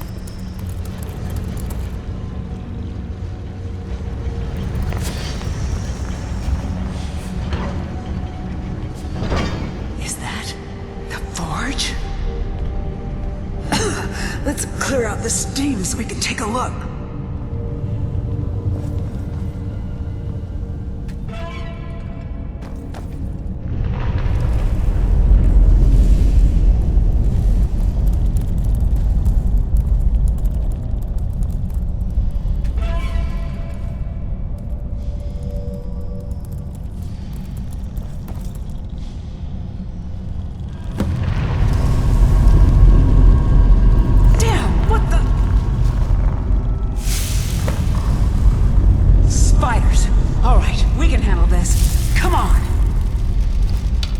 Here we go.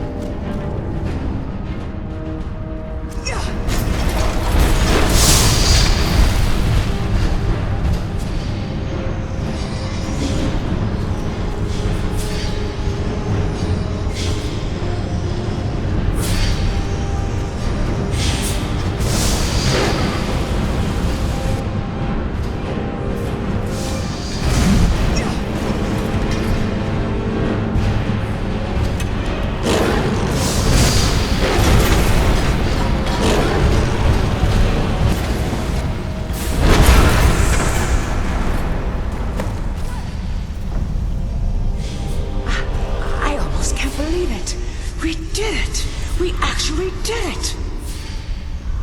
There's only one thing left to do. We have to prove this actually works, that this is the real Aetherium Forge.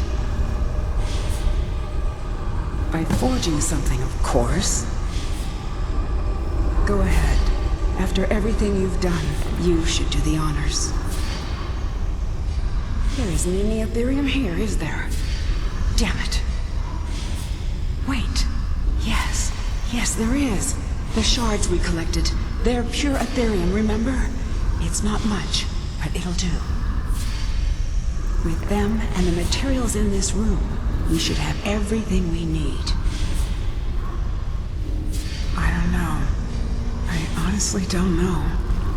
After all these years, it's a miracle even this much survived. Make it count. This may be the only chance we ever get to use the Forge.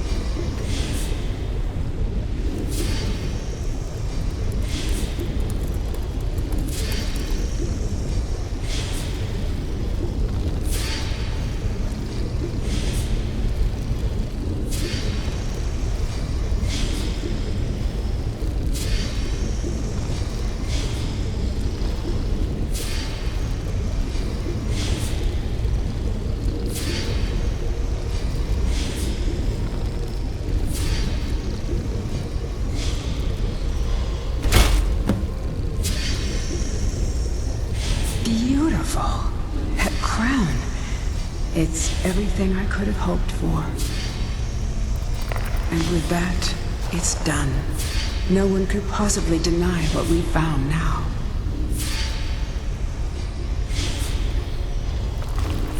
I don't know. I honestly don't know. For me, I've done what I set out to do. But you, take that out into the world. And if anyone asks, tell them what we discovered. Together. I don't know. I've waited so long for this moment. We found it. At last. And now, I think I can rest. Farewell, my friend. Wherever your travels take you.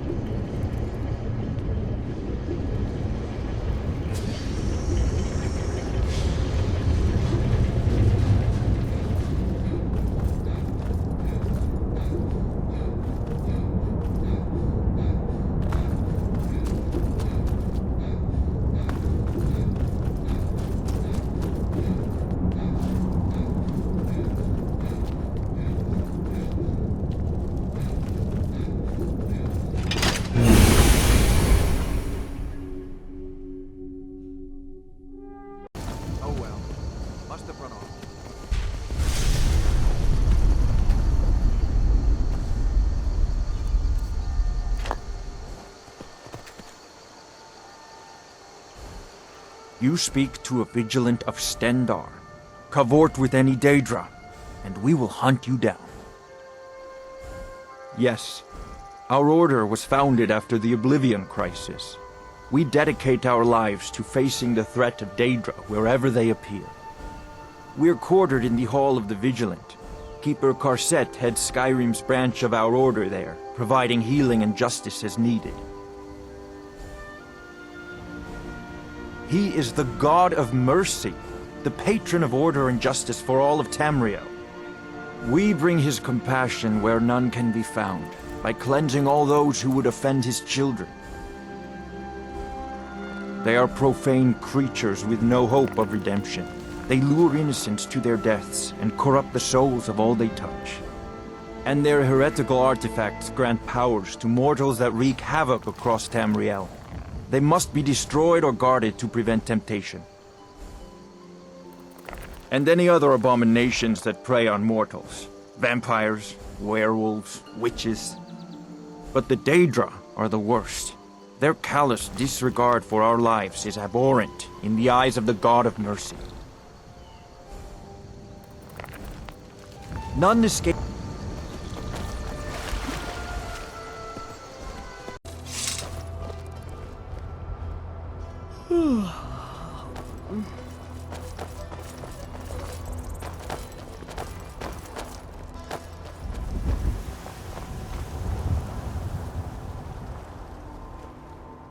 Your crown, gods, it's made of Ethereum, pure Ethereum. Where did you find it? Tell me. Taran Dreth, the world's foremost expert on Dwemer forging techniques. Now, answer my question. Katria? No, that's not possible. You know too much. I can't afford to let you live. Guards, kill him! What was that?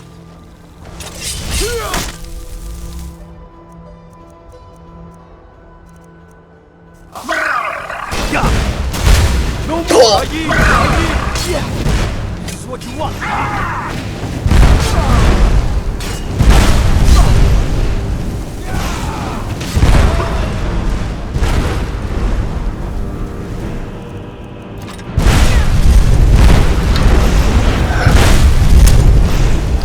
Guide me!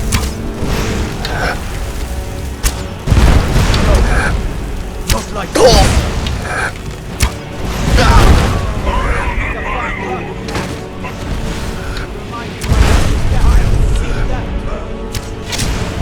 Prepared to die.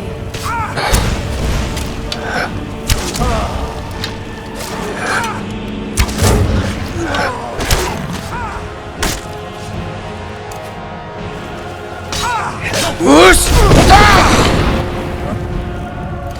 Guide me!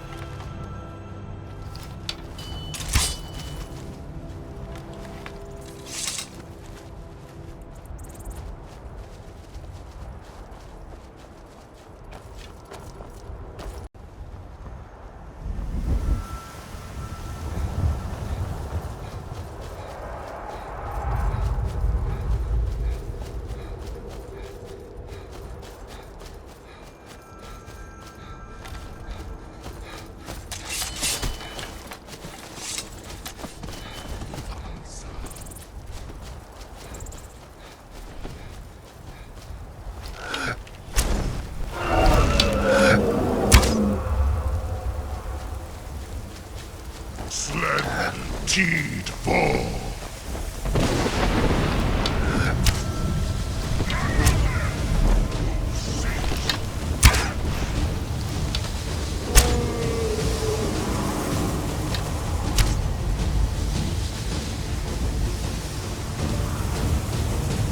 Come on, guide me!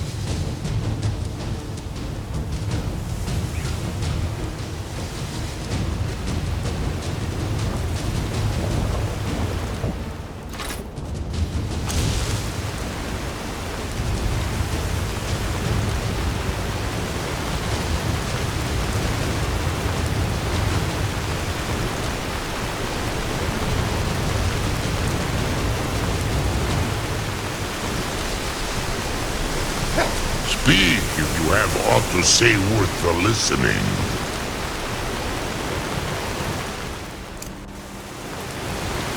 Us!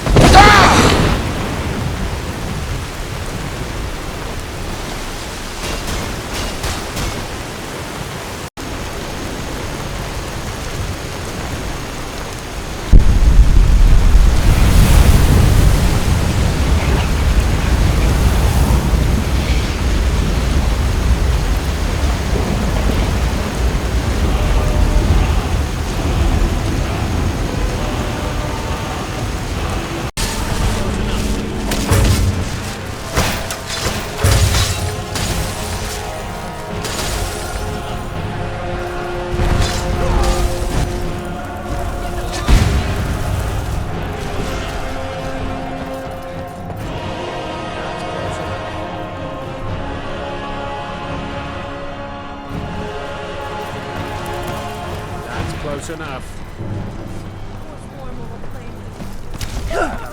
Now you pay. Do your...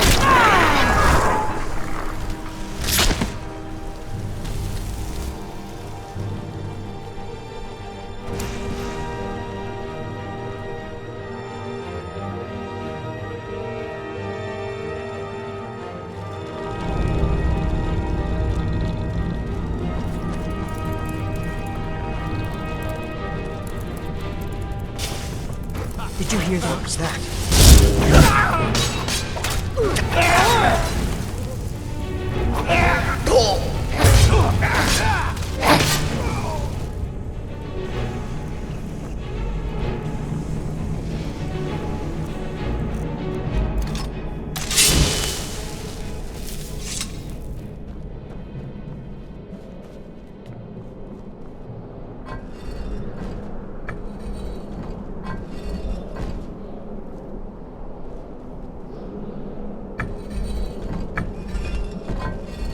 This looks promising.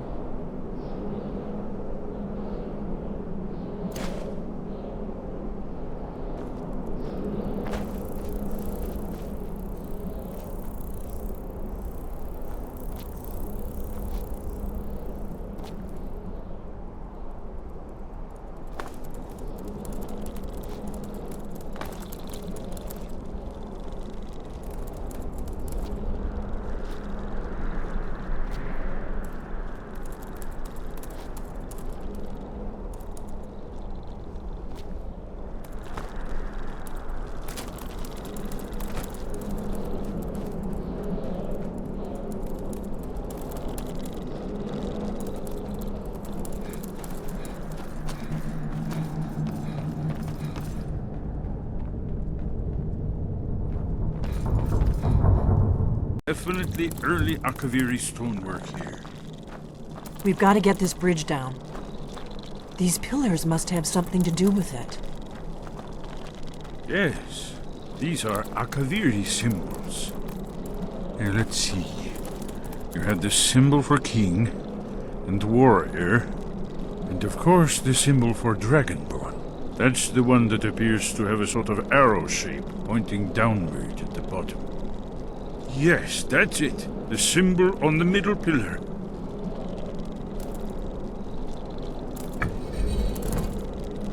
Given that Skyhaven Temple was sealed against the return of the Dragonborn, I will try turning all the pillars to that symbol.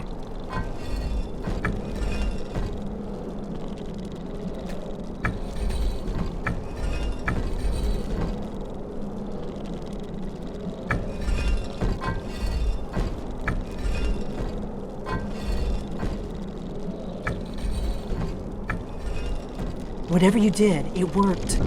Let's see what those old blades left in our way.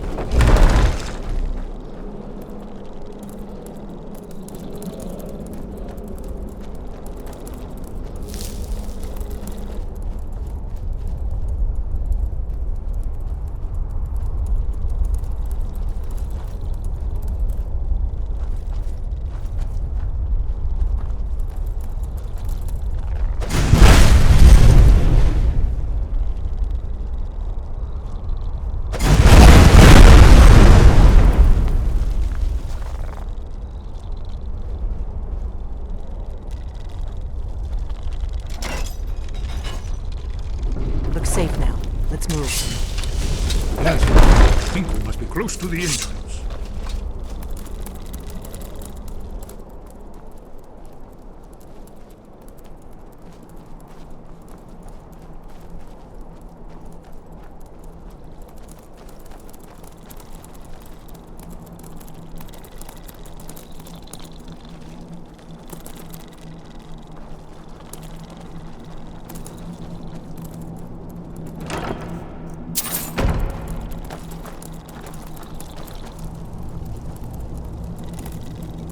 Wonderful.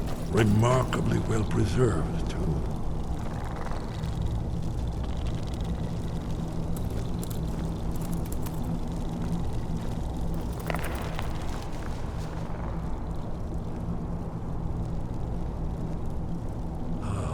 Here's the blood seal, another of the lost Akaviri arts. No doubt triggered by, well, blood. Your blood, Dragonborn. If Look you here. need help drawing You see how some the blood, ancient blades revered let me even know. Cyrodiil?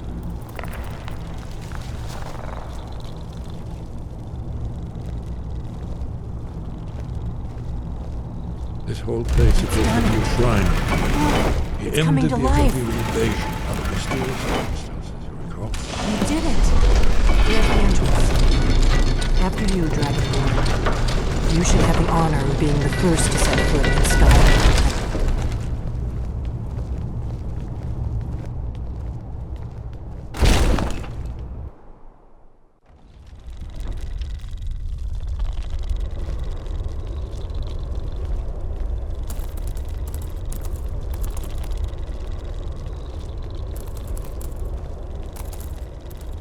Fascinating. Original Akaviri bas-reliefs, almost entirely intact.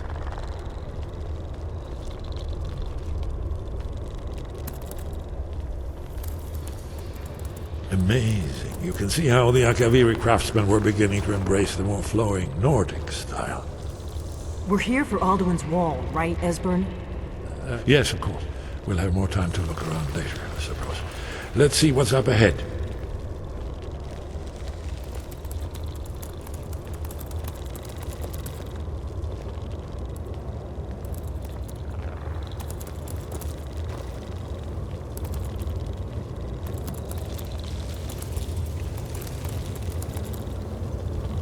Shaw's bones, here it is. Alduin's Wall, so well preserved. I've never seen a finer example of early Second Era Akaviri sculptural relief. Esbern, we need information, not a lecture on art history. Yes, let's see what we have.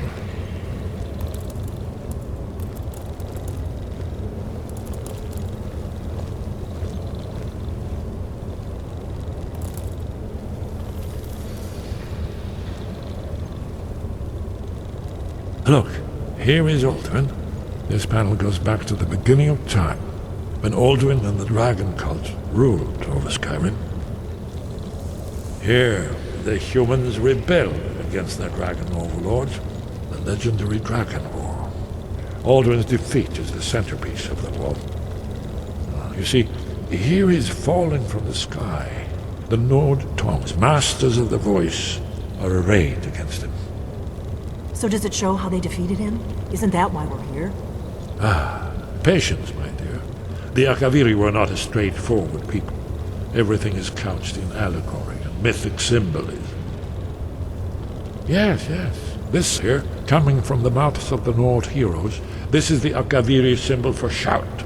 But there's no way to know what shout is meant. You mean they used a shout to defeat Alduin? You're sure? Oh yes, presumably something rather specific to dragons, or even Alduin himself. Remember, this is where they recorded all they knew of Alduin and his return. So we're looking for a shout then. Damn it. Have you ever heard of such a thing? A shout that can knock a dragon out of the sky? You're probably right.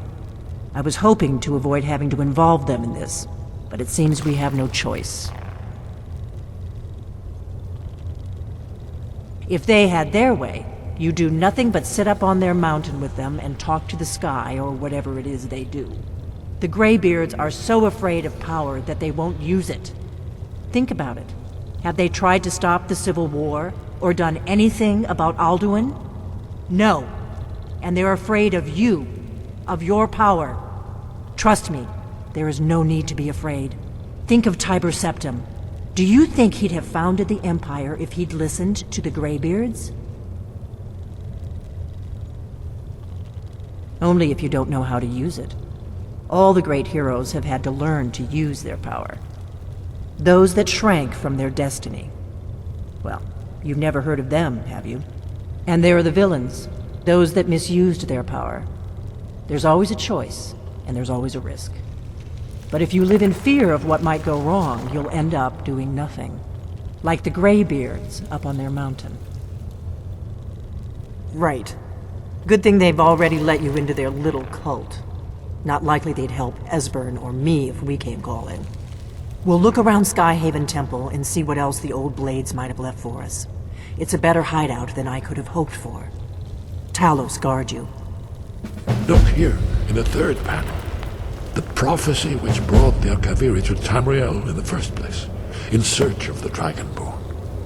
Here are the Akaviri, the blades. You see their distinctive longswords.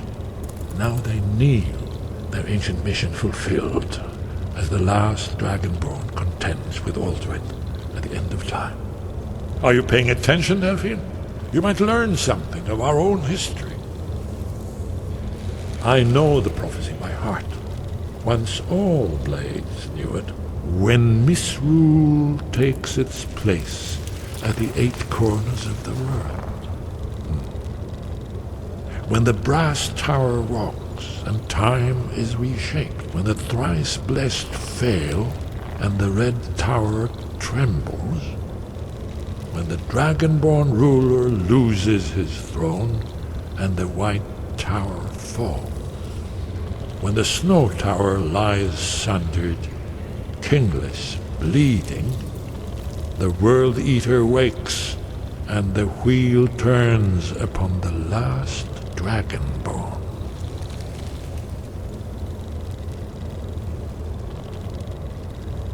Well, I'm gonna look around some more. See what the old blades left for us. Yes, that's an excellent idea. Who knows what other lost treasures we might discover.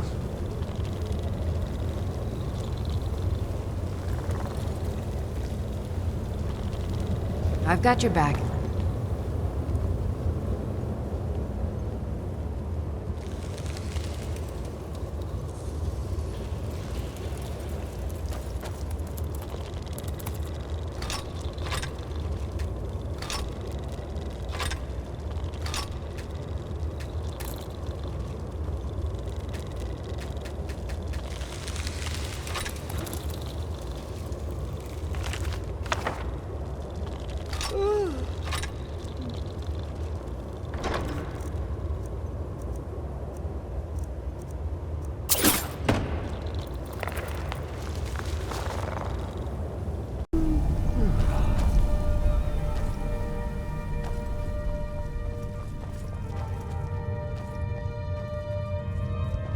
Wind, guide you.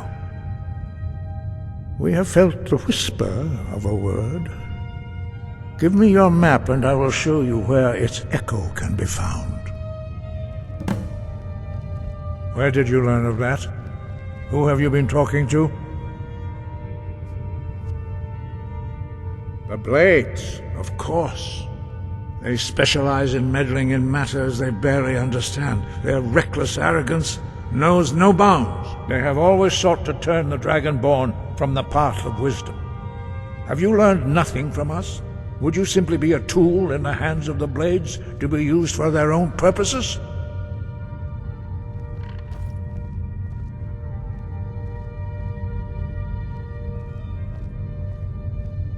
What I want is irrelevant. This shout was used once before, was it not? And here we are again. Have you considered that Alduin was not meant to be defeated? Those who overthrew him in ancient times only postponed the day of reckoning. They did not stop it. If the world is meant to end, so be it. Let it end and be reborn. No, not now. Not until you return to the path of wisdom. Oh, dear. Stovakim, Strodul, Rockventinvak, Bardonax.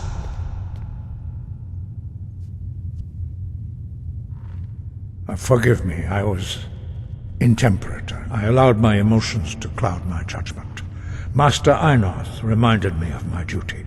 The decision whether or not to help you is not mine to make. No, I cannot teach it to you because I do not know it. It is called Dragon Rend, but its words of power are unknown to us. We do not regret this loss. Dragon Rend holds no place within the way of the voice.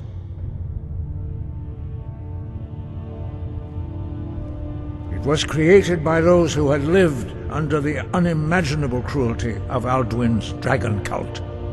Their whole lives were consumed with hatred for dragons, and they poured all their anger and hatred into this shout. When you learn a shout, you take it into your very being. In a sense, you become the shout. In order to learn and use this shout, you will be taking this evil into yourself. But not Dragonrend.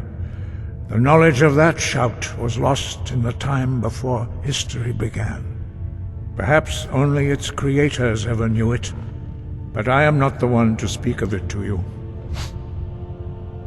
Only Paarthurnax, the master of our order, can answer that question, if he so chooses.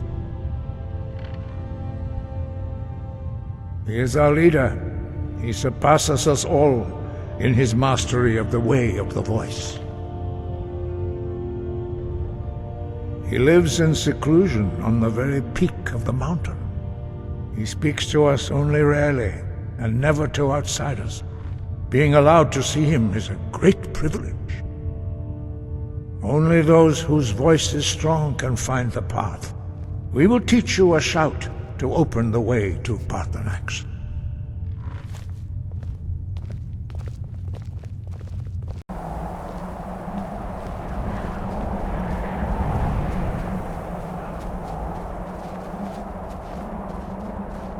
The path to Paarthurnax lies through this gate.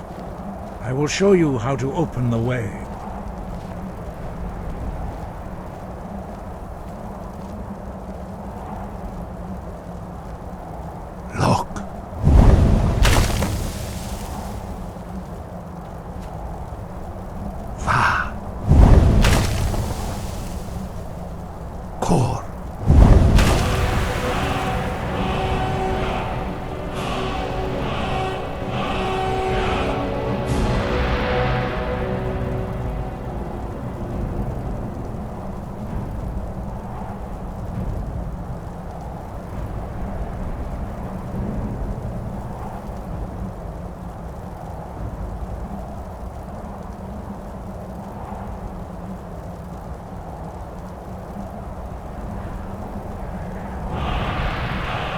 I will grant you my understanding of clear skies. This is your final gift from us, Dragonborn. Use it well.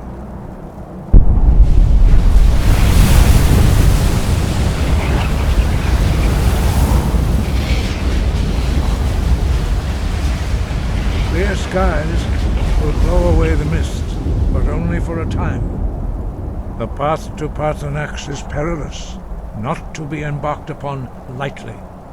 Keep moving, stay focused on your goal, and you will reach the summit.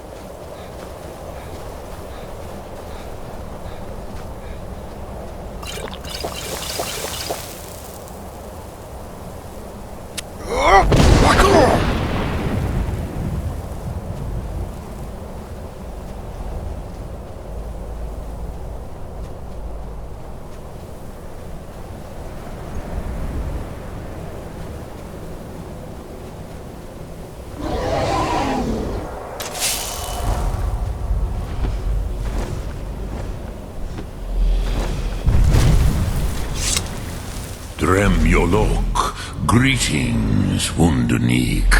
I am Parthenax. Who are you? What brings you to my Strunmach, my mountain?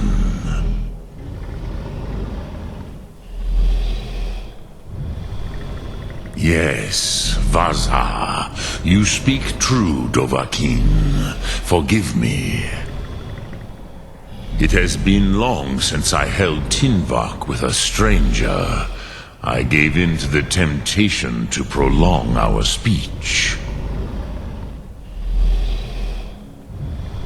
Evenar Balok, there are many hungers it is better to deny than to feed. Drechni Nakib, discipline against the lesser aids in Kachnar, denial of the greater.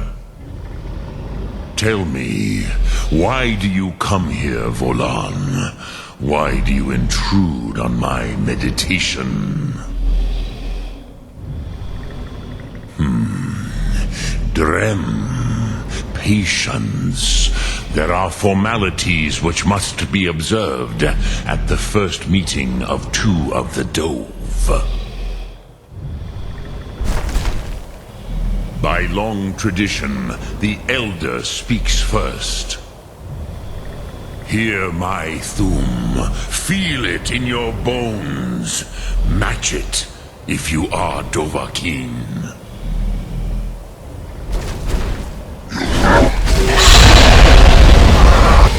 I have spoken. The Rotmulag waits.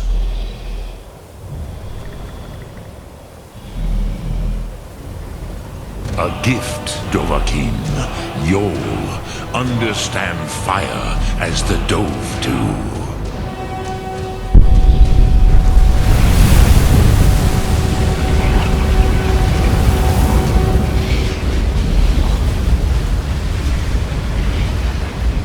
Why do you delay? Are you Dovahkiin or not?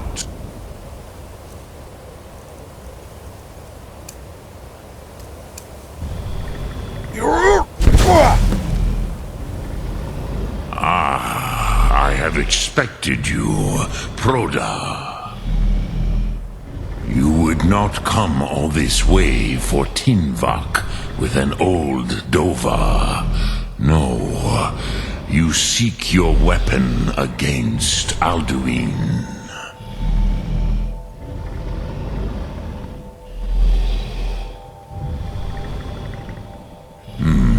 Yes, they are very protective of me, Bachlan Fadon.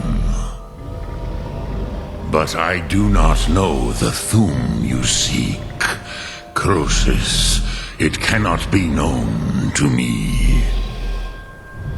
Your kind, Jor, mortals, created it as a weapon against the Dove, the dragons. Our Hadrime, our minds, cannot even comprehend its concepts. Drem, all in good time. First, a question for you. Why do you want to learn this thum?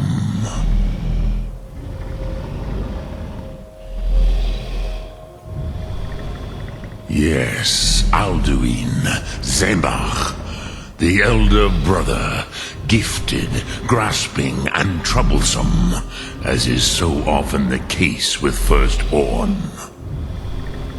But why? Why must you stop Alduin?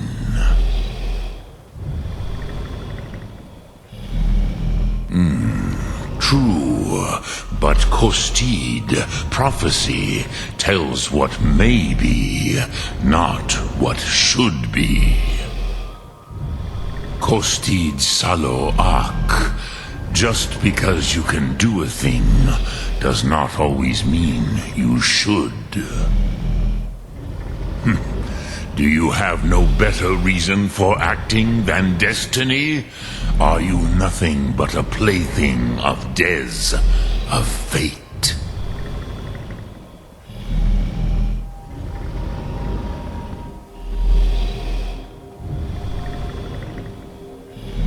And so perhaps your destiny will be fulfilled. Who can say? Des Motmahus, even to the dove who ride the currents of time, destiny is elusive. Alduin believes that he will prevail, with good reason.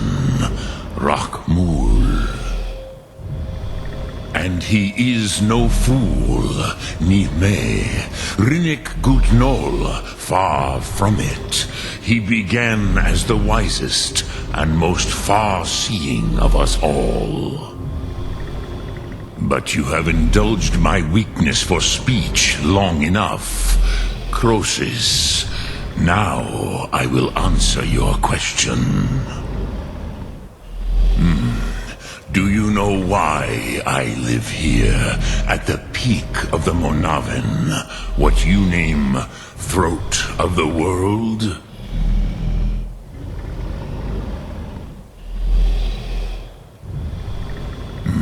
True, but few now remember that this was the very spot where Alduin was defeated by the ancient tongues. Varucht Unslad. Perhaps none but me now remember how he was defeated. Yes and no. Viknuzny Karon. Alduin was not truly defeated either. If he was, you would not be here today seeking to defeat him. The Nords of those days used the Dragon-Rend shout to cripple Alduin, but this was not enough. Ok Mulag Unslad. It was the Kell, the Elder Scroll. They used it to cast him adrift on the currents of time.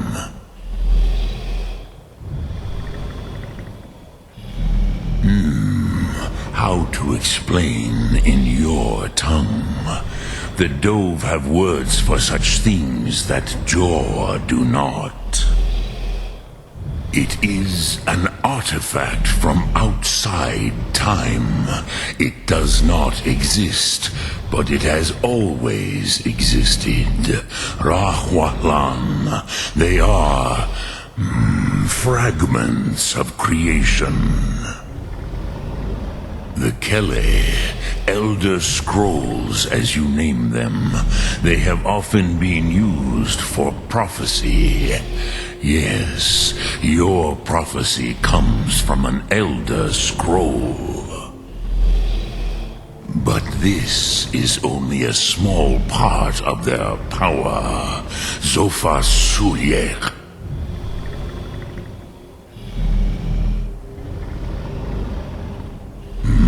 Not intentionally. Some hoped he would be gone forever, forever lost. Meye. I knew better. Tidbo Amativ.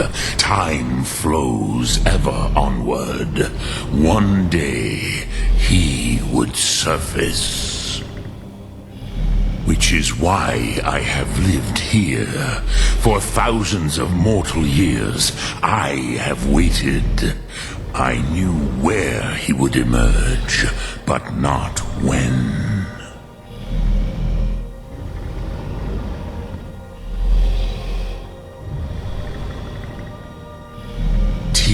Krent.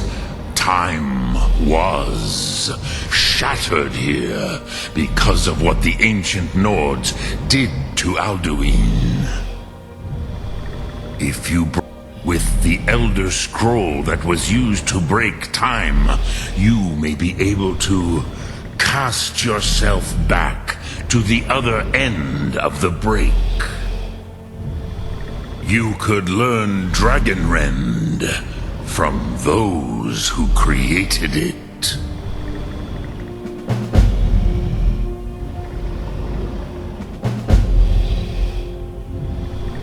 Croesus, no. I know little of what has passed below in the long years I have lived here. You are likely better informed than I. Trust your instincts, Dovahkiin. Your blood will show you the way. So, you have made your way here to me. No easy task for a Jor, mortal. Even for one of Dovasos, dragon blood. What would you ask of me? Sum Ark Mora. Dremyolok, greetings.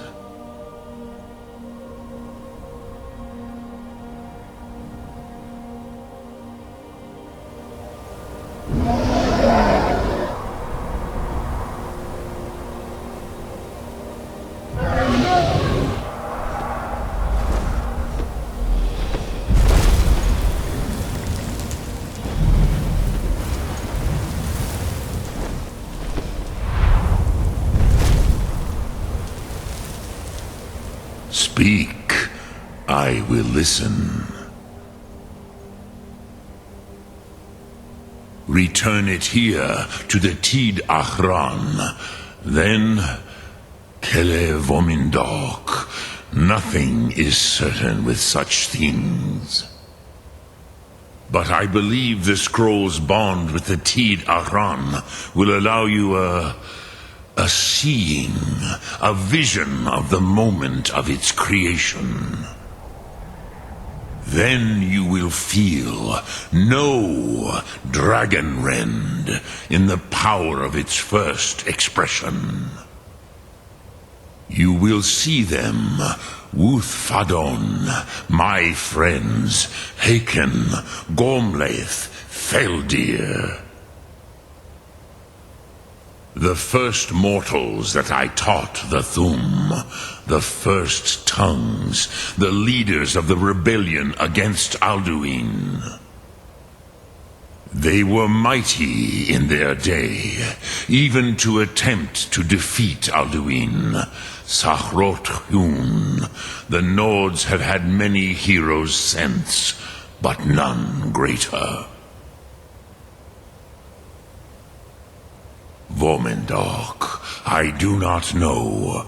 Perhaps in the very doing, they erased the knowing of it from time itself.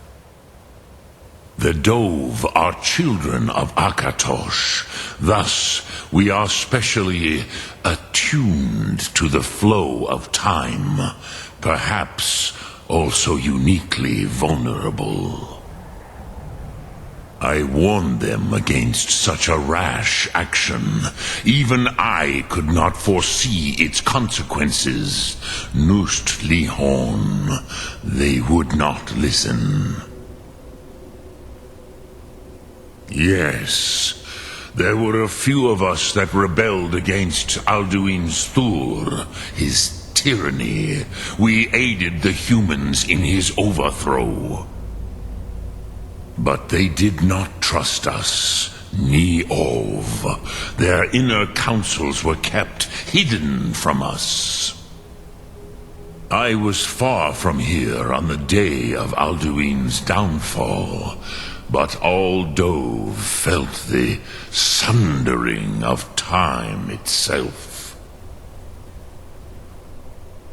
I cannot tell you in detail. I never heard it used. Kogan. It was the first Thum created solely by mortals. It was said to force a dragon to experience the concept of mortality. A truly von Mindoran, incomprehensible idea to the immortal Dove.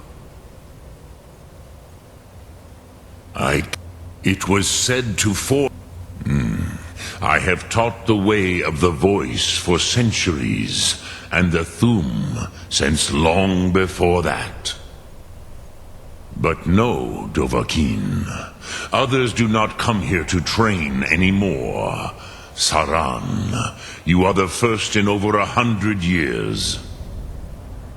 I meditate on the Rotmulag, the words of power. I counsel in their use.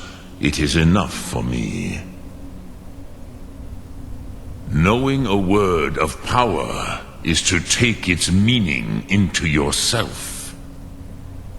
Contemplate the meaning of a Rotmulag. You will become closer to that word as it fills your inner self. Will I teach you, Dovahkiin? What word calls you to deeper understanding? There are 3 to master. Fus, Faim, and Yol.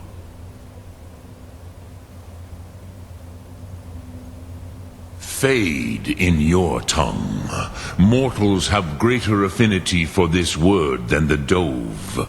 Everything mortal fades away in time, but the spirit remains. Ponder the meaning of spirit. Unslad Zi. Where mortal flesh may wither and die, the spirit endures. That is fine. Let that meaning fill you. Sum Ark Mora.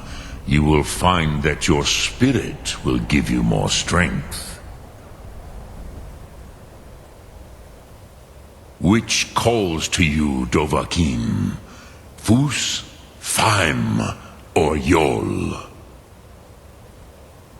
It is called force in your tongue. But as you push the world, so does the world push back. Think of the way force may be applied effortlessly. Imagine but a whisper pushing aside all in its path. That is Fus. Let its meaning fill you. Sum Ark Mora. You will push the world harder than it pushes back. Which calls to you, Dovahkiin? Fus, Faim, or Yol? In your tongue, the word simply means fire. It is change given form, power at its most primal. That is the true meaning of Yol. Solyek, power. You have it, as do all Dove. But power is inert without action and choice. Think of this as the fire builds in your sum, in your breath. Sum Ark Mora. What will you burn? What will you spare? Sum Ark Mora.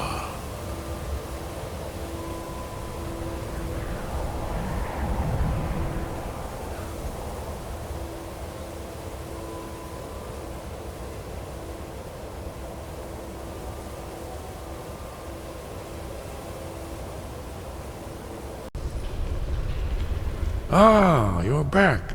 I hope you've made some progress on tracking down this shout we need to defeat Alduin. Ah, indeed. There's a pretty puzzle. Not the kind of thing you'll find in your local bookshop. Let me think. Perhaps the College of Winterhold, what learning there is in Skyrim, is gathered there. One of the mages there may be able to put you on the trail of this Elder Scroll.